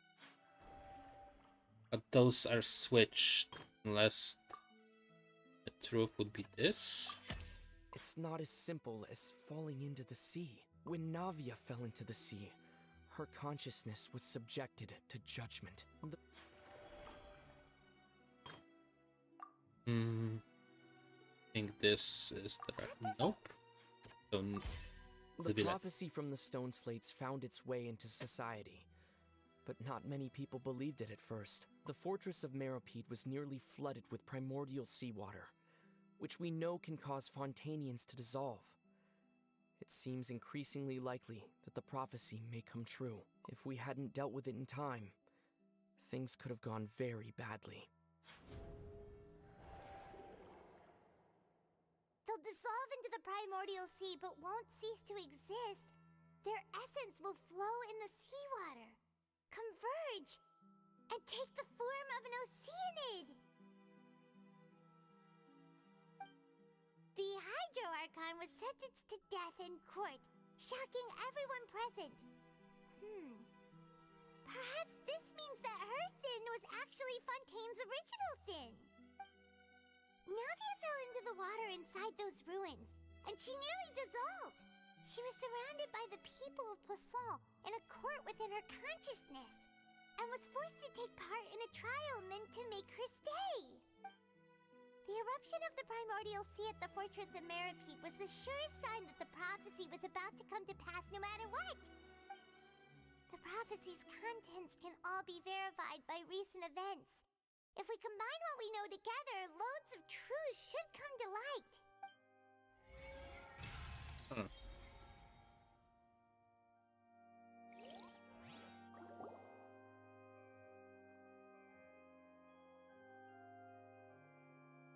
The trial was subjected. Huh? Oh, Paimon gets it now! So that's how you can make sense of it. But then it feels like we're going to have to share some truly shocking revelations. Let's hear them. The first slide reveals that Fontainians are not really humans. Incredible. Linny, did you hear that? We're not real humans. All Fontainians were originally created by the late previous Hydro Archon, with Oceanids as their basis. The evidence for that can be found in how only Fontainians could dissolve in primordial seawater, and how all the girls Vacher dissolved were also turned into Oceanids. Oh, and according to Navia, when she was about to get dissolved, she also saw everyone gathered around for a trial, all of them in the shape of Oceanids. Indeed. The second slide reveals that the crimes of Hydro Archon was her creation of Fontaine from Ocean. Yeah, and it follows from the content of the first slate that she probably angered Celestia by creating humans without prior permission. That could also explain why the Oratrice judged the Hydro Archon to be guilty. It's to account for that ancient sin. The Hydro Archon's true sin was creating us? And yet, after many hundreds of years, the Hydro Archon's creations have turned around to try to judge the Archon within the Opera Epiclese. The twists of history are often the most unexpected of all. As for the third slide, I'm still convinced that it should come after the fourth slide. Yeah, isn't the image here just like when Navia fell into the sea? So wouldn't it be trying to show the image of the Hydro Archon also falling into the sea once the prophecy has been fulfilled in the fourth slate? The fourth slide describes the fulfillment of the prophecy, and it's already widely known. In the end, the people will all be dissolved into the waters, and only the Hydro Archon will remain weeping on her throne. Only then will the sins of the people of Fontaine be washed away. Did Paimon get all that right? You've made some keen deductions. I must say, given how much you still don't know, it is impressive that you've already managed to connect so many pieces of the truth. However, while you were able to decode all the information on the slates, they've also been etched with an additional layer of hidden information using a different power source. When we were at the ruins, I tried to decipher the hidden information recorded in the slates. But since we only had 3 slates at the time, I was unable to come to a full conclusion. Now that the slate collection is complete, I shall make another attempt to decipher the narrative recorded within. If everything goes well, we should finally be informed of the unadulterated truth. Well?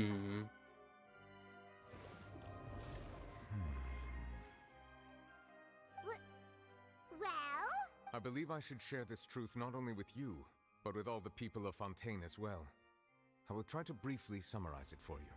Your hypotheses regarding the origin of Fontainians and the sin of the Hydro Archon were both correct. In the Fontaine of old, the previous Hydro Archon sensed the yearning of her Oceanid familiars for life on land.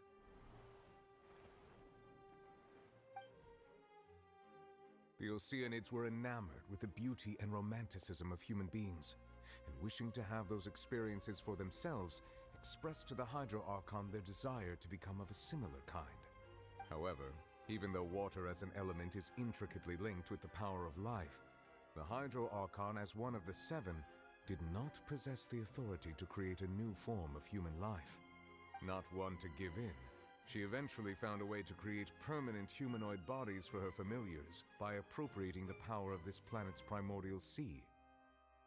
She poured primordial seawater into the Oceanids' blood vessels, creating humanoid mimics in the process. But if Fontanians were to ever come into direct contact with water from the primordial sea, the power within their bodies would escape these artificial restraints and return to the sea.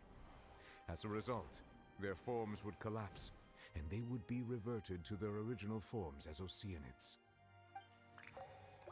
Of course, the Hydro Archon never received permission from the heavenly principles to create a new human race. And thus, the Hydro Archon and all of her creations came to shoulder the original sin of appropriating the power of the primordial sea. That is the true history of how the people of Fontaine first came into being. So we were all Oceanids before we turned into human beings? That's way too much information for me. I think I'm just going to pretend that I never heard a single thing. Wait, but if that's the truth, we can't let the Hydro Archon be sentenced to death. After all, her only sin was creating us. This really might be too much information for your regular Fontanian, but it does answer a lot of our questions. Alas, your hypothesis regarding the third and fourth stone slates was inaccurate. The slates' respective positions are, in fact, correct. So they are in the right order. What is the third slate supposed to represent then?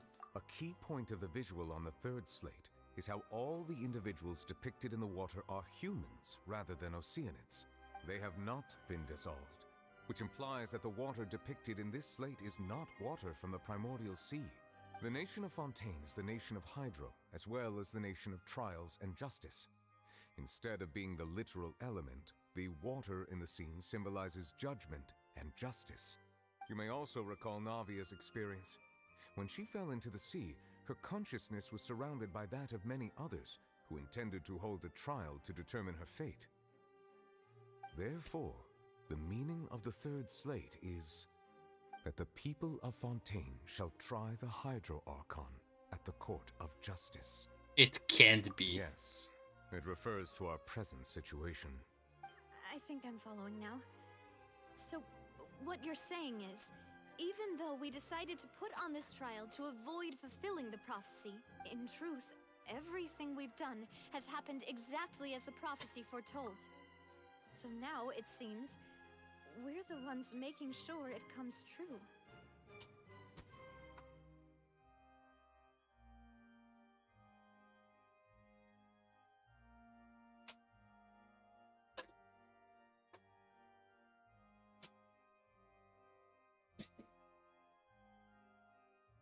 Sorry, I have to go close my window because I had a mosquito on my. I don't want any more of those. What should we do? It seems like there's no way out of this. Huh.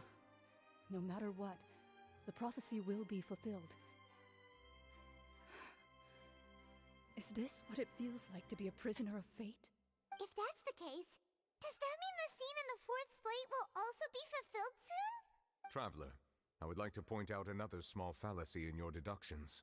About the fourth slate, you probably thought that the eruption of primordial seawater beneath the fortress of Meripede served as the surest sign that the prophecy was about to come to pass, yes? However, I believe that rather than being a sure sign, that eruption could in fact only be a small warning of something far worse to come. As for the root cause of the catastrophe, I believe you've already encountered it once before. I have. Wait, could it be?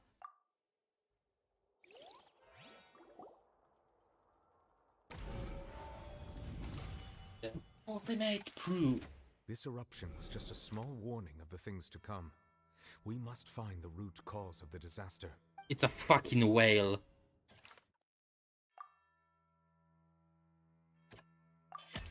It was both dream and reality. Fucking whale. If we're talking about a true culprit, that could only be that thing inside the primordial sea, right? Yep. The truth, the original sin, the trial, and the root cause of the disaster.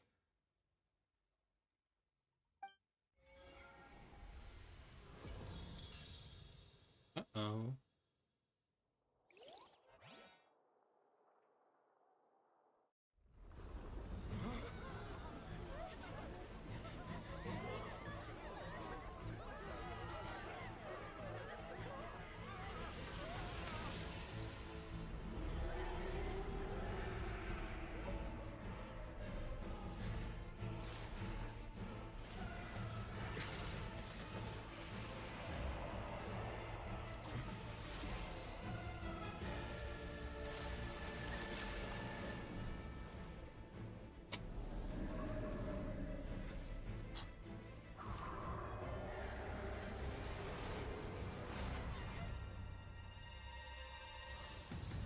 Child, let's go.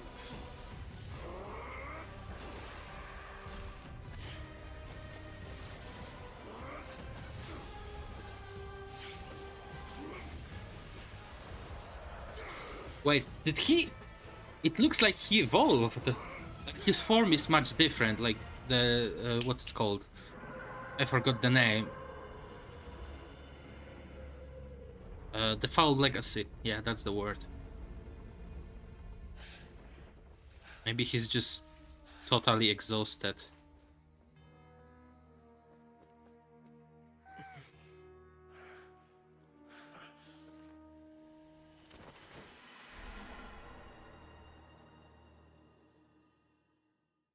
Yeah, he's exhausted. That was way too close! How did that thing just burst into the Opera House? Wait, was that the huge whale That's you right. saw in your dream? I would wager that it's also the one that Child saw when he was young. So we've met it at last.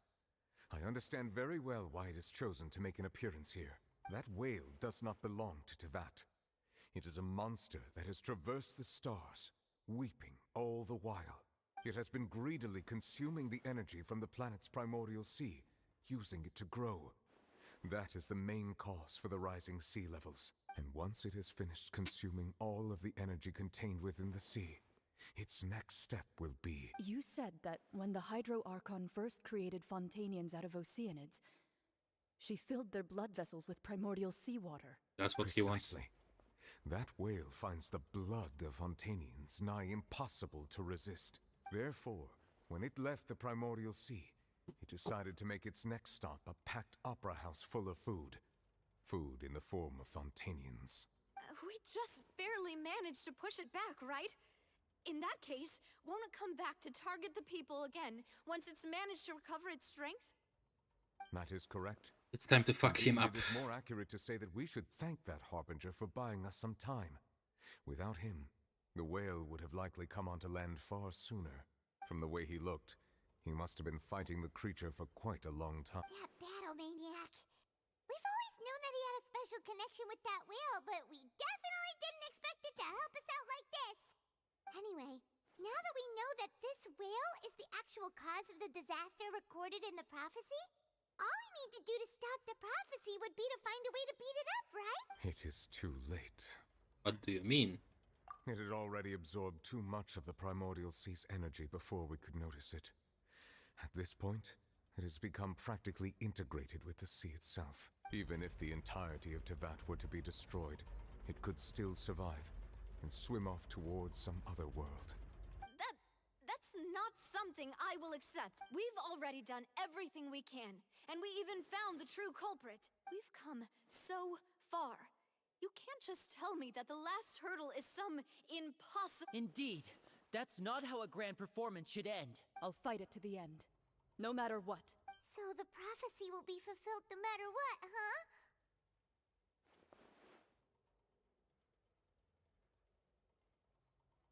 The prophecy. Yes, what has been prophesied will be fulfilled. You may view such things as the history of the future. Surveying it still turned out like this. We couldn't fight against fate.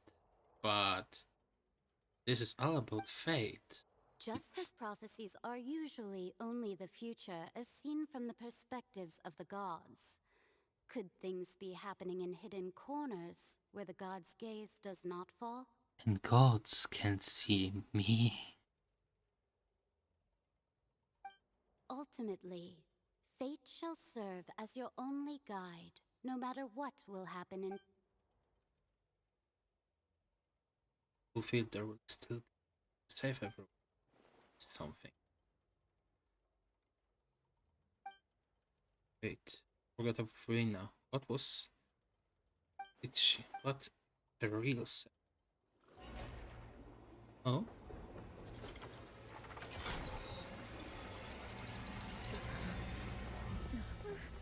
What's happening with the oratories? I believe it is preparing to carry out the death sentence.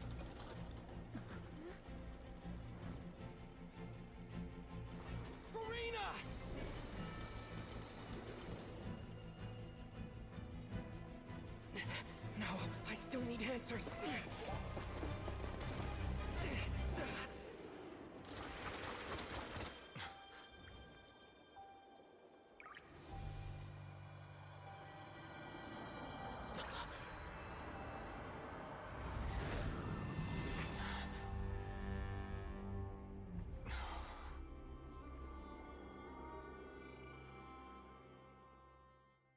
Hey, yo!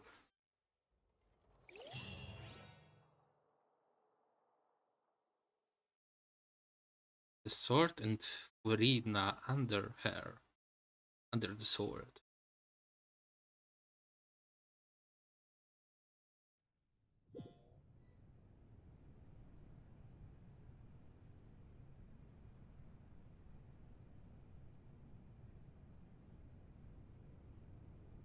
Of course, feet.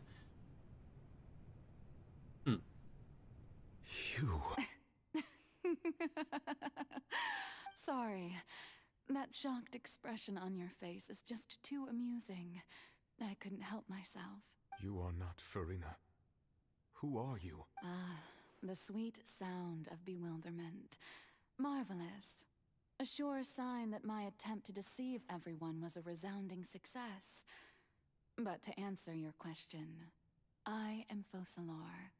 You know, the god. Focalor. Why did you deceive us? Oh, that wasn't my goal, of course. Goodness, no. But I had to fool everyone else too, if I was to stand any chance of deceiving the heavenly principles. Deceiving the heavenly principles? It's all because of that pernicious prophecy. Dreadful, wasn't it?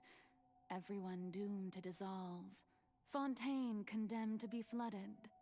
One was not amused. In fact, one was positively bemused when that problem was thrust upon me by my dearest predecessor.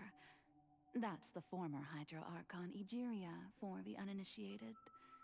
It hardly gets more disastrous than a preordained national catastrophe. She knew full well that the prophecy would surely come to pass, and as one of the seven, she also knew full well that one defies the heavenly principles at one's peril.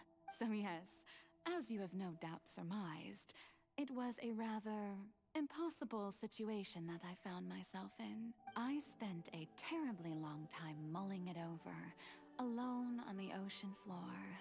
And I was almost growing barnacles by the time I finally realized there was only one. I had to outwit the heavenly principles, allow the prophecy to be fulfilled, ostensibly at least, while saving everyone at the same time. I'm a genius, I know. I can only assume that's why Egeria chose me as her successor. Although, looking back now, it was hardly the inheritance one dreams of. Between the task of saving the nation, the quotidian duties of the Hydro-Archon, and not to mention the original sin of creating a new race of humans, I dare say she left me quite a colossal mess to clean up. But one can only play the hand one is dealt. I did not choose this, any more than I chose to be one of her Oceanid familiars. So you were also once one of the Oceanids, transformed? Yes, I was. I always dreamed of becoming human. And I still do, even now. In my eyes, to be human is to be part of the greatest opera ever known. After becoming a god, I separated my divinity from my body and spirit, leaving behind only a self that was as naive and bewildered as my past self on her first day as a human being. The me you see before you now is that divinity. And the human counterpart I left behind, I named Farina. She could feel joy, sorrow, and everything in between. She could be as vain and conceited, or as meek and vulnerable as she wished. Her strengths were of a kind only a human could possess, as were her shortcomings. But in my eyes, Farina's humanity was what made her perfect. she was perfectly human in every way. The person I always wanted to be. Let me pull for Anyway, hair. so then I cursed her. All part of the plan, of course. The plan to deceive the heavenly principles. Do you still remember the final scene of the prophecy? The Hydra, in order that the prophecy might appear fulfilled, I invited Farina to be an actress, to play the part under the curse I placed on her. So long as I, Focalor's divinity, continued to exist, she could not die. But nor was she free to live her life in the pursuit of happiness. Instead, she was forced to take the stage in the opera house, to embrace the role of leading lady, to forever play the part of the god from the prophecy, all to create a deceitful appearance of that prophecy coming to pass. I suppose now you probably understand why your court is called the Opera Epiclese. But Farina is only human, isn't she? Even though she has had a long life, her mind is no stronger than that of any other ordinary human being. I cannot begin to fathom what she has had to endure. It must have been torture for her. It has indeed. And although she is, in a sense, me in human form, I most definitely owe her an apology for it. So I was technically right. It's been 500 years, and all along, she's been playing her part in the most unimaginably long, unbearably lonely, and agonizingly painful opera of all time. Well, it's time to kill the fucking whale. Yeah.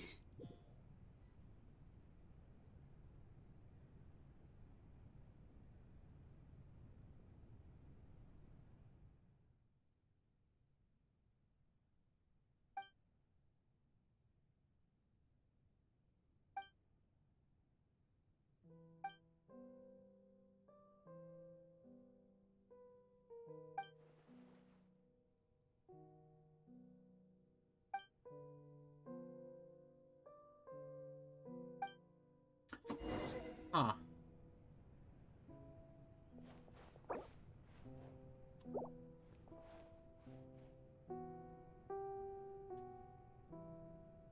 Well, nothing better to do. And of course you cannot jump there.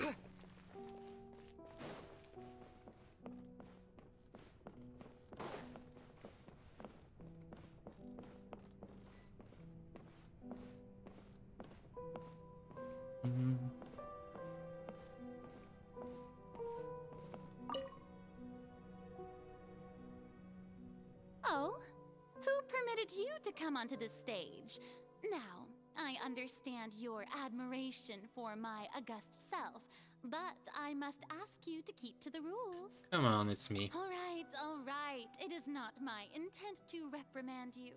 There is no need to state your name. Just be off with you. Do not distract me from my performance. Don't look at me, don't look at me, don't look at me. No one is here. Oh, do not jest. Can you not feel it? I am Focalor. The eyes of countless Fontanians are upon me. I must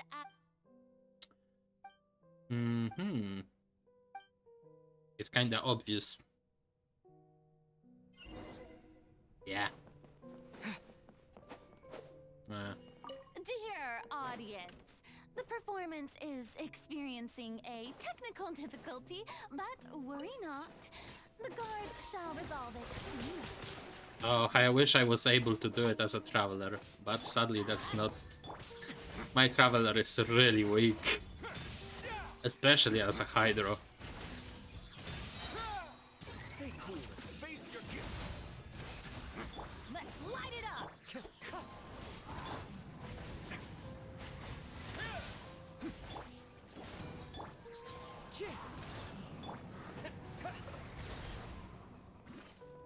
Bombs away. Into the wind.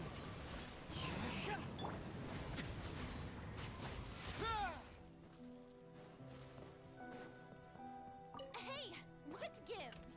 The audience is still watching me, you know. Guards,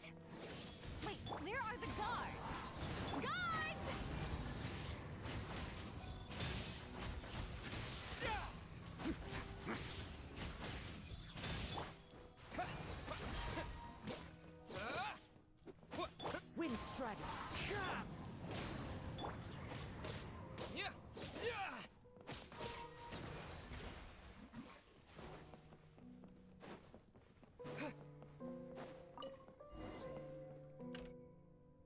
Nice.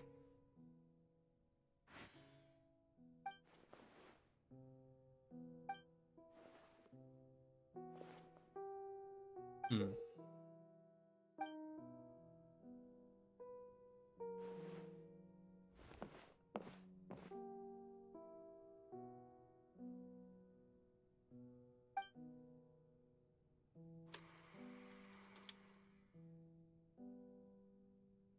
Or mirror.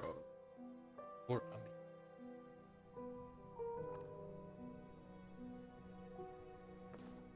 oh my goodness gracious. So slow. Huh.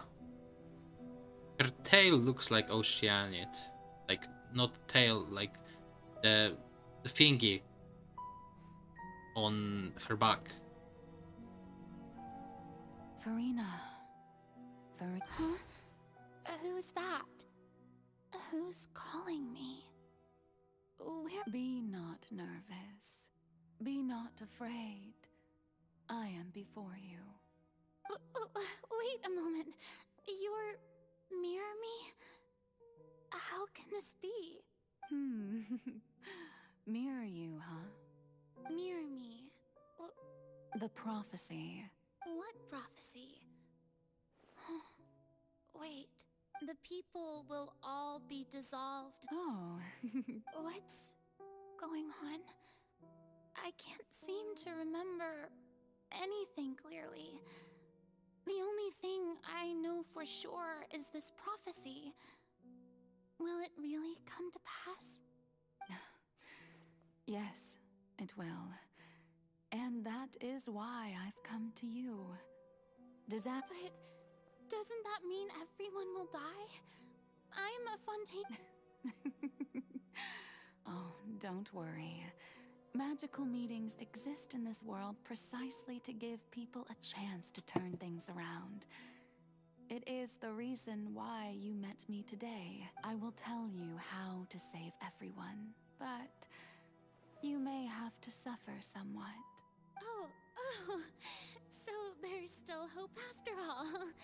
Goodness, as for the suffering, well, I will admit that the first thing that came to mind was, but if the prophecy will come true, I'll also die anyway, right? So if there were scales, with all the people of Fontaine on one side, and my pain on the other, is it not... You truly are the perfect... I suppose this would also be the justice that belongs to you. Huh? Don't worry, it's nothing. Listen well. Fontaine has just lost its Hydro Archon. I need you to play a role. That of the new Archon. Play as... a god? That's right. You must begin a never-ending masquerade. You must never let anyone suspect your identity. If you can keep it up, then I shall have my way of defying this prophecy. But should your identity be revealed, then all hope will be lost. But how will I do this?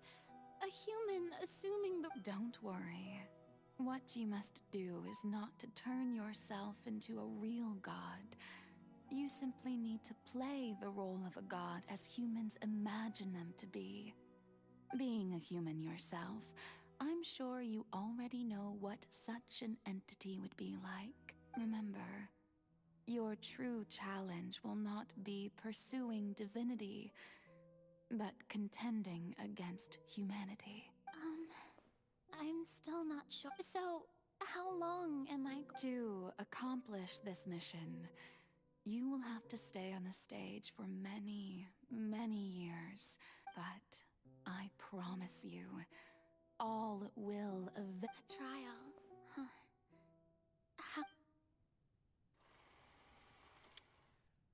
into sessions.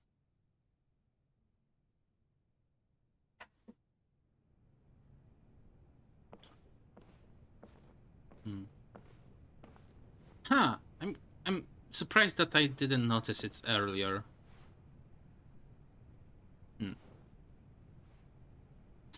This vision, wait.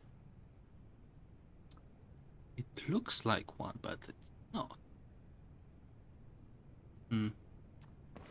Wait. Kinda sad.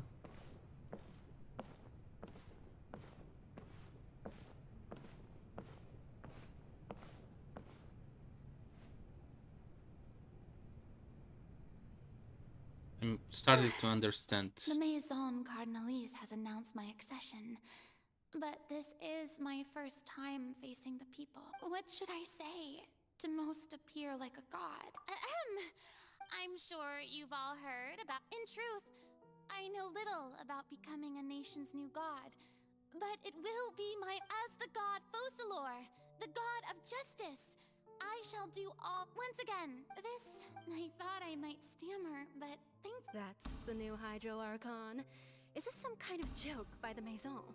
I would have thought that a being that surpasses humanity would be a bit more... Hey, did you hear that? She even told us to send her suggestions there at the end. Shouldn't gods be all-powerful? She's being so modest. If you ask me, perhaps the succession didn't actually happen. She might just be a Maison-backed puppet. Wait, what's going on? Right. Mirror me, calm down, Farina. Assertive, with a strong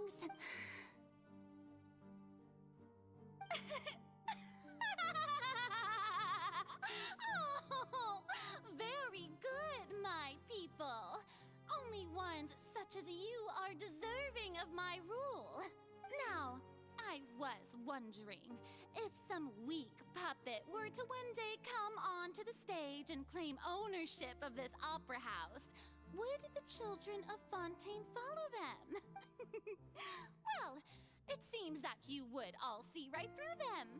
Having passed my test, you are qualified to witness wondrous trials alongside my august self. Here in this opera house, you may consider my previous act a door gift of sorts. I thought it was a debut that suited the atmosphere. Now then... So that was just a performance. How could I have forgotten that we were inside an opera house? Her personality. It's quite shocking, to be honest, but I suppose it's a better look than before. Such a fascinating and bold deity. How wonderful! Our future may yet be bright after all. It seems I've turned them around. Best follow this flow and restart my accession speech. My dear people, whether you acknowledge me or not, whether you trust me or nay, I say to you, keep faith in your ardor for justice. We have heard it said that this nation's sins can no longer be washed away. Well, I say that justice is most fragrant when it blooms amid sin. The scales of justice should not weigh heavy in the hands of its God. On one side, may law be the prayer on our lips. May judgment be our worship.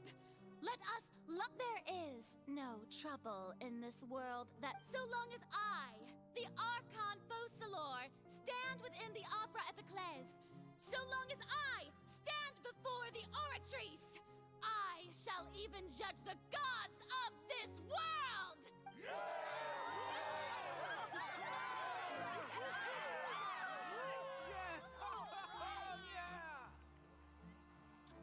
She started well, but she became everything I hate for a house.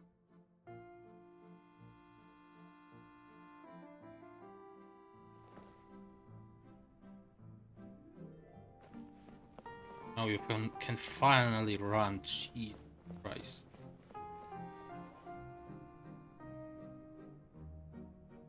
Lady Farina, here are today's case reports, as well as a summary of the follow-up for your perusal. Come now, was I not just at the Opera House in person? Leave these kinds of things to Neuvillette. Besides, None of these trials were the one that I'm looking forward to the most. If I may be so impertinent. A magnificent, dramatic, and wondrous trial. That's true, I fear I lack the ability to grasp your divine thought, Lady Archon. No need for fright, and do not take what I said before too seriously. Go now, do your duties. The trial I await. It will come one day.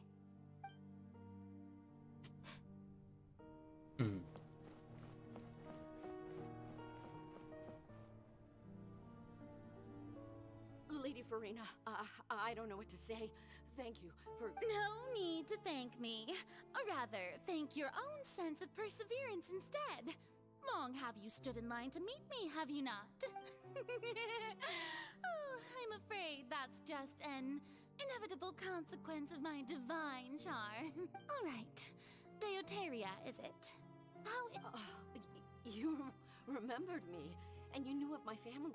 He is doing much better now. In fact, he is far more of an ardent believer than I.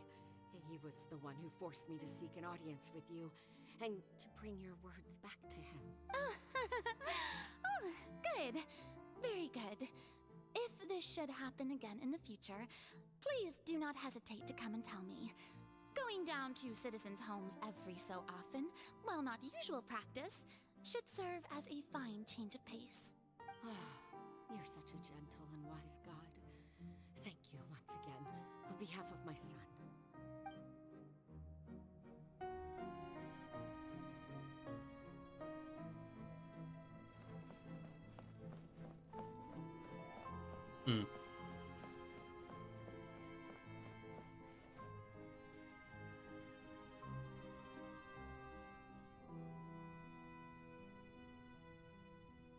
Lady Farina, here are the latest hydrological reports.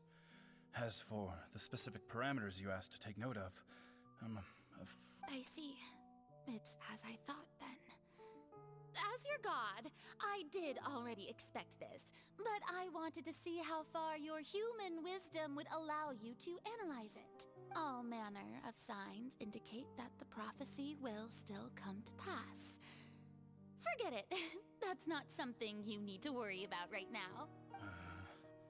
well, as I understand it, the Fontaine Research Institute is also trying to find a way to counter the rising water levels. Really? Have they found anything? I'm afraid that they haven't found any effective solution thus far. Is that so? Well, no wonder. This issue has reached the realm of the gods, after all. Still, their spirit is praiseworthy.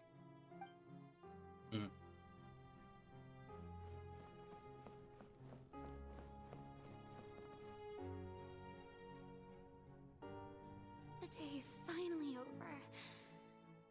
But it's good to see that everything's getting on track. There are no longer any voices of suspicion. Maybe this is fine. All right.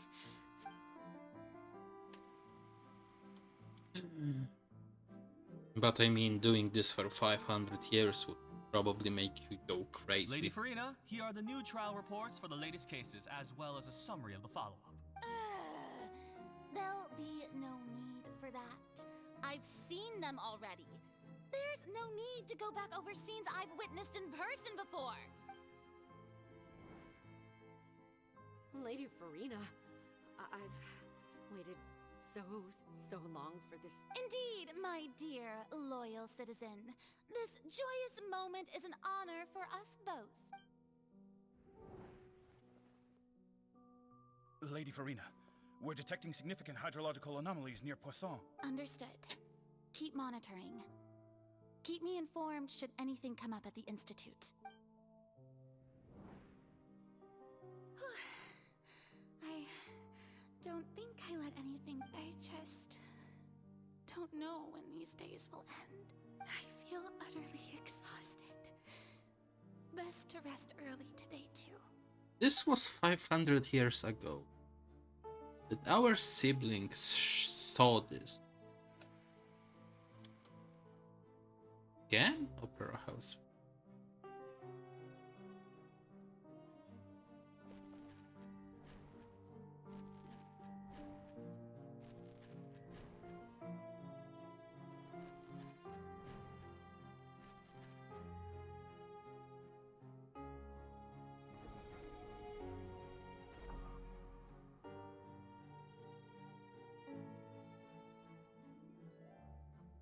Lady Thank you. Farina, it's... I've heard that the first member of our family who was honored to receive an audience with you was Madame Dioteria, almost 20 generations ago. And what a fine family yours is indeed. It brings me great What? Are you crying? Oh, really now? I didn't even notice. This must be the overflow of hydro from my person. Well, can't quite help being the god whose dominion is the waters, can I? No wonder. No wonder. A manifestation. So interminable. So lonely. Hundreds of years must have passed by now. Perhaps the show must go on for hundreds more. I never imagined that it would hurt so much. Have I reached my limit? I want to tell someone.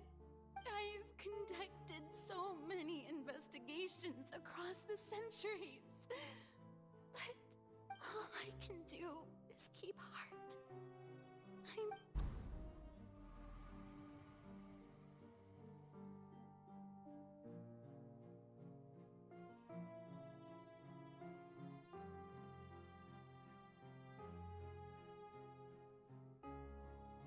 Farina, you don't have to shoulder this burden alone, although I don't...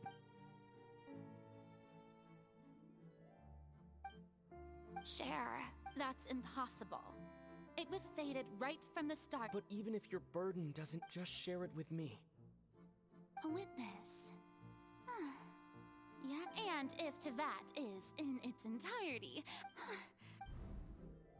He's right. I could confide in him, couldn't I? But if things don't play out as expected, the people of Fontaine... No, Farina. You shouldn't be selfish. But what if... Farina, you've worked so... Is it such an outrageous thing if you let this opportunity think about it long and hard?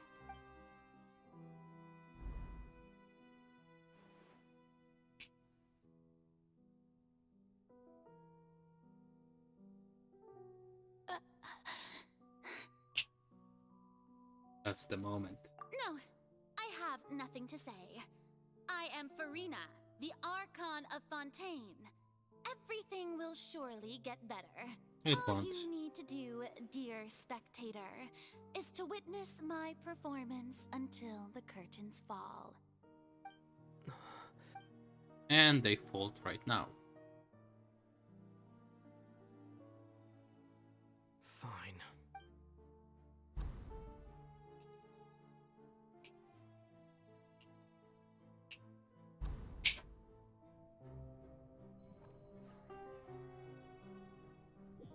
Interesting. So even Farina doesn't know the truth? You've never once let her in on the full plan? Yes, it had to be done. To deceive the heavenly principles, you must first deceive yourself. She did very well. If she had let her resolve falter even once in these 5 centuries, Fontaine would have been doomed to the most tragic fate. It seems that trusting humanity was the right decision after all. I believe that I understand how your deception works. But that is only half the truth, is it not? How would you build on this foundation to save the people of Fontaine? Ah, good, good. Of course, the Iudex of Fontaine has pinpointed the crux of the issue. I'm sure you've long sensed that the Oratrice is no simple machine. I've always suspected that it had its own consciousness. And Lenny did mention that he heard a human voice within the core chamber. It now seems that that person was you, hidden within the machine all along. Am I right? And then I became one with the Oratrice, taking Fontaine's gnosis with me. Yes, it would seem so, wouldn't it? Alas, your understanding of this device still lacks sufficient depth. In truth, it is no enactor of justice. It is, in fact, a device created to kill the god of justice. I beg your pardon? Oh, you have it.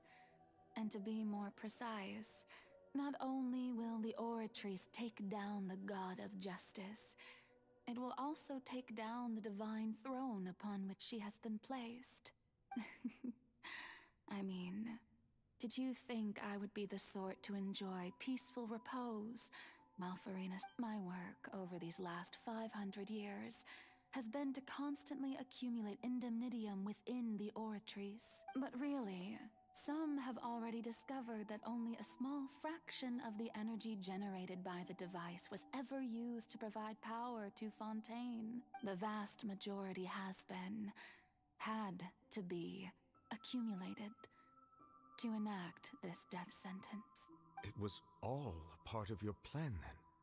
Both the trial and the sentence? Indeed. This power, accrued over 5 centuries, could have sustained Fontainians for millennia, had it only been used for that purpose.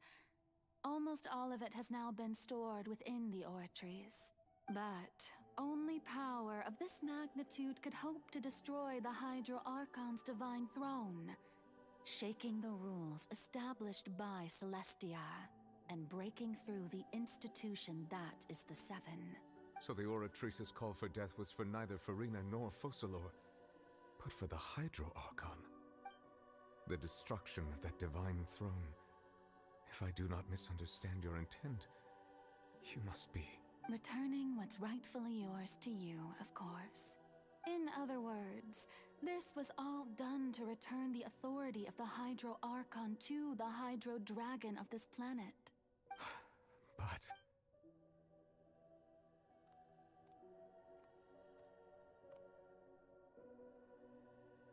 Oh, what? Getting sad again, are we? The authority of the ancient dragons shall soon be yours once more, O Hydro Dragon Sovereign. All you've done throughout the years is just so you can sacrifice yourself at the very end. I've never quite seen it that way, you know. Even now, I'm quite pleased at how well my deception worked.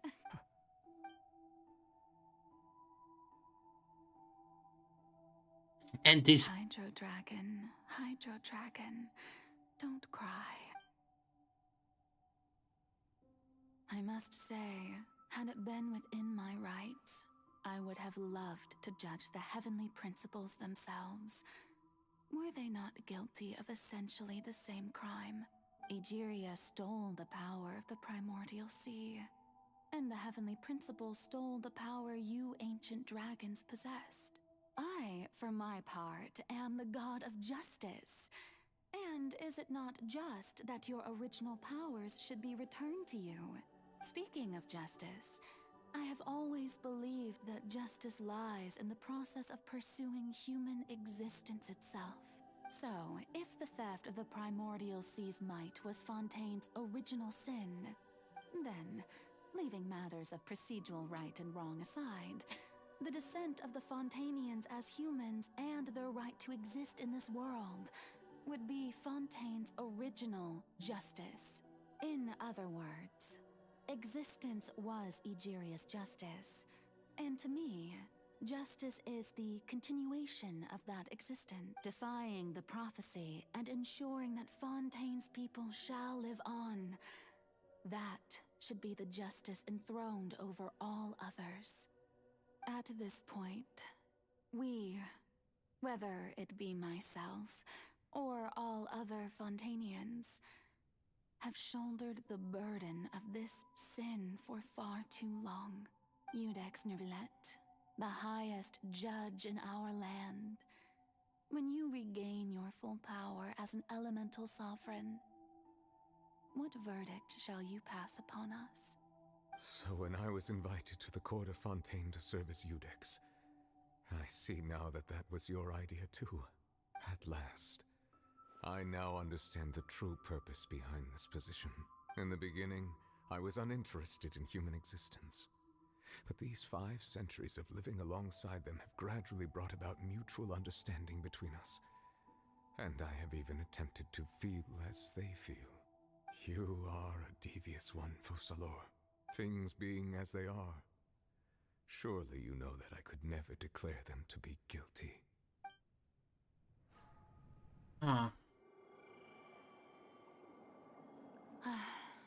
The hour of my execution is almost here. For the sinner, the curtain call has come.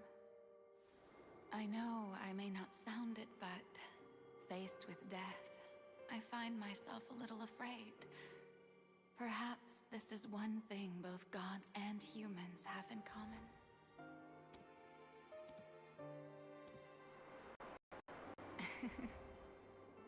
Farewell, Nervalette. I hope you've enjoyed the part you played these 500 years.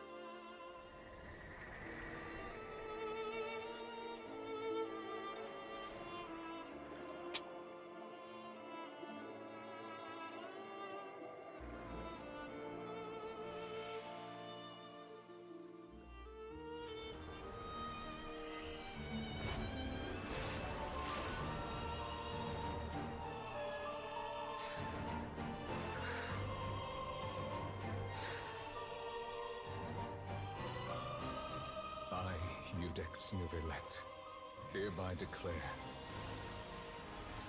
people of Fontaine, your sins are forgiven.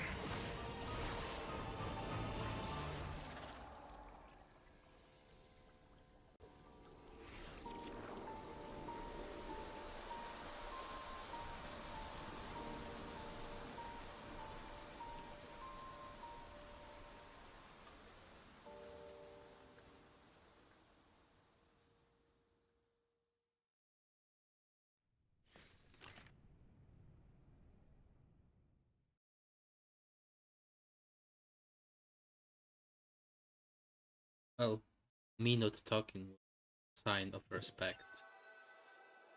I really like. What just happened? Was that bright light some sort of misdirection? But since we're all still alive and haven't been dissolved, I assume... It's time to end this. We must mete out punishment to that beast. Didn't you say just I have gained the strength sufficient to deal with it. Through certain means, I now have the ability to separate the power of the Primordial Sea from that creature. We should seize the opportunity to pursue our quarry. Gain power just now. Traveler, now that the oratories can no longer function, I require an executor to help me mete out justice. You mean me? The root of the calamities befalling Fontaine. The beast that enacts the prophecy. Its name is the all-devouring Narwhal. Come with me, traveler. The hour of execution has come. Let's go. It's time to kill a whale. It's okay. I know that we call big spenders in gacha games whale. So right now, Genshin showing us killing the whale makes it kinda funny. And big stretch. to get ready. I fought it once with my normal team, but of course the first. Yeah, I don't have Zhongli this time, so it will be a little. My best to separate the power of the sea from the way. Considering the size of the beast, I cannot reach the power source. Ah, god damn it. We can find a way to attack it from within. Uh-oh, uh-oh, uh-oh. Share a part of the ancient dragon's power with you. We shall look for an opening together.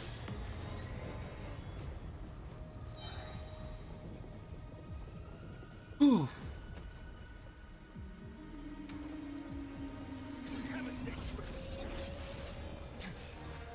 Too far. Feel its sorrow turning into hostility. Okay, we dealt some damage. Whoa, whoa, whoa, whoa, whoa, whoa. As I said, this is not my normal party, so it's kinda hard. The all-devouring narwhal cannot resist its instinct to devour. Continue to trigger its hostility. A chance will present itself. Okay, we broke the attack counter. He's going to be...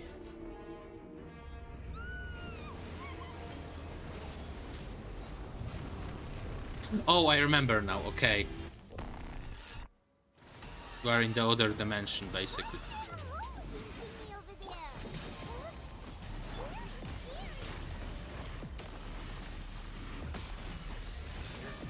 How the... Can I switch my team, please, Gabe? That was just my for fun team. I know Bennett is basically in this team, but Bennett is not alone. Seize the moment and use my power to suppress its root from within.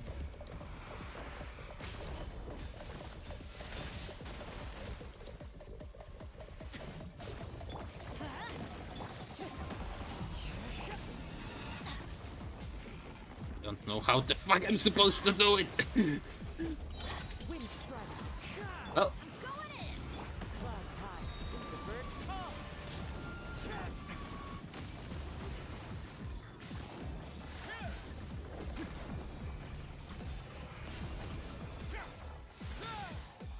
Okay, we did something here. Not much, though. Boy, this will be painful. It's not the party I'm used to. God damn it. The authority of the ancient dragons. Witness the might of the primordial sea. This fucker healed me, so you cannot die in this fight, can you? A moment, please. This could get a little chilly.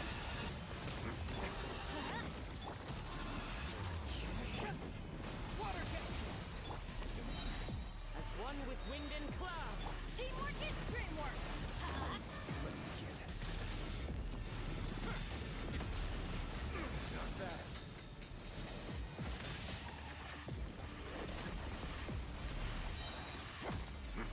Stay cool. Face your guilt.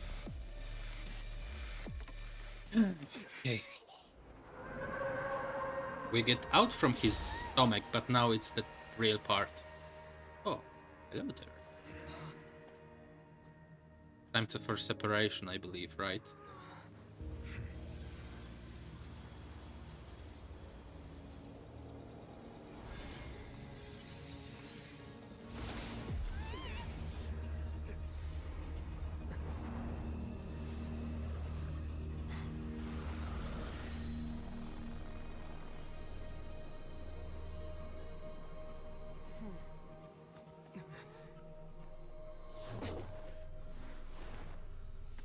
Who the fuck are you?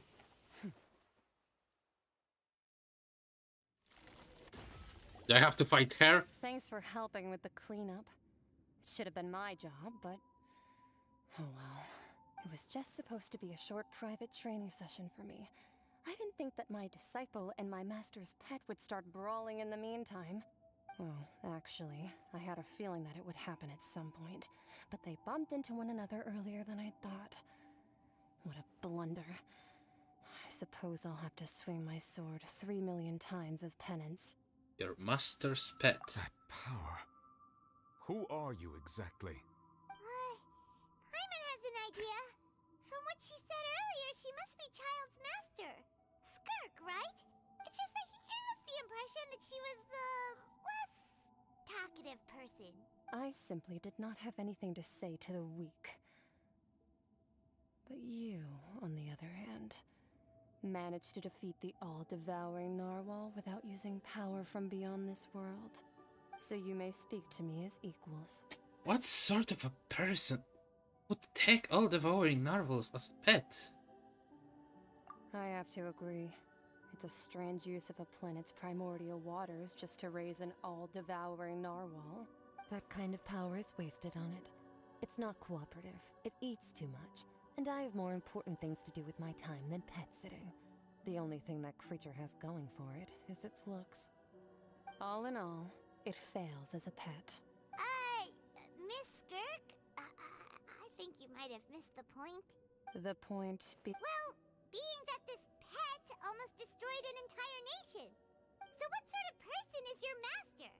Well, Child's master's master. Wait, is that right? Oh, right. So you don't know him. Sorry, I assumed you did. His name is Sertologi.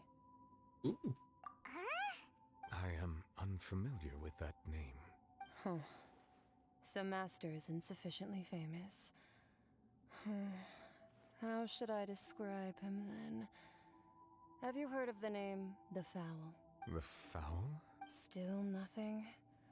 Well, how about the Gold. Vetterful knew that. Ooh, that one we've heard.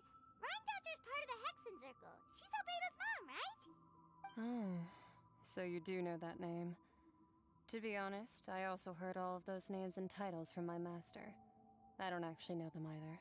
But I suppose you understand now, yes? My master is likely a similar sort to Rhine-daughter. They are both pursuing some form of perfection. Wait, didn't you also mention a visionary person? Paimon didn't quite catch their name. Actually, never mind that. I believe it expedient to inform you that the all-devouring narwhal used up nearly all its strength fighting you. Such roiling hydro energies will prove difficult for the planet's deep seas to digest. As such, the fontaine back on the surface has most likely been thrown into chaos. In other words, the prophecy that you've been fretting over should now be in full swing. What? There's little to be surprised about. Why? Not for shuriken. However, not to worry. Focalor has already managed to deceive the heavenly principles. In the end, the people will all be dissolved into the waters, and only Farina will remain, weeping on her throne. oh, what?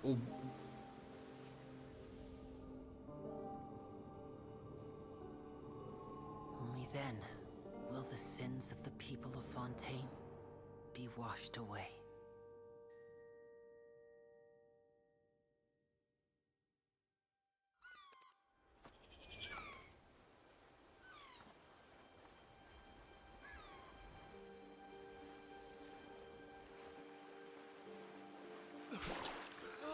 But they are not turning into Oceanids.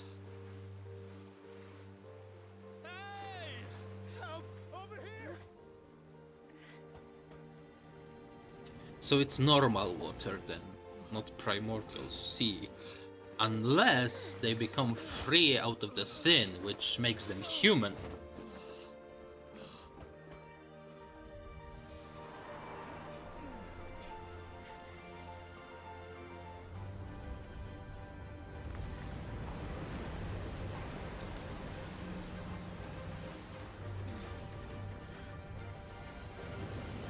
Yeah, it's a big ship.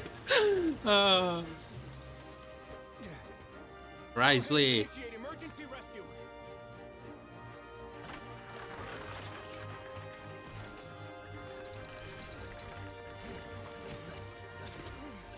Hurry!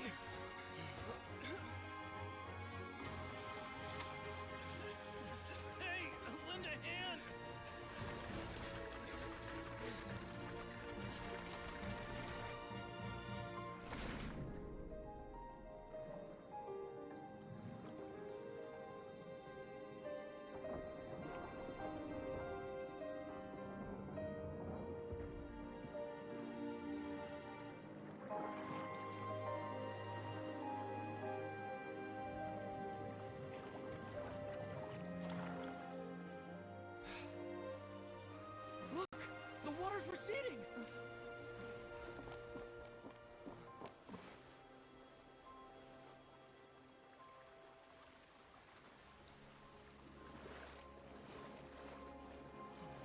It's a miracle! Water's receding. We didn't dissolve. The prophecy was wrong. The prophecy was wrong.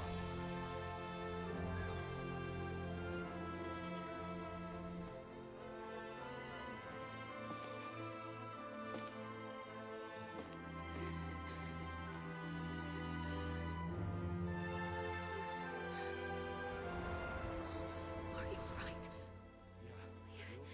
We're saved. The prophecy was wrong.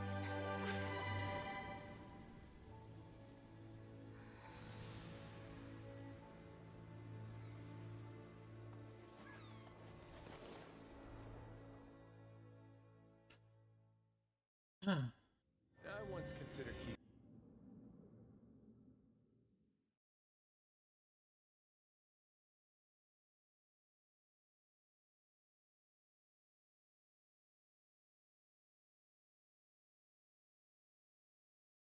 Hmm.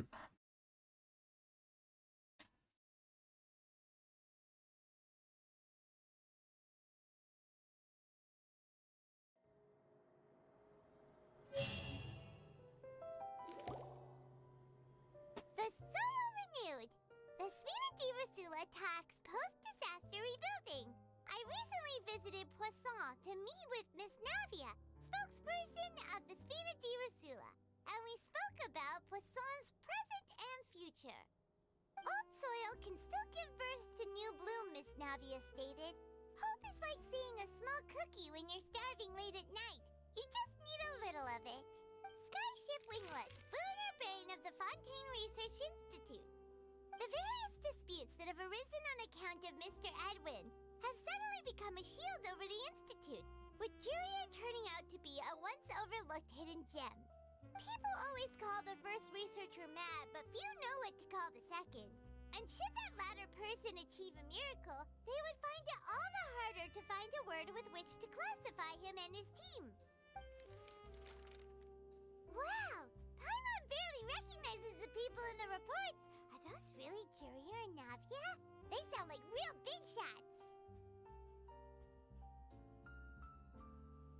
You just don't meet them, just opposite. What do you think? Opposite. Pretty enthralling, huh? The Steambird's idea was pretty simple. With the disaster just having passed, we would print a free edition packed to the margins with good news to calm people down. The value for these big scoops lies in their inevitable follow-ups. We'll publish further reports and go into the stories behind those people. Edwin's assistant, Jurier, created a true flying ship, while Navia is leading people in the reconstruction of their home. I'm sure that these stories could draw even your well-traveled eye. I had to make my curious about how things will play out. Paimon curious too! Wait a minute. Didn't we watch everything happen? And that's exactly why I'd like you to come conduct interviews with me. You're the best incubators of news, if you haven't noticed. And also, with you around, I'm sure I'll get to see that Duke. Are you sure? Hasn't he turned you down several times already? Oh, this time will be different. Come on, let's head to Poisson first, and then make a trip to the fortress. There are some things you'll only know when you get there. Fine, fine, I will. What was that? We got something. It will probably be here. Here's... Huh. So we still kept Child's vision. Also, Child is a big shot. Like, he already was a big shot, but right now he's big.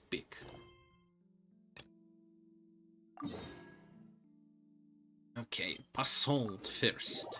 Passant. It's been 6 hours, dang. Almost 6 hours, 5:45. And I finally finished the story.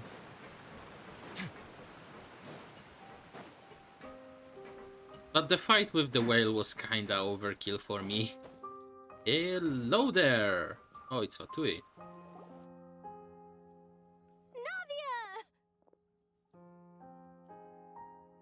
Oh, it's you. Hey, we're just having a look around. I'm here to update myself on how things are going here. Let me introduce you. This is Mr. Garunt Snezhevich. He represented the Knave in sending us a large amount of supplies, and is helping with our work. Our residents are hard at work as well. Thanks to everyone, work is progressing nicely. We've lost a lot of people, but we're moving forward. That will have to be enough.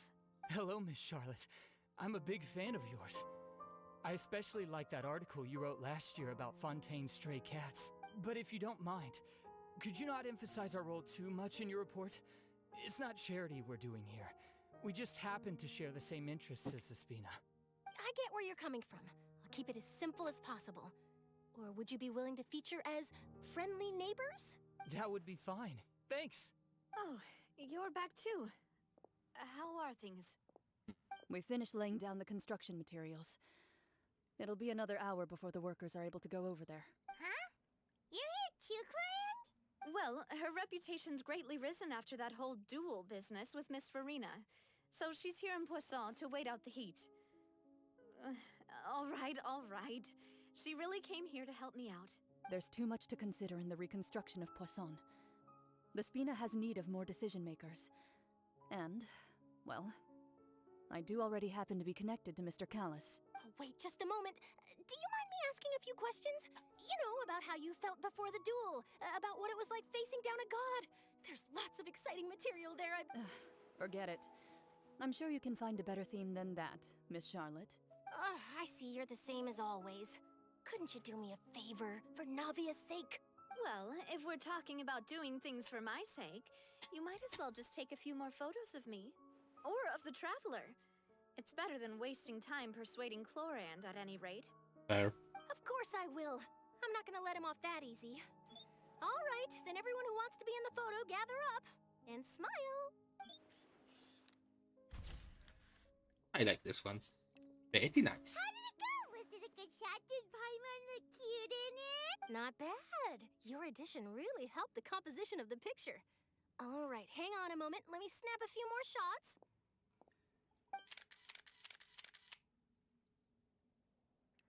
All right, that should do it.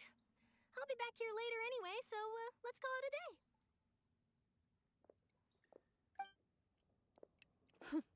You're very quick. Speed is of the essence when it comes to the news, and freshness is the key. Also, not to brag, but I'm pretty good at building connections. Who knows? I might eventually get that interview with you after all, Miss Clarand. Wow, you really do have that never say die spirit. I'm impressed. I'll hazard a guess that this is how you got that interview at the Fortress of Meripede. You already knew she was going. Whoa, you're well informed. Let me make a guess too. I asked Sijuin, who told Monsieur Nervillette, and he told you, right?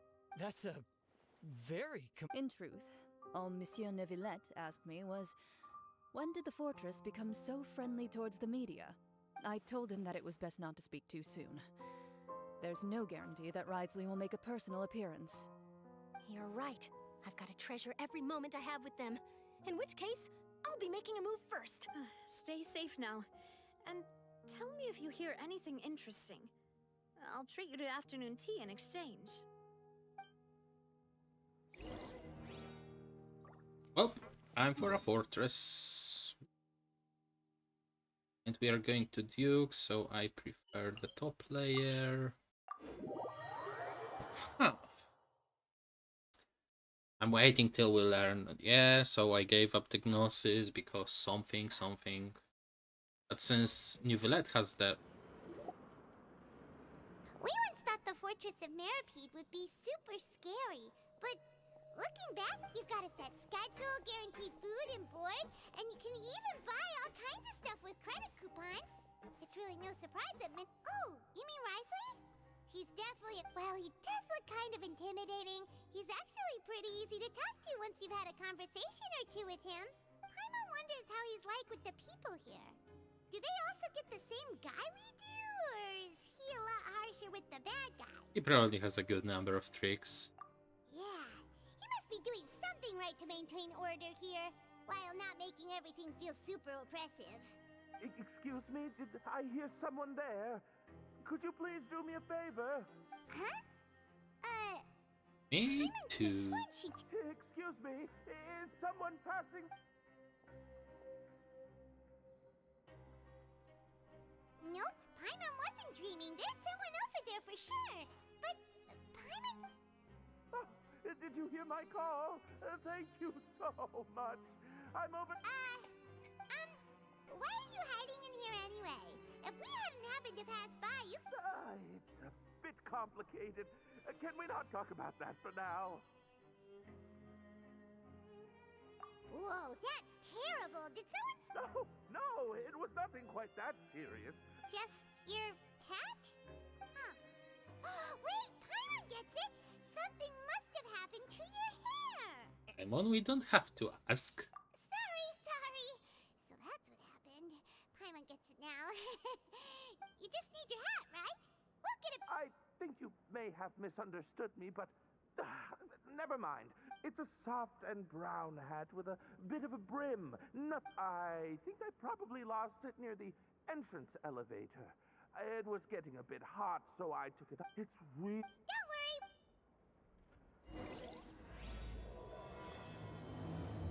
Oh! That makes more sense. That was the Risley starting quest. But 1 second then. Okay, that's there.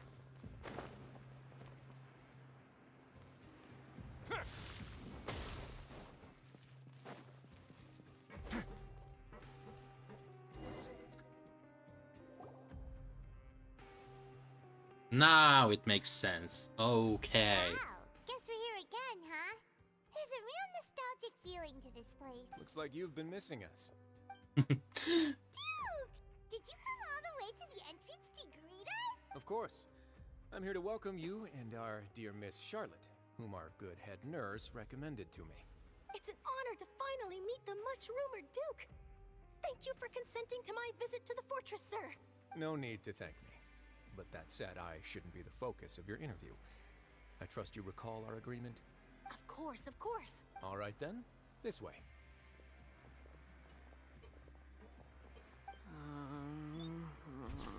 Hey, no need to be so nervous. I've already, Miss Charlotte, do these... It would seem that Miss Lorvine doesn't want her face to appear beside that of Mr. Jurier, Sir, please don't say things like that. But it looks like dear Mr. Jurier denies it. Might this interview be very important to you then? No, I just... This is my first time being interviewed, and I'm very thankful to the Steambird for... Now, I might not look it, but I actually did meet Mr. Edwin once. And I'll be honest, I enjoyed chatting with you more. You've definitely got more of that genius vibe going on. The boat that brought about a miracle, the ark that saved the people. Why, you recreated a myth back there, like an emissary of legend. Still, if I might ask, where's that flying ship now? Huh. Looks like Charlotte's trying to get herself another exclusive scoop. I have to apologize, but that ship is presently in the bowels of our factory. I'm afraid it won't be easy for you to get a shot of it. Really? Well, then in that case, could I have an interview with you to make up for that loss? You already know my answer, I'm afraid. Best you interview our head nurse instead. Or perhaps you'd like to take another photo of this couple of researchers? Did you really have to use the word couple? Well, then, 2 solo photos will do. Is my hair messed up? Please, someone help me have a look. Things sure are getting pretty lively here. Oh, seems like everyone's here. Would any of you like to try this new drink I came up with? Ah, Sigeween. Hey, Miss Charlotte. Why don't you, take some pretty photo? Sure. Come on, Miss Sigeween, over Sure. Do I have to smile? So, how have things been at the fortress? Same old, as you can see. Fontaine's undergone some changes, but this place is still more or less the same. Other than that flying ship, it got a tad too much attention, I think. That's why I decided to let the interview go through. We should direct more public opinions toward the behind-the-scenes heroes. Am I right, Mr. Jurier? Miss Lurvine? You're too kind, sir. I believe that you too should have your day in the sun. Not that you would want that, just pity. I'll just leave the spotlight to you two. He's so cool. Give me 10% of his swag. I see. Lots of things happened that day, huh? Anyway, regarding that Harbinger, I'm not sure you remember, but his 3 young followers are still waiting for his return. He sure did win them over, huh? I'll tell them that there's good news and bad news. The good being that their boss seems fine, and the bad being that they must face extended sentences for abetting his escape. Oh, actually, what about you? Are things gonna change for you too? What change can there be? The fortress will keep chugging along, and so will my duties. As to what Miss Farina's departure will mean for the nation, and if our laws and governance will be transformed, we'll leave those to the folks in the overworld. Hey everyone, the photo shoot's done. Good. In that case, let's call it a day here. Thanks for your cooperation. Come on, Traveler, let's go. Till next time, everyone. There'll be a next time? Maybe. Who knows? I might write a story about the underwater factory next time. Until then.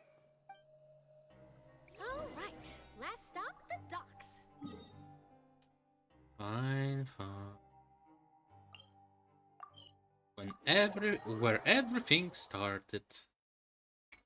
It's kind of poetic and beautiful when. Well, wait. So there is no Hydro Archon anymore. Like the whole.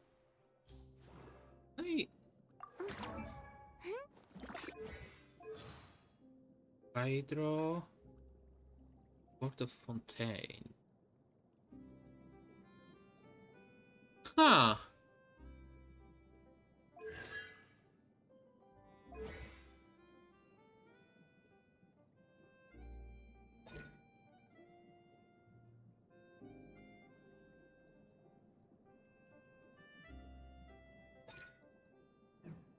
Huh. Anyway. I'm just going to do my thing.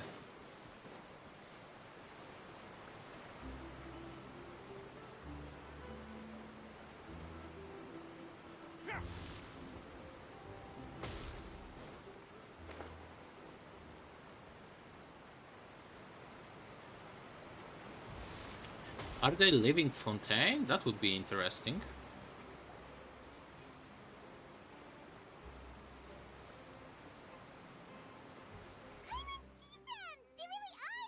Navia mentioned that she stayed in touch with Linny and the others after working together. Apparently, they've been at the docks distributing these strange pockets the whole time since. Traveler, Paimon. Ah, and Miss Sharp. Would you like a magic pocket? What sort of gadget is it? It's a wondrous bag that can be used to carry many things. The water level has returned to normal, but if you see any of your things floating around, you can use this to carry them. Or you could trick a friend into doing it for you. Trick a friend? I wonder which of my friends would fall for that. You could just make a friend like Fremine here. Isn't that right, Fremine? Is this what you meant by, I'll help you make some more friends? To be honest, that sounds pretty sweet. Could I have your contact? You sure are working hard to help Fremine socialize. He was the one who proposed doing this. He even wants to assist in our magic shows. Sounds like that would suit him. Yes, I was planning to first introduce Pear as an assistant, and later Fremine himself. In the future, I think we can leave underwater escape magic to him too. That said, would anyone want to see a diver escape underwater? Probably not. Oh, it'll work out. Every journey begins with the first step. He'll become a part of our show eventually. Lynette, could you come over? Miss Charlotte says she wants to take a picture of us. Got it. My, that Charlotte is rather perceptive. She got rid of everyone the moment she realized I had something to say to you. So, how have things been, Traveler? I'm doing alright. Father says that you did a great deal during the latest events. She's very grateful for your contributions to Fontaine. That's all right. We were more than happy to help. So, what's she doing now? Oh, I guess you haven't heard. After Lady Farina left, Father and Monsieur Nervillet opened negotiations, during which he gave Fontaine's gnosis to her as a diplomatic gift. God fucking damn it, Nervillet! A diplomatic gift? A gnosis? Yes, I was quite surprised at first myself. But when I thought it over, there were actually a number of things going for it. It could have been done as an apology for the incident with Lord Child, or as thanks for his help in tying the all-devouring narwhal down. Furthermore, Father did also lend significant aid to Fontaine and Poisson. That's true, but this is a gnosis we're talking about. Doesn't this seem a bit irresponsible? I would agree, but I've also heard that it seems that Monsieur Nervillet has had a significant change of heart regarding the matter. So there's some reason for this that only Nervillet knows about? I suspect you'll have to ask him about that yourself. Ah, yes, speaking of which, I did see him strolling around the entrance to the Fortress of Meripede a while back. Isn't he real busy and stuff? Paimon didn't, but back to the topic. The gnosis was given to the knave. They say that he's returned to Snezhnaya to recover from his wounds. I hear that the recent disaster really did a number on his health. Well, I guess I can now call him one of my war buddies. True. When you think about it, we've had loads of run-ins with the Fatui. To think we'd be allied with them this time. So shocked by such a simple switching of sides? The knave. Hello there. How you doing? Oh, you will be calling me father soon enough. Come to the docks to see how my children are doing and meet the traveler by chance. Please do not pay my accomplishments in Fontaine too much mind. I would have done them regardless. This is your father, but she will call me daddy. What is wrong with my brain? What the fuck? Why did I... Anyway, let's continue before my brain stops. Take the gnosis back to Snezhnaya? That is our duty as harbingers, yes. Don't be too preoccupied with sides. The goal of the Fatui concerns not a single place or person, but the entire world. With such a grand goal in mind, it is inevitable that we must wear many masks. Switching my masks is something I've always done. You'll keep to your position. You'll keep to your... Well, that depends on many things. No one truly knows what the future holds. What good is honesty if you can't rely on it forever? As for you, I very much look forward to our next collaboration. Good things cannot be achieved alone, and you've proved yourselves to be great partners. Actually, I just remembered something. Please help us deliver this. A vision? All right. I'll remember to return it. Thank you for keeping it safe for him this entire time. And that's a wrap for me. Huh? You're... Greetings, Miss Journalist. Hello. If I'm not mistaken, there are diplomatic channels I'll need to report to take a... That is correct. So forgive me, but I will not be able to serve as a subject in your article. However, feel free to write as much as you'd like about our dear magicians and our upcoming rookie talent. The sea breeze is quite pleasant. I shall continue my walk while the weather remains so agreeable. Farewell. I don't think we are getting the knife as playable character in Fontaine. At least not for now. So characters we are missing right now is the La Rosa, the Geo one, the Hydro Rabbit looking nurse, and that would be, and the Electro mommy, like always.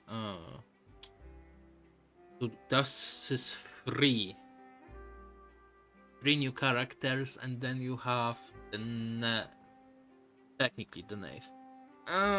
But every time they released a new... But she's not going to change like Wanderer, at least not now. Oh boy, I think. No, I don't think they will release her.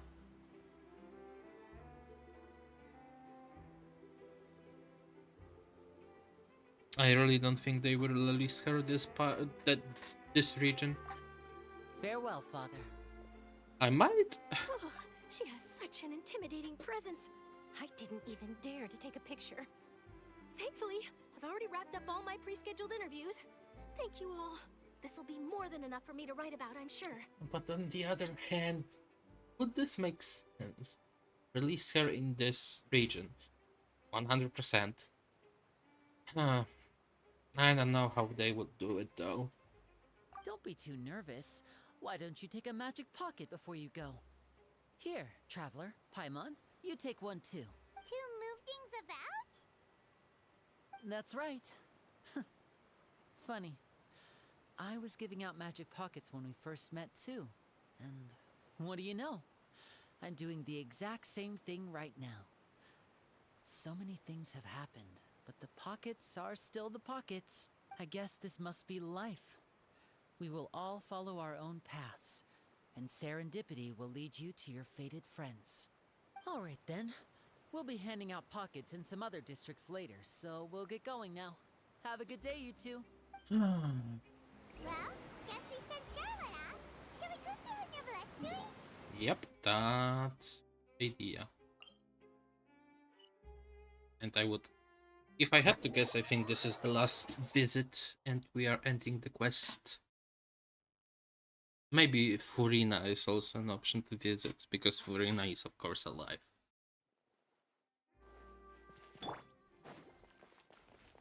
I'm also pretty dead with this character. Okay, hear me out. I understand why they made us unkillable on the whale, because it wouldn't make sense if you died. But it's also really weak when you are killed every time you almost died.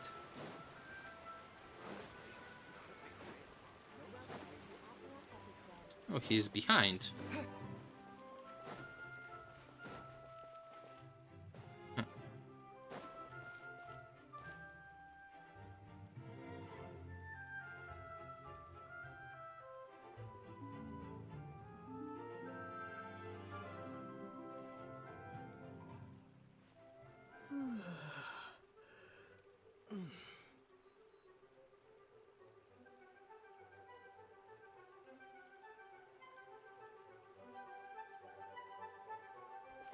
The entrance to the fortress!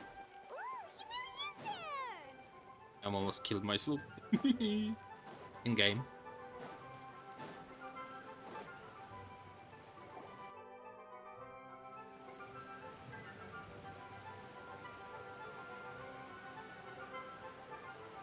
So, you really are here, Nivelette! Paimon didn't think you were going to have free time this hour of the day.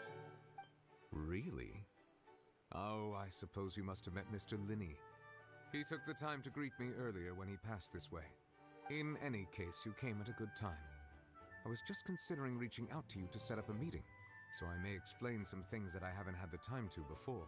Aw, Paimon's glad that you remembered. Thank you for keeping us on your mind, what with you being busy and all.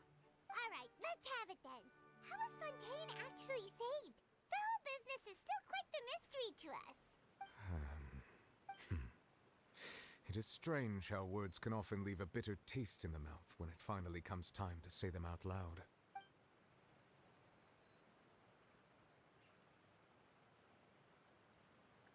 Buzz, the Steve the endless performance. Whoa. So that's what happened? Fossilor destroyed the divine throne of the Hydro Archon and restored your power to you, transforming you into a fully fledged elemental dragon sovereign. But Paimon still doesn't quite get what you did to save the Fontainians from dissolving. For me, the authority of the ancient dragons refers to absolute control over the hydro element. Fontainians were incomplete humans born of Egeria's use of the power of the primordial sea, with constitutions similar to that of mimics. But so long as those primordial energies remain within them, I could use the ancient dragon's authority to grant them true blood, after the fashion in which life was first brought into being on this planet. In other words, when I gave my verdict, Fontainians became true humans, and thus would naturally no longer be dissolved by water from the primordial sea. That's pretty nice. Fosular must have counted on you to make that decision as well. Your verdict was the key to making the prophecy appear to have come true while saving everyone. That the Fontaine were finally truly born. Yeah, and in a manner of speaking, Fosular finally managed to fulfill the original Hydro Archon's wish to turn Oceanids into real people too. It seems from your expressions that you still have more things you wish to ask. Ask away. I will tell you the truth as I know it. About the initial verdict that was passed on Child. I have investigated his case along many avenues, and I have learned that he once fell into an unknown chasm when he was young. There, by chance, he awakened the all-devouring narwhal. But whether it be by sentiment or reason, that should not have been enough to consider him the root cause of the disaster. At most, he would have had tangential liability. As for the judgment passed by the oratrice during the trial, whether it was due to that liability by association or Fosulor deliberately using him to buy time for us on the assumption that he would be able to hold the creature off, I cannot say. Huh. Guess Fosulor had Fontainians in mind the whole time. In the end, it was thanks to her that they finally became real humans. Hang on a second. Paimon suddenly got another question. Back when Fontainians hadn't yet become real humans, were the children they had also transformed Oceanids? Life has always flowed like water. Do you recall how Fontainians would often come to the Fountain of Lucine to pray for children?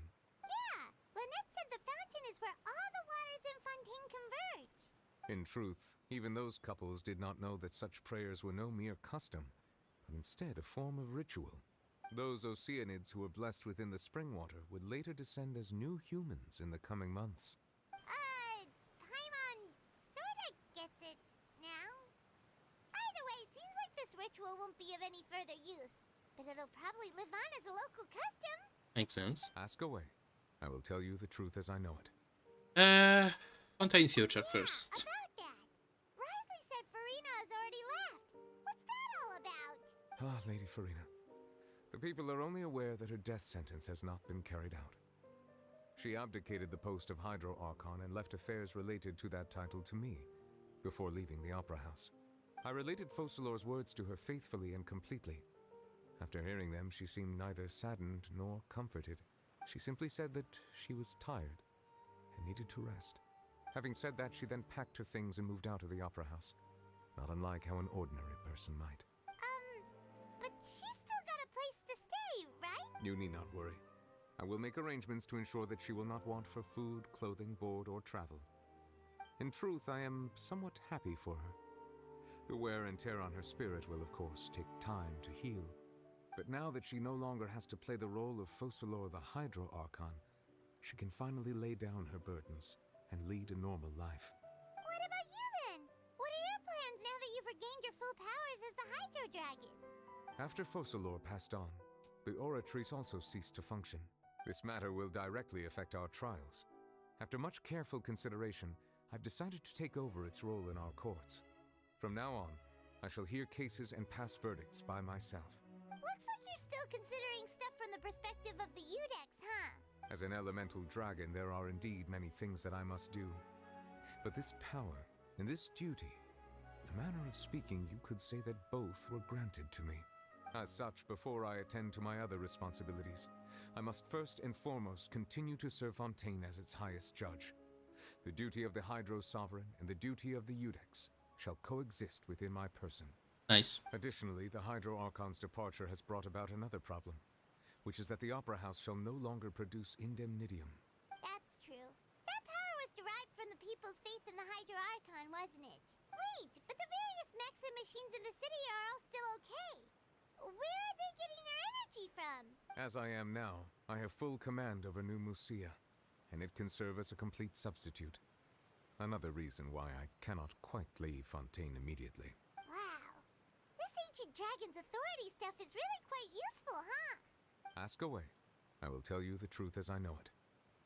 Well, Gnosis. Oh, that's right! They say you've given it to the Knave as a diplomatic gift or something! Leaving aside their intentionality, the two Fatui Harbingers have indeed done much for us during this crisis. Their sole remaining goal in Fontaine, at least at this point, would seem to be the Gnosis. The Oratrice has ceased to function. The Hydro Archon's divine throne is now no more, and I do not need the Gnosis's power. As such, it has lost all. If the Fatui have impure designs, then we might as well accede to their request now, and avoid unnecessary conflict. What complicated considerations? Paimon thought you were just giving it to them out of gratitude to the Knave and as an apology to Child. Ask away. I will tell you the truth as I know it. Yeah, that's fair. But still. You will soon be heading to Natlan, I presume. I'm afraid that I have little talent as a travel guide, so all I can do is tell you what I know about that land. As far as I'm aware, Natlan can be said to be a nation of dragons. A nation of dragons? You mean like you? I mean... No, I suspect that I would not find myself welcome there. Unlike ancient dragons such as myself, the dragons of Natlan have undergone long years of development and evolution. Large numbers of them have entered a form of coexistence with humanity. Natlan is also the nation of war.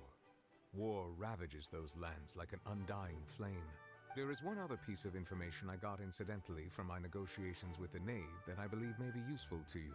The Harbinger known as the Captain has thrown his hat into the endless ring of war. The Capitano! Sounds like a real tough customer. Seriously, everywhere you look, there's a Fatui Harbinger doing their thing. I suggest that you fully prepare yourself before going to Natlan. In the meantime, Fontaine's doors will always be open to you. Ask away. I will tell you the truth as I know it. Okay, don't get me wrong. But... it's been... what we have? We have November. So, if I had to guess, we have about 7 more months before we get Natlan. And this is only 4.2. We usually get to number 0.9, so there is 7 more patches. Maybe they will come back this, so it's not that close. But I hope to see you a lot in the meantime. No more questions. Hang on a sec. Paimon, when we spoke to Linny earlier, he mentioned that your attitude towards giving away the Gnosis had clearly changed. We guessed that there might be some reason for it that only you were aware of. No wonder the House of the Hearth is the Fatui's intelligence division. They are certainly sharp. So regarding this specific issue, I was just getting ready to share something with you. In truth, I exchanged some further words with that lady named Skirk after sending you two back to the surface. It went something like this. Okay. That makes more sense right now.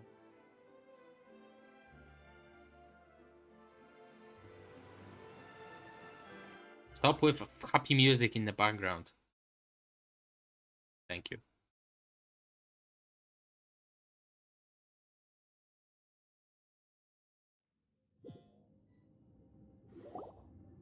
Well, we're going to head topside to see what's going on. You hurry over soon as well, all right, Nervalet? What next? The all-devouring narwhal isn't here, so I'm no longer getting any interference. I can finally catch the scent of your power, what it's made of. It is the authority of the planet's primordial dragons, but with something very similar to a god's curse mixed in. It's quite a novel blend. I'm sure I've encountered something like this before. What was it again? I do not know what you speak of. Ah, of course. How could I forget? You should have the remains of the third descender on your person, yes? Remains? I've never heard of any such thing. Huh. According to your parlance, I believe it may be called a gnosis. Well, that much is true. After Focalor's divinity faded, she handed her gnosis to me. But I fear I have never heard of it described in the manner that you just did. I've been training with my master, the Foul, ever since I was young, and I have never returned to the surface since. So most of the information I possess, I got from him. It is only natural for those who are greater than humanity to possess a different sort of common sense, which is why there are so many problems in our attempts to communicate with humans. Regardless, you should probably get rid of objects of misfortune to prevent any disasters from befalling you. To live in itself is a blessing. But once a person dies, the bonds he once had with this world shall all turn to curses. What do you mean by that? No need to fret.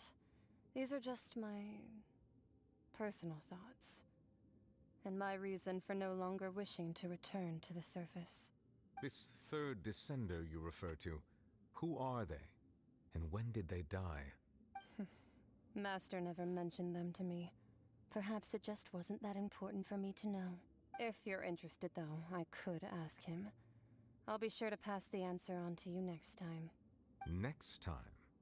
You believe we will meet again? I do. Wait.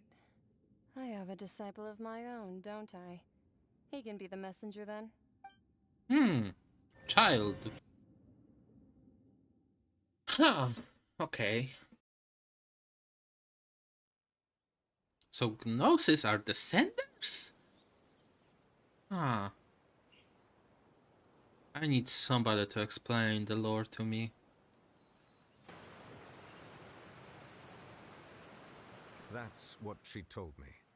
Whether it would prove useful or not, I wanted to pass that information on to you. The remains of the third descender? So that's what the Gnosis actually are. Paimon just thought they looked like chess pieces. How could they be a person's remains? All the same, assuming that there was no misunderstanding or special metaphor at play, that is what she meant to say. And she said that it would bring misfortune and that you should check it, which is why you gave it to the Fatui. If she speaks the truth, then I would simply be putting Fontaine at unnecessary risk by keeping it here. She mentioned one of them. I am the fourth descender. Means two things.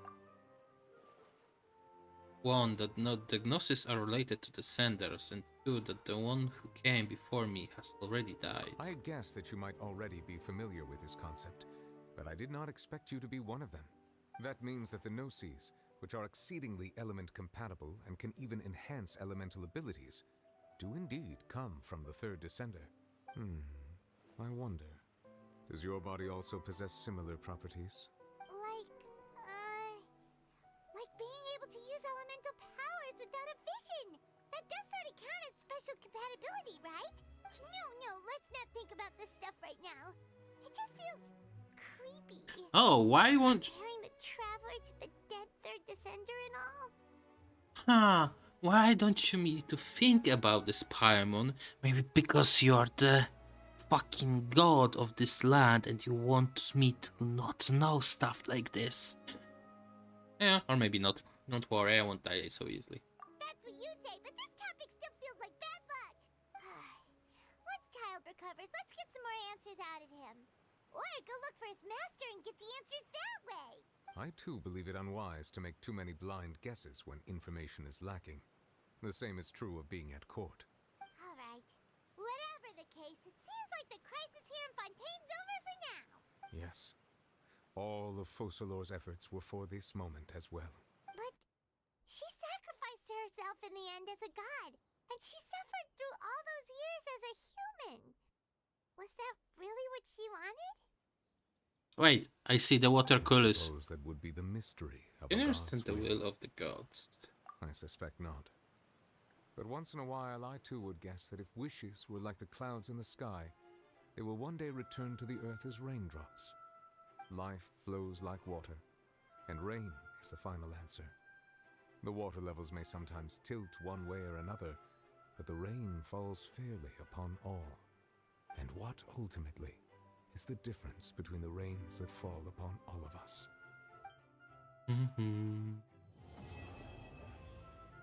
Masquerade of the Guilty.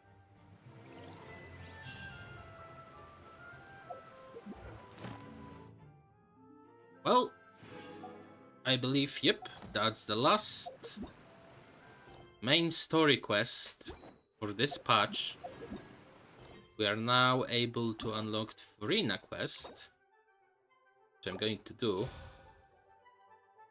I'm going to accept it yet because I don't want this to be blocked. And I saw you. Oh, no, no, no, no, no, no, no, no. Go up, go up, go up. Get them. Now the question, wait, can I talk with you? Oh, it's going to be back to... It seems from your expressions that you still have more. Ask away. I will tell you the truth as I No. know. I suggest that you fully prepare your... Yeah, well, it will take like 7 months, but it's fine. Okay, I want to go on top of this. I guess this is the only option I have, huh?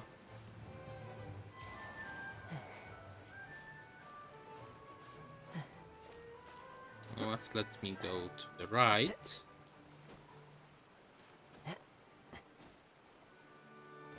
So I can go here. Okay. Yep, I freaking knew it. Let's regenerate the energy, then glide here, jump up here. And...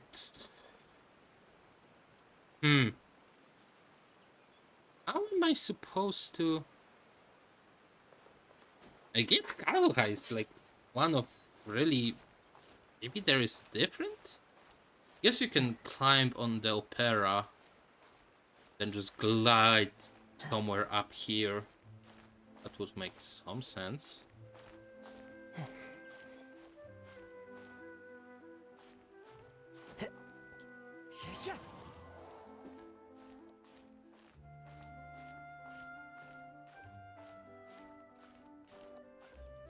I mean, maybe if you have maxed out stamina and you just don't jump in, you can do it without Kazuha? Maybe? Perhaps?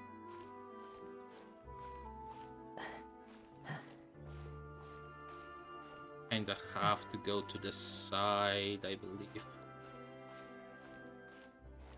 Whoa, my ping went crazy right now. Oh, they jumped by accident. We are getting there slowly.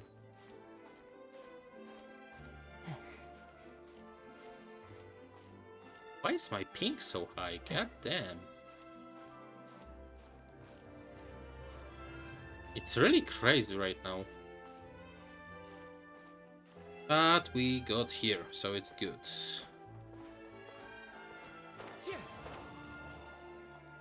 Okay, Gnosis is taken.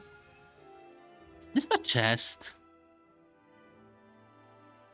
Okay, I have small idea what to do.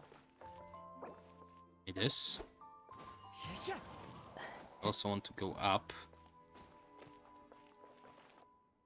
Because if I'm not mistaken, I think this is a chest. I might be wrong. The wind knows me. But I don't think I do. I think I'm right. Maybe I'm wrong. Yep, I'm definitely wrong.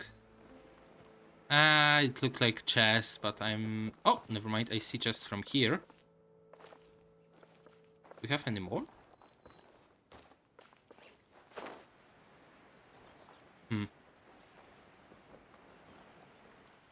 Well, I found one chest. That's good enough for now. Who says there aren't benefits to a life of wandering? Let's see, do I have enough to make a wish here? Oh, I have one. I'm not going to do one though. It's been 6 hours, 6.5 I want to say. Yep. It was nice streaming for so long. I made so many clips, at least I can post. I'm going to be live tomorrow because I have something else to do. And do we have enough Primogems for... probably, but that's not important. Anyway, thank you for watching. I hope you enjoyed and see you tomorrow or the next time.